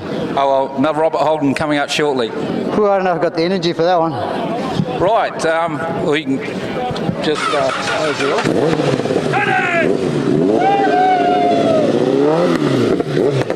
2018 Suzuki Series champion Scott Moyer, 2 years in a row. You must be absolutely wrapped. Yeah, pretty special to do 2 years in a row. I mean, there's a bit of pressure coming on this last round between me and Shane, but yeah, last race just done what I had to do, really. The track crew told me I had a bit of good buffer, so just didn't stick my neck out or anything, so yeah, over the moon. I think both of you got tangled up a little bit in the first corner. Yeah, Dan Medham went round the outside of me and gave me a bit of a fright, and I frickin' nearly nearly crashed. But anyway, just made it around. That's the main thing. I finished the race. Yeah, you must be absolutely stoked now. You head on down south for you got the Robert Holden this afternoon, but you head off down south in a couple of weeks with the Superbike title in your sights. Yeah, it's always a good confidence booster. You know, I rode good at all the other tracks, not just a Whanganui specialist. So I mean, yeah, I'm going to give it everything for the Robert Holden though. You know, I want to win that again. Try and get the start and head down and check out. Hopefully. Good luck. Awesome stuff there. Race results from F2, and awesome to see Tony Rees a 49.08, so almost lap record pace already from Tony Rees. Absolutely awesome. So we'll have to see what happens. Fantastic stuff from him. So that's pretty good stuff all round for the F1 action. Brought to you by Suzuki New Zealand crowd, who's won every race so far in this series. Managed to get up for the win, and also we had Nick Campenhout on the podium as well. So a great little F3 battle. We're trying to get some points updates here, and Jacob Stroud was leading heading into race 1 today with a 18-point lead, and Lee Tidman managed second, so he hasn't quite done enough to wrap up the title, but he's very, very close to doing so. Jacob Stroud on the Kramer. I think he's got about unofficially about a 20-point lead going in there, so all you need to do is finish in about 17th or 18th place or better to keep off the challenge of Lee Tidman. Richard Markham Barrett, he's on 88 points in third, so he's got a decent buffer back to fourth, which is Kieran O'Neill and Paul Hammond. We're not sure what happened to Paul's bike. Hopefully Paul got his bike going and is out there. So a bit of bad luck for Paul Hammond there.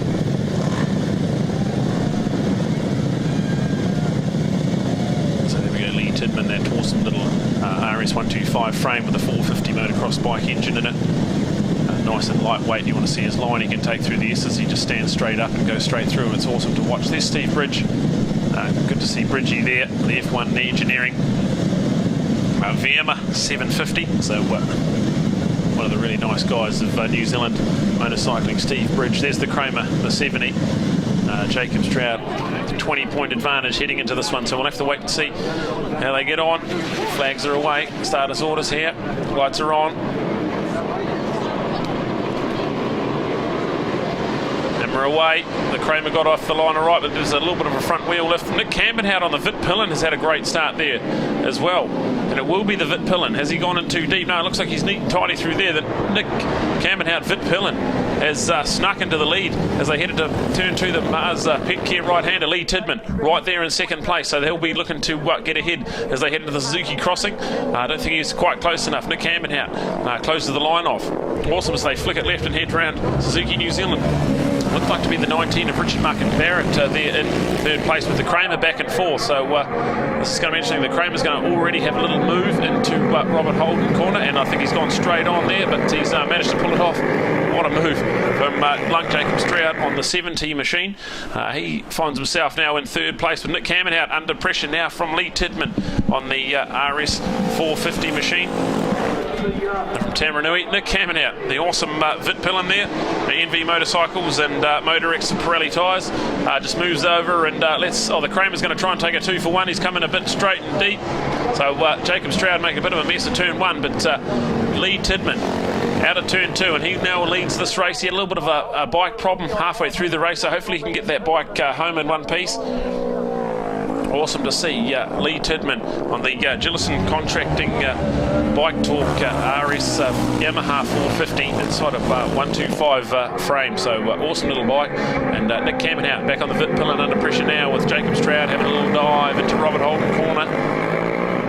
And looks to be the white leathers. Hasn't quite done it. Yes, he has done it. He cuts the line away into the trade zone right-hander. So awesome stuff from Jacob Stroud on the Kramer. And if it finishes like this, he'll well and truly have enough points to wrap up the Formula 3 Suzuki Series title. Awesome stuff, Lee Tidman. He has a 1.1 second advantage as they head into the Bridgestone right-hander, turn 1. A little bit of a bump on the apex of that one, so you've got to be careful. Get on the gas a little bit and head to turn 2. Manhole cover on the exit of that. You've got to be careful of that one as well. But then head down Taupo Key. You can have a little bit of a deep breath, and they head into the Suzuki crossing. Awesome to watch the Kramer now all over the back of Lee Tidman. So that Kramer is exceptionally good under brakes, and I can't wait to see its campaign in the 2019 NZSBK Superlight class. So Nick camping out the Vidpillen for NV Motorcycles. Awesome machine that. That's a 700cc single-cylinder machine in a Vidpillen frame Husqvarna engine. Awesome machine, that one. So he's in third place. The 19 of Richard Markham Barrett. He also on a Kramer with the Speed Junkie iTools paint job. In fourth place at the moment with Matt Bro on a 650 twin. In fifth place at the moment. There's the move for the lead. So the move for the lead has happened, and Lee Tidman's going to come straight back into turn 2. So no, the Kramer's going to have enough to cut the line off. So Lee Tidman's got a nice, neat, tidy line onto Taupo Key as they head down and head into the Suzuki crossing. It's the Kramer in front now. Jacob Stroud, the Team Stroud Racing, and awesome bike that is, and they've had a bit of time to develop it over the year, and some special sponsors in behind the Team Stroud Racing team with that, like Honda cars and Bridgestone tyres, the Style Martin boots and shoes in New Zealand. So some awesome sponsors in behind Jacob Stroud, the Team Stroud Racing. And awesome to see the number 70 come out. That was Andrew's number early on in his career. Lee Tidman up the inside on the left hand. I think he's made it happen. I think he's done it. That's an awesome place to pass. Not many people pass up in the left-hander. You've got to watch over running it on the curbs and on the footpath there. So Jacob Stroud straight back at him. Awesome Kramer under brakes. But then Lee Tidman's got the neat and tidy inside line. They go side by side into turn 2. The Mars Pet Care right-hander. Oh, Stroud, he's down. No. He's lost it. He's throwing it away. He's lost the front into turn 2. It's slightly offline. He was a little bit wide because Lee Tidman was on the inside, and I think he's just washed the front out. That's unfortunate. And this makes Lee Tidman the new man to beat in the championship. He only had a 20-point buffer heading into this one, and you get 25 points for a win. Lee Tidman is now in charge of this one and in charge of the Suzuki Series. Unlucky stuff from Jacob Stroud. And what an unfortunate thing into the turn 2 Mars Pet Care right-hander. So we have a look at Steve Bridgeton there. He's in 5th place now. I think he'll be in 5th place, so he's moved up as well. Kieran O'Neill in there as well. Awesome ride from Kieran. Steve Bridge on the VM, a 750. That's an awesome Italian machine.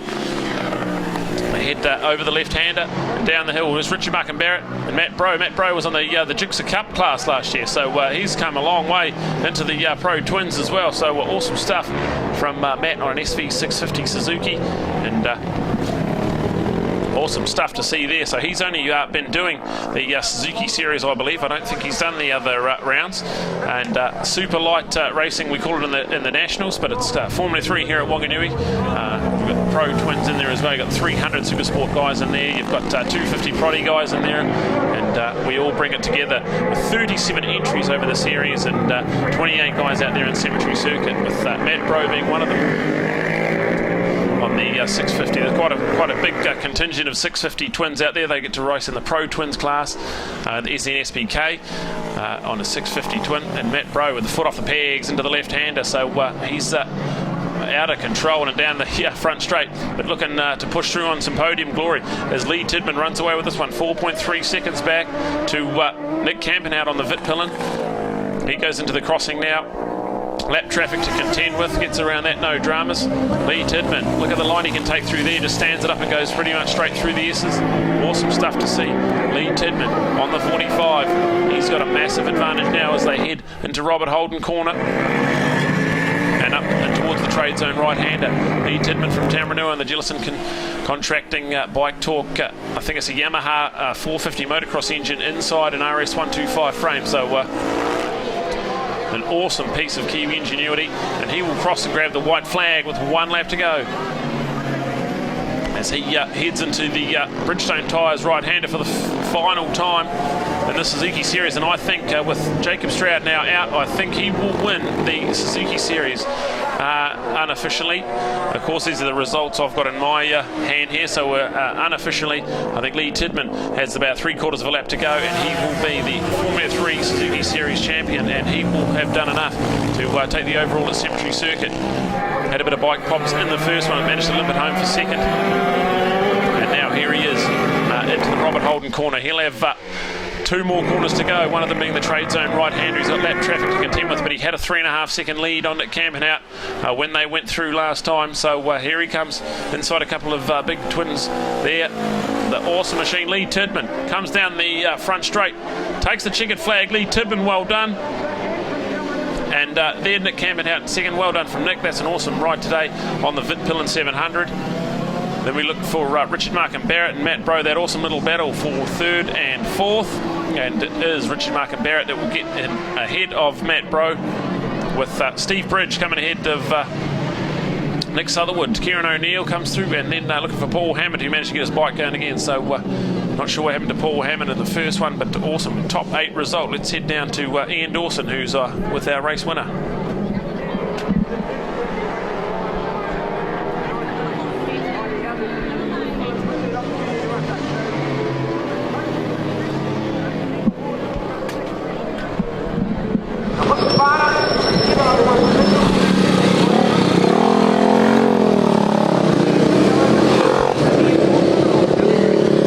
Well, racing can be a fickle beast. Lee, congratulations. You're the 2018 Suzuki Formula 3 champion, series champion, and also winning that race. So, yeah, I just thought about that. Yeah, that gives me the points to get through. Yeah, it does.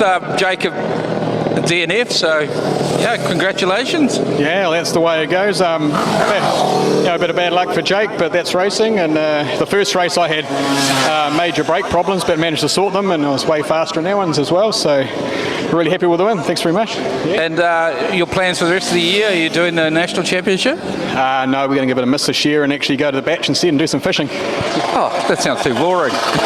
maybe Jacob will have better luck there. Yeah, he'll be back for revenge next year, I'm sure. The cliche is to win first you must finish. Yep, exactly. He's beaten me just about every race, but he missed one, so yeah, that's tough, eh? Congratulations, have a good holiday and celebrate your prize money. Thanks very much.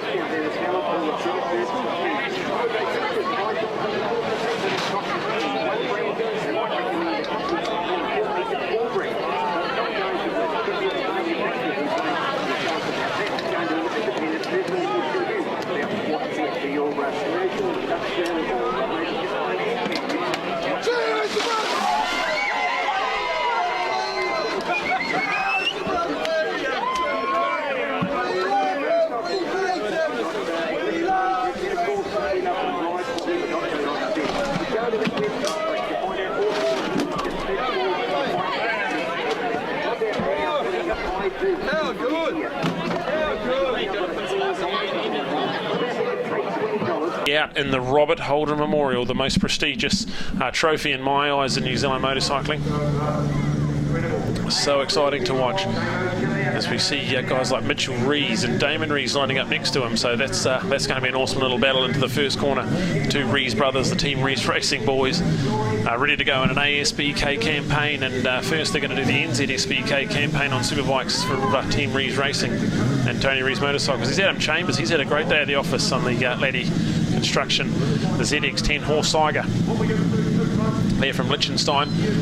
Special hello, watching all over the world, wherever you are. There's Horse on the Yamaha with Messler tyres.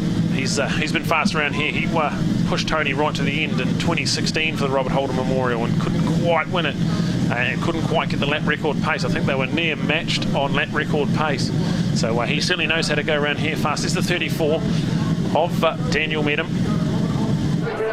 Scotty Moyer looks to be on pole position, so awesome stuff. Scotty Moyer, we're just waiting. We don't have a bike, so we're missing a bike in the front row. I think that might be the 11 of Tony Rees, so we might be missing a bike or two. Lights are on. And looked like a demon start from Mitchell Rees. I don't know if he jumped it, but he's definitely got the whole shot there at the moment. So we'll have to wait and see if that was a jump start. He certainly did. Looked like he was on the third row of the grid there. He comes through in first place. Mitchell Rees, this is outstanding. Scotty Moyer already fighting back into first place as they head down Taupo Key and into the Suzuki crossing. Scotty Moyer right there in first place. They heard around Suzuki New Zealand. So many bikes in this one. Scotty Moyer through the S's. Mitchell Rees in second place. Awesome start from Mitch, and there's Daniel Medham on the 34. Coming up under brakes, not quite close enough. Mitchell Rees has a great set of brakes on that Carl Cox Team Rees Racing CBR Fireblade.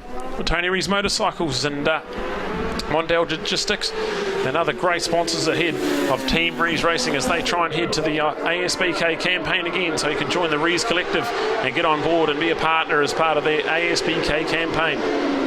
But it is out in front, the 8 of Scotty Moyer as he heads down Wilson Street into the Turn 2 Mars Pit Care right-hander and down Taupo Key. Awesome stuff, gets up on the back wheel a little bit and tries to hook third gear back down into second as they go into the Suzuki crossing. Up the left-hander and then around the under bridge there and into the S's. So Scotty Moyer already stretching out a little bit of an advantage, and a great ride here from Mitchell Rees, who's been outside the top 8 most of today, and then he finds himself in second place right now.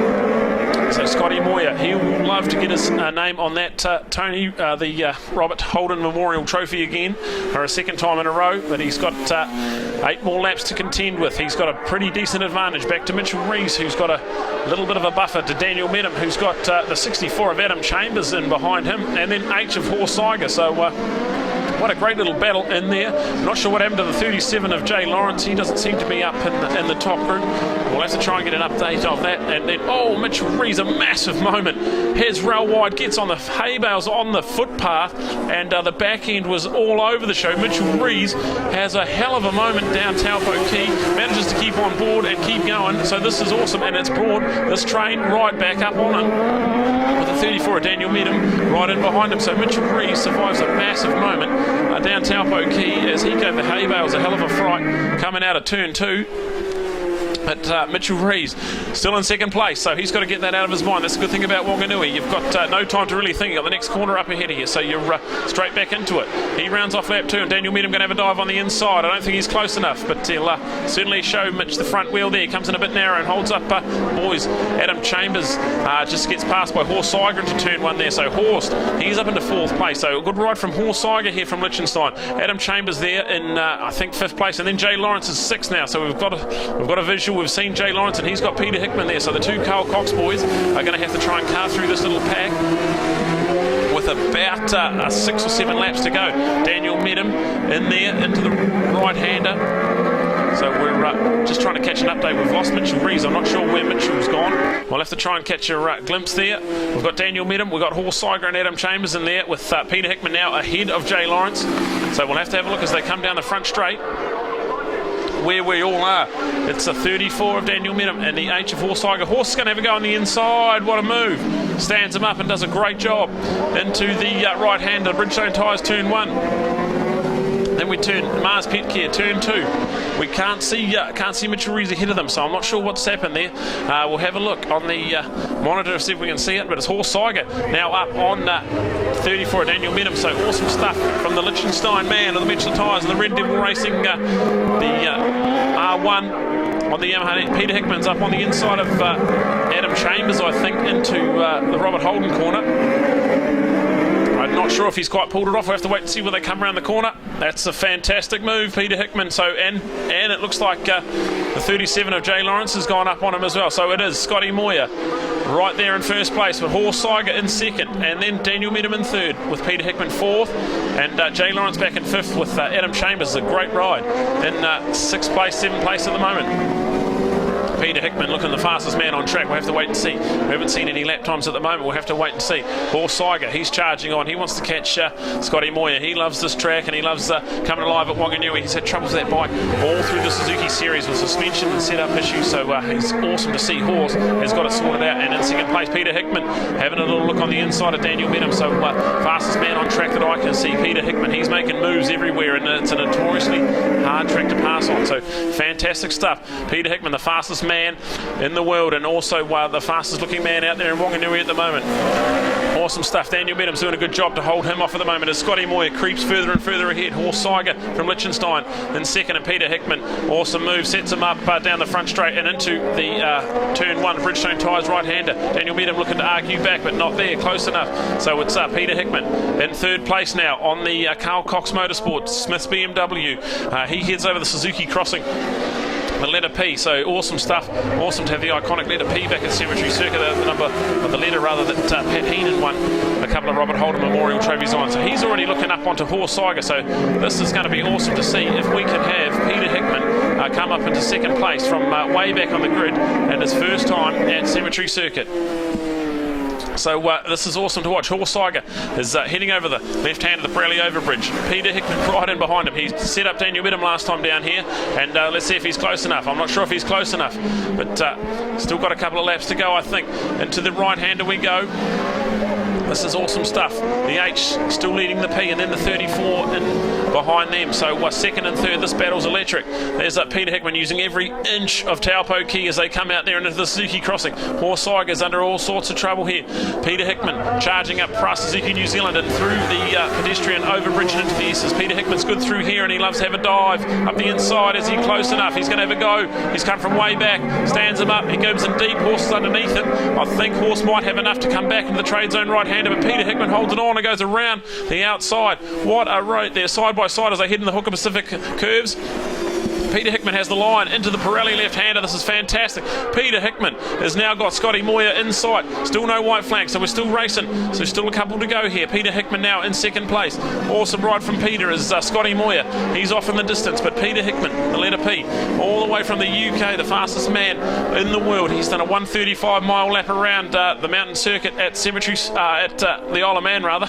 There's Daniel Medham under pressure now from Adam Chambers. So Adam Chambers has had a great day at the office today on the ZX10. So he's had Formula 2 victories here before, but never had anything like this. So awesome stuff from Adam Chambers. SP, H, 34 and 64 as they head into the Robert Island. The double right-handers, the trade zone right-hander there. And now they come down onto Ridgeway Street into the Hooker Pacific curves. Left-hander, the Pirelli overbridge. Daniel Medham doing a good job holding off the 64. So we have a look. Peter Hickman there in second place. H for Horse Tiger. That's the white flag. There's one to go. There's Daniel Medham, and there is the 64 of Adam Chambers. Jay Lawrence in behind them as well. So we'll have to have a look and see. Jay Lawrence, he's had the pace today, but he hasn't quite had the starts. Look at this. This is the 8 into the Suzuki crossing with the P right behind him. There's not much in it now. We can see it. It's visually a small gap now into the S's for the last time. Scotty Moyer with Peter Hickman charging ahead. He's going to have a dive from way back. He's nowhere near close enough. Scotty Moyer, he's going to have to be careful. He's still got to bring it home. He's got the double right-handers to go and into the Hooker Pacific curves. Scotty Moyer, he's nursed it home. He's done a good job ticking him off. But Peter Hickman's right there. Peter Hickman's going to have a go up the inside. Peter Hickman's going to have a dive at the inside. He's got it done. Peter Hickman's going to win the Robert Holden Memorial, and I don't know where he's come from. He's an absolute legend on the last lap. Peter Hickman has come from nowhere and won the Robert Holden Memorial on the last lap. And the last few corners, he's had a dive up the inside of the left-hander, and he has done it. What an outstanding performance from Peter Hickman. Jay Lawrence just congratulating him and stalling the bike there, so awesome sportsmanship there. Awesome stuff. And Damo Rees and Toby Summers, they're on the smaller F2 bikes, but what a classy performance. Peter Hickman, oh, I cannot believe that. That is absolutely outstanding. A few stand-up wheelies down Taupo Key. That's classy stuff from the boys there. But Peter Hickman deserves all the credit. What a ride. Scotty Moyer had a massive lead heading into that last lap, and Peter Hickman come from absolutely nowhere. And he is down with Ian Dawson, who we'll cross to right now.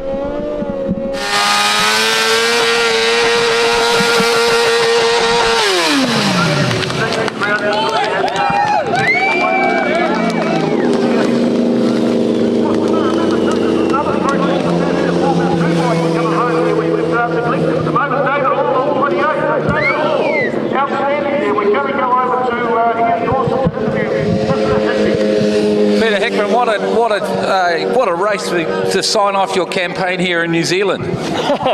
Finishing with a win is probably the best way to finish, isn't it? Everyone always remembers your last race. That's what I was always told. Anyway, that's what my dad said. So I'm massively happy, for the Cole Cox crew, all the gang. They've really worked really hard. All the boys and girls back there in the Cole Cox Motorsport team, putting this bike out for me, and for me to travel all the way across here and actually get a few wins is actually pretty cool.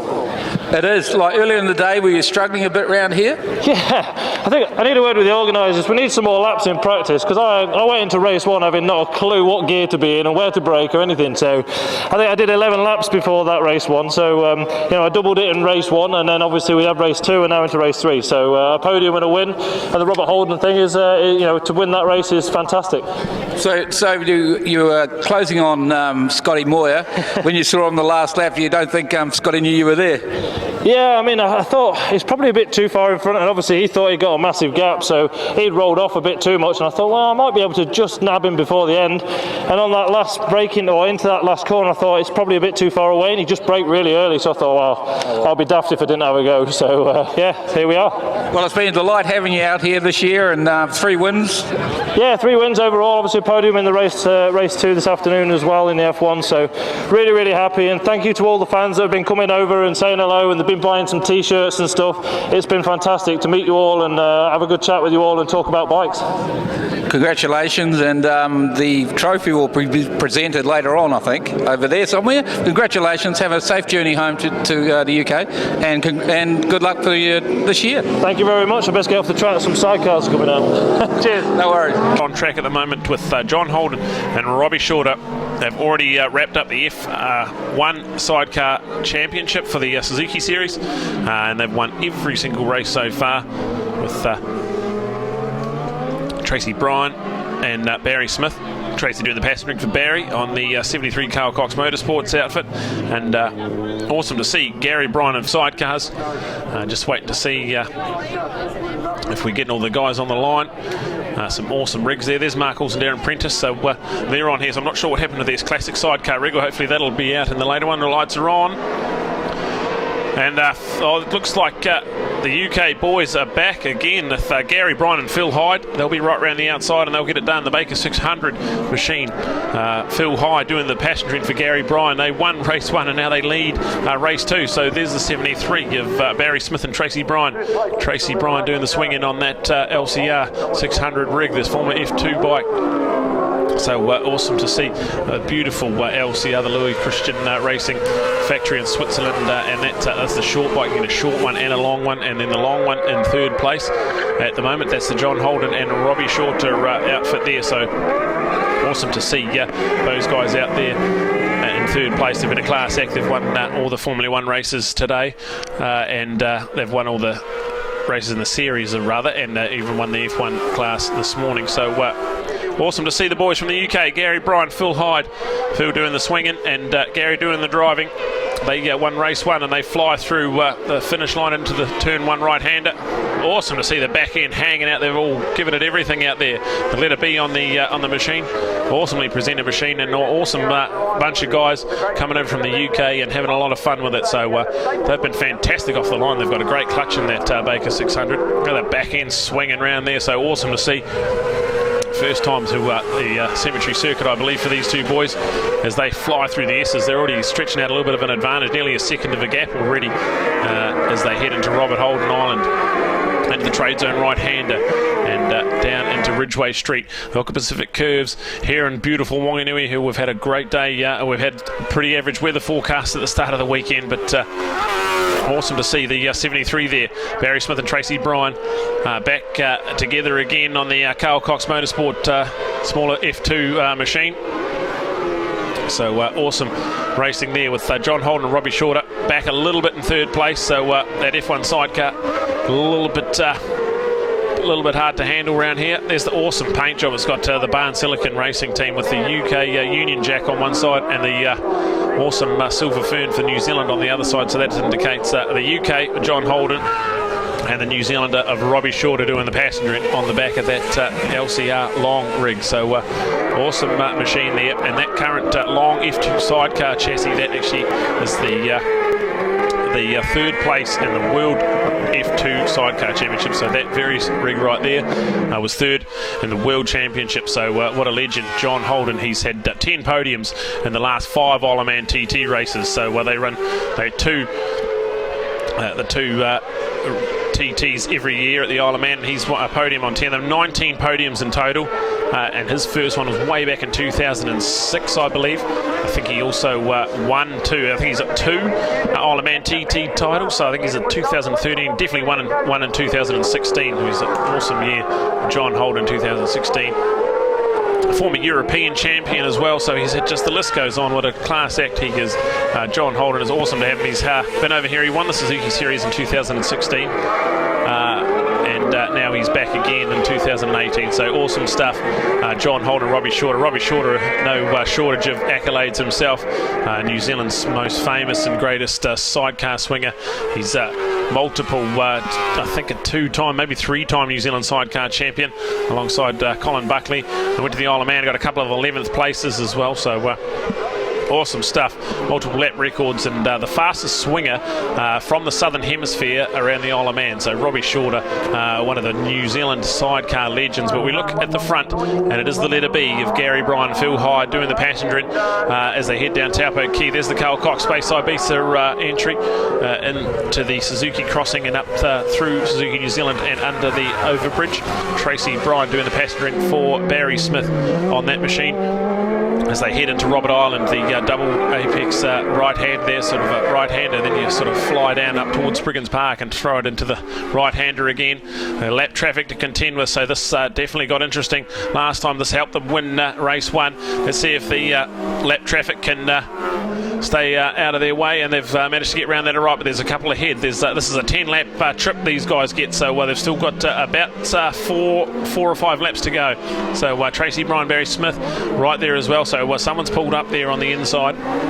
We're not sure who that was, to catch the number, but there we go. The B coming down Taupo Quay, 73 in there as well. The 77 it was in there, so fortunately not the best for Nick and Wendy Plogue there as we watch John Holden, Barry Smith flying to the crossing. So Gary Bryan, Phil Hyde doing the passion, and they get through the S's all right. Oh, one wheel off the ground, a little bit of rubbing there. That's Pete the Pirate. No, that's the 37 of Jared and Kelly Winter. So there's a bit of rubbing going through the S's. That's the 13 of Matt Peters and Doug Corns, and legendary Doug Corns photography doing the swing in there for Matt Peters. So a great entry there. But Gary Bryan and Phil Hyde, they won the first one, and they have come out and just been on fire in the second one on a CVR Global Baker 600 Formula 2 sidecar. So Phil Hyde doing the passenger for Gary Bryan, and they first trip to Cemetery Circuit, and they are showing us just how classy they are. The 73, the Carl Cox Motorsports entry there of Barry Smith and Tracy Bryan, Shuzi NZ LCR, Louis Christian Racing Factory F2 short sidecar. So that's a short Formula 2 sidecar, and they've been definitely the class act in the Formula 2 class so far. So we head into the S as they go. Lap traffic to contend with. That's the 67 of Dave MacArthur and Tony New. So awesome to see those guys. That's a beautifully presented machine, the Formula 1 Anderson built machine. So great to see them. But here we go. They're going to have 3 laps to go. They cross the Hooker Pacific curves and head down the overbridge. John Holden and Robbie Shorter are right there as well. So we'll keep an eye on them. See where they end up as they head over the Pirelli overbridge. Get through the lap traffic all right. So there's a massive 3.7 second gap. That's the biggest gap we've seen from any leading sidecar so far, the Suzuki Series. And awesome stuff from Gary Bryan and Phil Hyde. Have just been a class act today at Cemetery Circuit, and awesome to have them over here. Barry Smith, Tracy Bryan in second place with John Holden and Robbie Shorter. Back in third, Mark Halls and Darius Prentice. We haven't seen much of them this time, but they've been on the small Formula 2 side chair as well. So the awesome, likeable guys from Auckland come down here. They also double duties. They were on the classic sidecar, but we didn't see them on the line, so we'll have to see what happened to them. The 111 of Pete the Pirate Goodwin and Louise Blythe doing the passengering for him on the 111 machine in 5th, and Ian Staples and Mark Thompson on that beautiful Staples built Aprilia 1000 twin. You can hear that before you can see it. That's an awesome machine, all hand built by Ian, and what an awesome bit of machinery that is. But here it is, we'll see them. There's the 76, that's Bruce Robertson, Jim Bilby there. So Awesome to see those guys around here on that awesome little machine as well. That Gary and Phil just sneak around them into the Suzuki crossing. So these guys are well in control of this one. They've got a 4.9 second gap as they cross the line, and we watch them head under the overbridge and into the S's. Gary, Bryan and Phil High doing the passenger on the Baker 600 rig, so well presented machine, and like I say, what a clutch this thing has. This thing's got off the line the best out of any sidecar so far this series, and that makes a big difference around Whanganui, but the clutch nothing to do with the 4.9 second advantage they've got. This is a class drive from Gary, Bryan, and the wheels coming off the ground and a white flag with one to go as they head down the front straight for the last time. 73 of Barry Smith, Tracy Bryan still in second place, with John Holden and Robbie Shorter right near behind him now, so there's not much in that battle for second, so we'll have to keep an eye on that. But down Taupo to Key they go, neat and tidy out of there. They're well under control. They've hung the back of that side chair out in places, and Phil High doing the passenger end, so it's always hard to come to Cemetery Circuit for the first time and pick it up, but he's done a fantastic job. Gary Bryan, look at him through the S's, just firing it through there. Still they've got a 5 second gap, and they're still firing it through the S's, so that's fantastic. The boys from the UK, it's been a pleasure to have them here, and what a performance they've done at the moment. Number one in the race, the letter B, Gary Bryan. Phil High doing the passenger in for him as they come through the Auckland Pacific turn. They've got one more turn, the left-hander. Last time he got the wheel off the ground. See what he's got in store for us now. There's a lap rider in the way. He'll just coast around the outside of him. Checkered flag is out, and well done, Gary Bryan and Phil Hyde.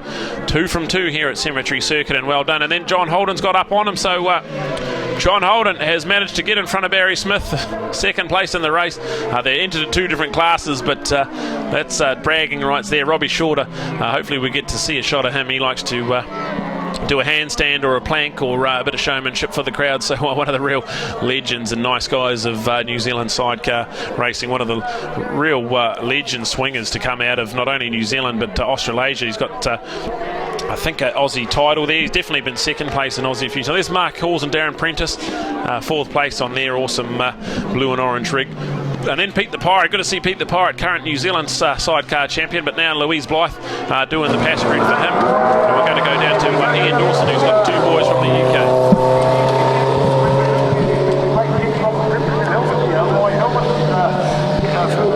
Well, Phil, you couldn't ask for a better day, could you?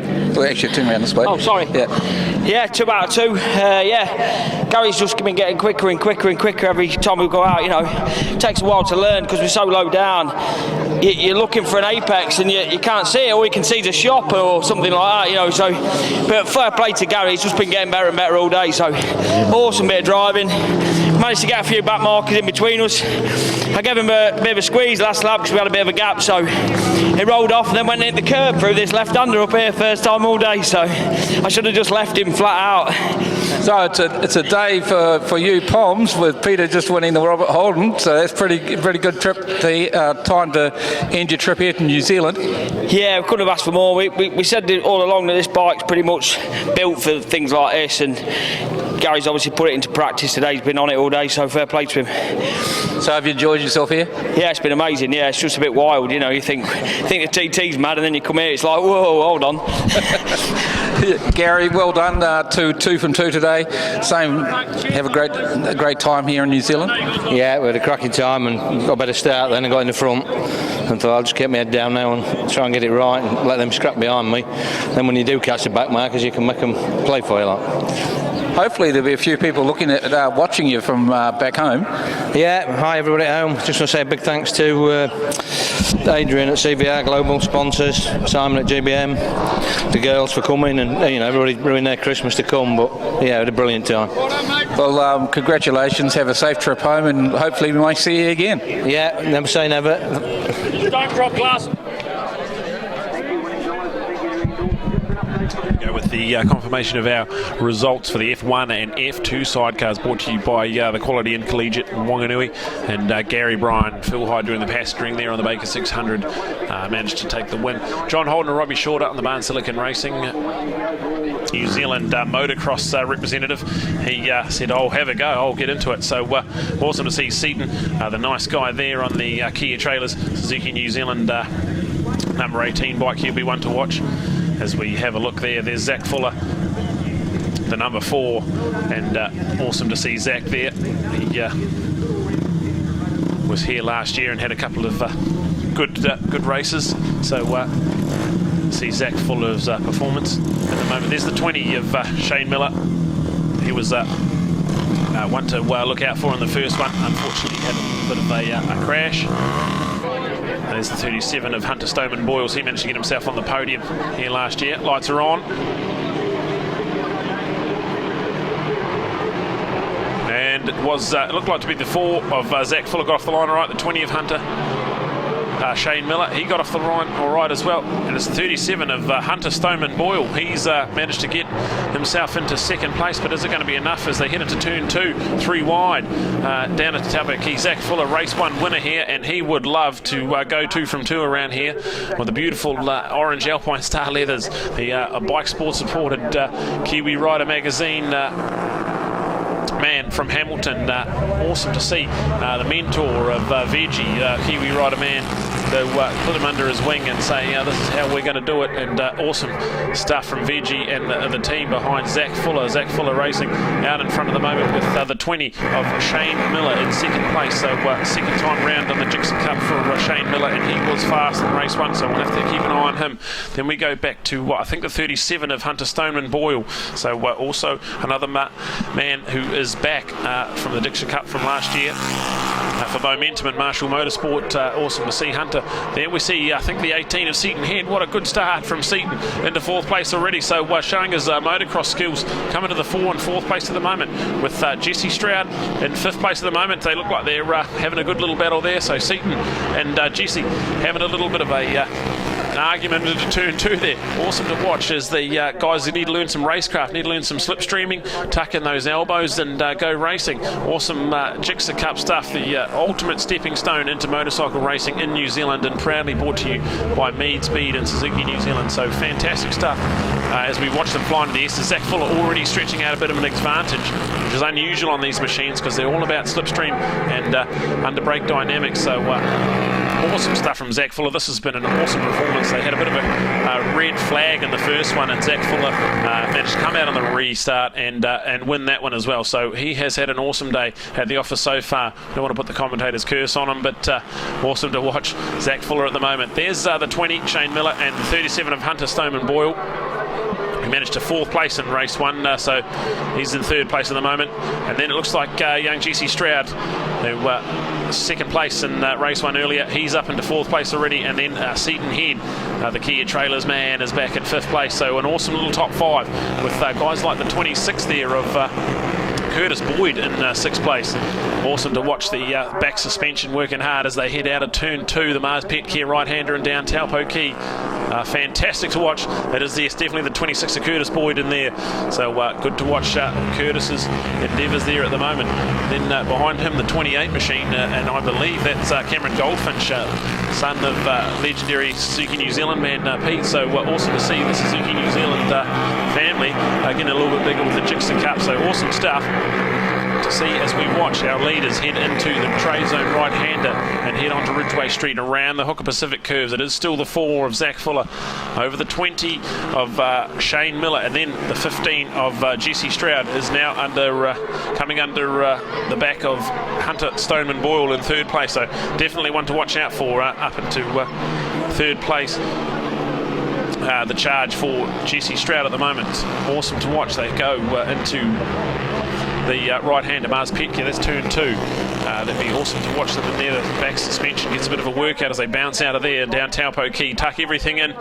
This is going to be the one of the faster parts of the track for the Gixxer 150s, who are pretty much they don't break a hell of a lot around here. They had a lot of awesome mid-speed corners for these guys that would often be second gear corners on a superbike. So these guys, especially that one there and into the S's, they just hold it wide through there and into it, and then lock up the back brake, lock up everything you can to the Robert Holden right-hander. There's a bit of a run on exit at the right-hander here, so you can sort of be a bit aggressive into that one, and then you've got another right-hander straight after. So Zach Fuller, he's got this one under control, and this is a fantastic ride. We'll have to keep an eye on it. Hunter Stoneman Boyle has a look behind and sees the 15 of Jesse Stroud right on him. There's Seaton Head. This is a great little battle with the 28 of Cameron Goldfinch and the 26 of Curtis Boyd. We'll have a look at this battle as well. Now they head over the Pirelli overbridge and head down the front straight.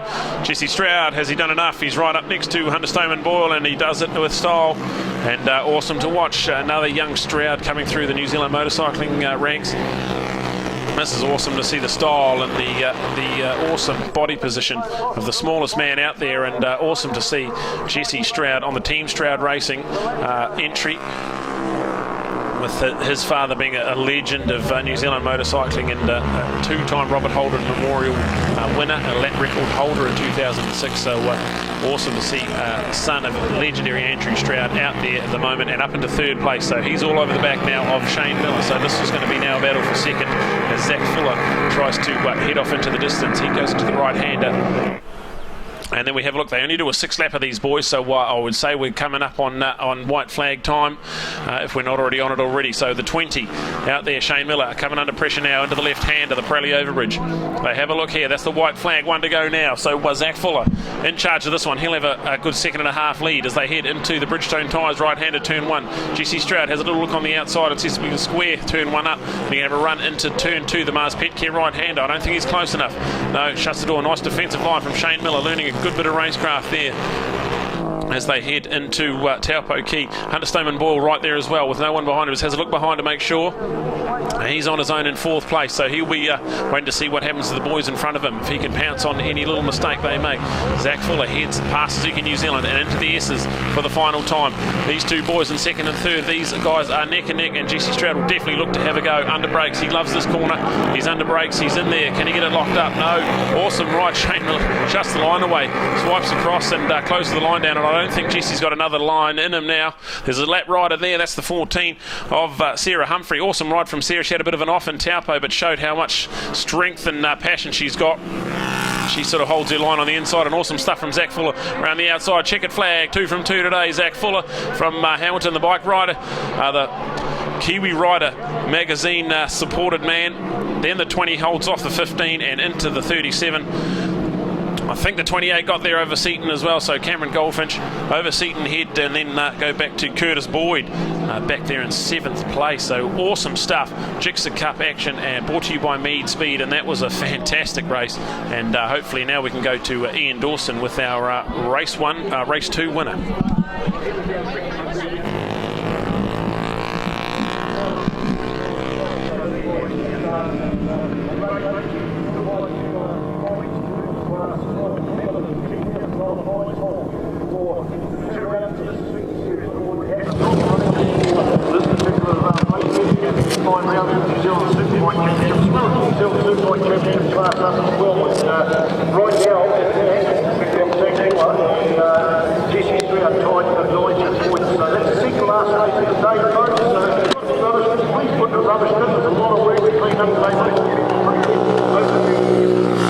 Zach, well, that makes up for last weekend. You've 2 from 2 today. You must be pretty rapt. Yeah, that was an awesome race. I just got out front and did my thing, and yeah, it was good. Got some good lap times in and seemed to pull away a little bit, which was good. Yeah. And of course you win the overall because it's a separate meeting for this Gixxer Cup here at Whanganui, so you've got to be pretty proud with that. Yeah, 2 years in a row now, so pretty pumped with that. Right, yeah. Good. So off down south? Yep, heading down south next week. So yeah. We'll see you down there. Yeah, see you at Runapuna. Zach, just give us a thumbs up, man. One more. But just some of the awesome ingenuity of the Whanganui classic sidecar family. There's the 250 of Pete Dowman and Brian Greenless, so awesome 2nd place for them in the first one. There's the 266. So that's Jim Taylor and Julia Smart. So awesome stuff from that. That's a awesome little rig. That one there, that's a Yamaha engine, I think, in a home build chassis. So such a good little thing. There's the 351. So that is the Stent built BMW engine in it. And awesome. There's the 244. That's Bruce Roberts, Jim Bilby. So the Kimbolton pairing there. They've got a Triumph Bonneville engine they've brought out to an 820cc, so a Triumph 820 inside that. So that's an early to mid 70s rig as well. So good stuff here. The 244 gets moved up the grid a little bit. I think Brian Stent, Tracy Bryan are going to have a little go on the back of the grid and make this a good one. There's the 222 of Les Sargent, Sam Hitchman, BMW. That is a conventional classic sidecar with a attachment on the side of a motorcycle, so a couple of different styles out there, but it looks to be the 244. Bruce Roberts, Jim Bilby on pole, and the 380. So Dave Black and Dan Franzen doing the passenger on the 750 Bonneville. They seem to get away pretty good on the outside. And also the 250 of Peter Dowman, look at that, and then Tracy and Brian into the right-handed turn one. They're already out in front, so awesome stuff. Brian Stent, Tracy Bryan into turn one, first place, so awesome stuff from them. Down Taupo Key they go, and then a carbon copy of race 2 with Peter Dowman and Brian Greenless in second place on that awesome little Yamaha machine. And also Pete's kids are out there. His son and daughter are both out there as well, so awesome stuff to see the Dowman family with James and Lucy on the 297 Yamaha machine, similar to Pete's as well. So early 70s Yamaha 650 engine. An awesome homemade build from the legendary Pete Dowman, the Whanganui man. But it's the 351 of Brian Stent, Tracy Bryan doing the passenger in on that Stent-built BMW. Absolutely brilliant as they head down over the overbridge and down the front straight. But the battle for second is awesome at the moment. The 250 of Peter Dowman. It looks like the 380 of Dave Black and Dan Franzen on their awesome Triumph Bonneville. In third place, all over the back now of Peter Dowman. So they had good pace going in race 2, but they just run off into the no man's land at turn 8. So interesting to see if they can get back in there and find some glory here. So the 380 of Dave Black and Dan Franzen doing the passenger for Dave, who's a speedway sidecar background and wanted to go classic sidecar racing, so he's brought that rig off, I think, Mark Smith. He used to have that rig and now he's in there. Awesome stuff to see the classic sidecar families shifting around in new homes. And then go back to the 244. That's Steve Roberts and Jim Bilby there on the awesome little Triumph 820. So some awesome racing for second, third and fourth here in this final race of the day for Cemetery Circuit, the classic sidecars, the pre-82 classic sidecars. But most of these machines would be pre-75. There's a lot of early 70s, and then we see Brian Stent, Tracy Bryan down already into turn one, while these guys are just crossing the finish line now. So a dominant performance from them. With Peter Dowman, what a result. He's had a second place in the first one and another second on the cards at the moment, but he's under pressure now from the 380. Dave Black, Dave Franzen doing the swinging on the back of that Triumph Bonneville engine. Awesome little chassis there. And the 244, that's Bruce Roberts, Jim Bilby. That's awesome stuff from them. They're in fourth place at the moment, but right there in the fight at the moment. So awesome stuff, and looking good for a bit of an overall podium for those guys, as Dave and Dan didn't finish the first moto in the top pack, so awesome stuff from the Bolton lads. Bruce Roberts and Jim Bilby, fourth place at the moment, but looking good for some podium glory if they can bring this sidecar home. Awesome stuff, a massive 8-lapper for these guys, and they awesome to see pre-82 sidecars going around Whanganui. The crowd is still here, the crowd stayed and watched this awesome stuff, so awesome stuff to see the crowd still there.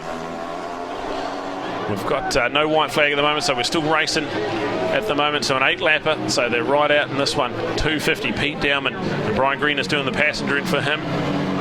They head into the Bridgestone tyres, right-hander, turn one. They fly down Wilson Street and into the right-hander. That's Mars Pet Care, right-hander, turn 2. That's an awesome little bumpy right-hander for a little classic sidecar. They head down Taupo Key and into the Suzuki New Zealand crossing and up Heads Road, the famous Head Road where Suzuki New Zealand is based. The Suzuki New Zealand to the right of your picture. They head under the pedestrian overbridge and into the S's, so there's nothing in it for second at the moment. Having a look on the inside, not quite close enough. Peter Dowman covers the line pretty nicely on the awesome Yamaha XS 650, a pretty popular engine back in the early 70s and all through the 70s of sidecar racing, the Yamahas, so fantastic to see that machine out there. Tracy and Brian Stent. Tracy and Brian doing the passenger in for Brian, her big brother, out there in the front, and awesome to see the dominant performance. That bike has a classic sidecar lap record, but here we go, the race down the front straight. It's still the 250 of Pete and Brian. Brian Green is doing the passenger in. Pete Dowman turns it into the right-hander. It's interesting to see Dave Black and Dave Franzen there. They are fast in several parts of the track, but just can't quite get the pass going. So they head quite wide around Taupo Key and see if they can get a run on down Taupo Key into the Suzuki crossing over the railway lines, which you'll feel every little bit of that on a classic sidecar with no suspension. A little leading linkage type of forks to try and keep the front end stable, but nothing suspension to speak of. Into the S's they go. Here we go, Pete Dowman. That's an awesome black, red and white machine. It heads into the Robert Holden corner, the right-hander, and then up and towards the trade zone right-hander. That's turn 8 they're into now. That's round the right-hander and into the awesome Hooker Pacific curve. So an awesome part of the track with a lot of bumps and jumps in there. So they'll be awesome to feel through there on a classic sidecar. And then the left-hander, the real big left-hander of Cemetery Circuit, which is turn 9, the Pirelli Overbridge. There's still nothing in it. Having a look to see if we can see. Still no white flag, so we're still racing. This is awesome. These awesome little sidecars out there. Peter Dowman and Brian Greenless in there, and Dave Black and Dave Franzen right in behind them with awesome ride from Bruce Roberts and Jim Bilby in 4th place. So awesome performance from them today. So they've come all the way here and they're looking like they're set for a podium glory. So we won't put the commentator's curse on them just yet, but we'll have a look at them. They're heading through the Suzuki crossing, head left and then up through the S's. So this is the closest Dave's been through the S's. So I think he's going to have a little look through the S's and into turn 7, the Robert Holden Memorial corner. And then Pete again covers the line real nicely, makes that chair as wide as he can, and then watch him fire around the outside here. The Triumph Bonneville engine right on the outside comes into the right-hander and heads down through Ridgeway Street, and here he is. He's going to pull up. Oh no, he's going to tuck in behind him. So that Yamaha XS 650 engine's just got enough out of the corners to keep the Triumph at bay. But awesome stuff. Still no white flag, so it looks like we're still racing. Brian and Tracy have cleared out there in the front. They've gone from this one. And there it is, the 250 in second, and the 380 machine in 3rd place with the 244 in 4th. So absolutely outstanding stuff from these guys here as we try and keep an eye on that battle. As the 244 of Bruce and Jim, they are right in the mix there. They are right on the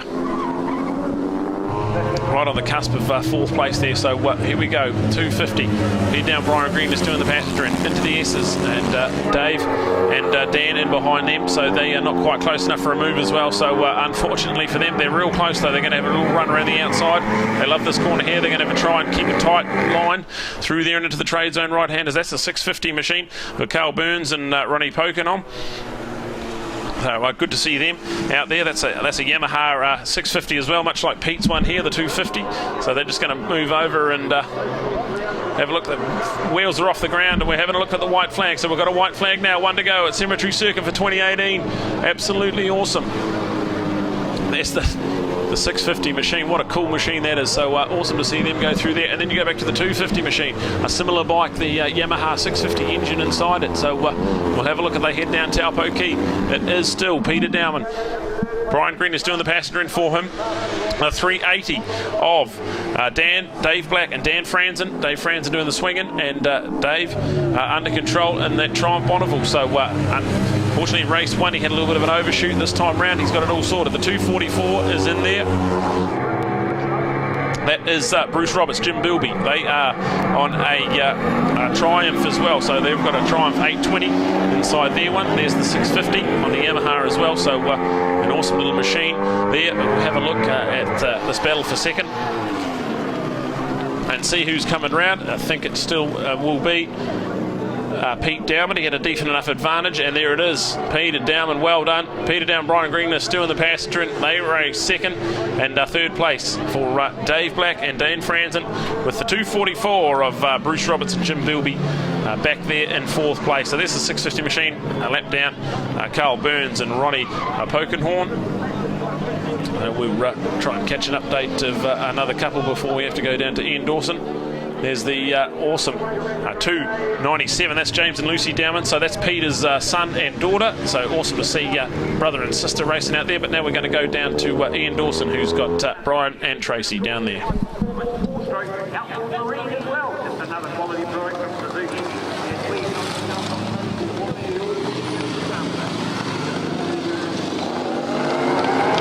Well, 2 from 2 today, quite happy with that. You didn't quite get 2 from 2 in the other one, but you've got to be pretty happy. No, pretty happy. I mean, we still won the F2 championship and the other bike, so that's what we came to do. And obviously happy with this. You know, would have liked a bit more competition, but we had a bit of fun. So yeah, great for Cemetery Circuit putting it on as usual, and great day. Thank you. And of course you're going down south for the championship. Actually, Barry and I have chosen not to go south this year. We've got a big campaign overseas. Some things happening over there, so we've obviously budget only goes so far. So yeah, but good luck to everyone down south. Brian, he's got a beer in his hand. Brian, lap record holder, 2 wins with brother and sister team 2 years in a row. Yeah, that's pretty good going, isn't it? No, it's good. It's great, and it's a testament to Dad who built it. So yeah, it's pretty good. Yeah. Well, I think your old man's a bit of a legend as far as sidecars is concerned. You don't do too bad, eh? yeah. I'd just like to thank Carl Cox for helping us out with it as well. So, and all the guys that make the track and do all the hard work behind the scenes. Thanks very much. Yeah. Well, it's great, and that's it. We're all over and done with. Yeah. Suzuki Series 2018.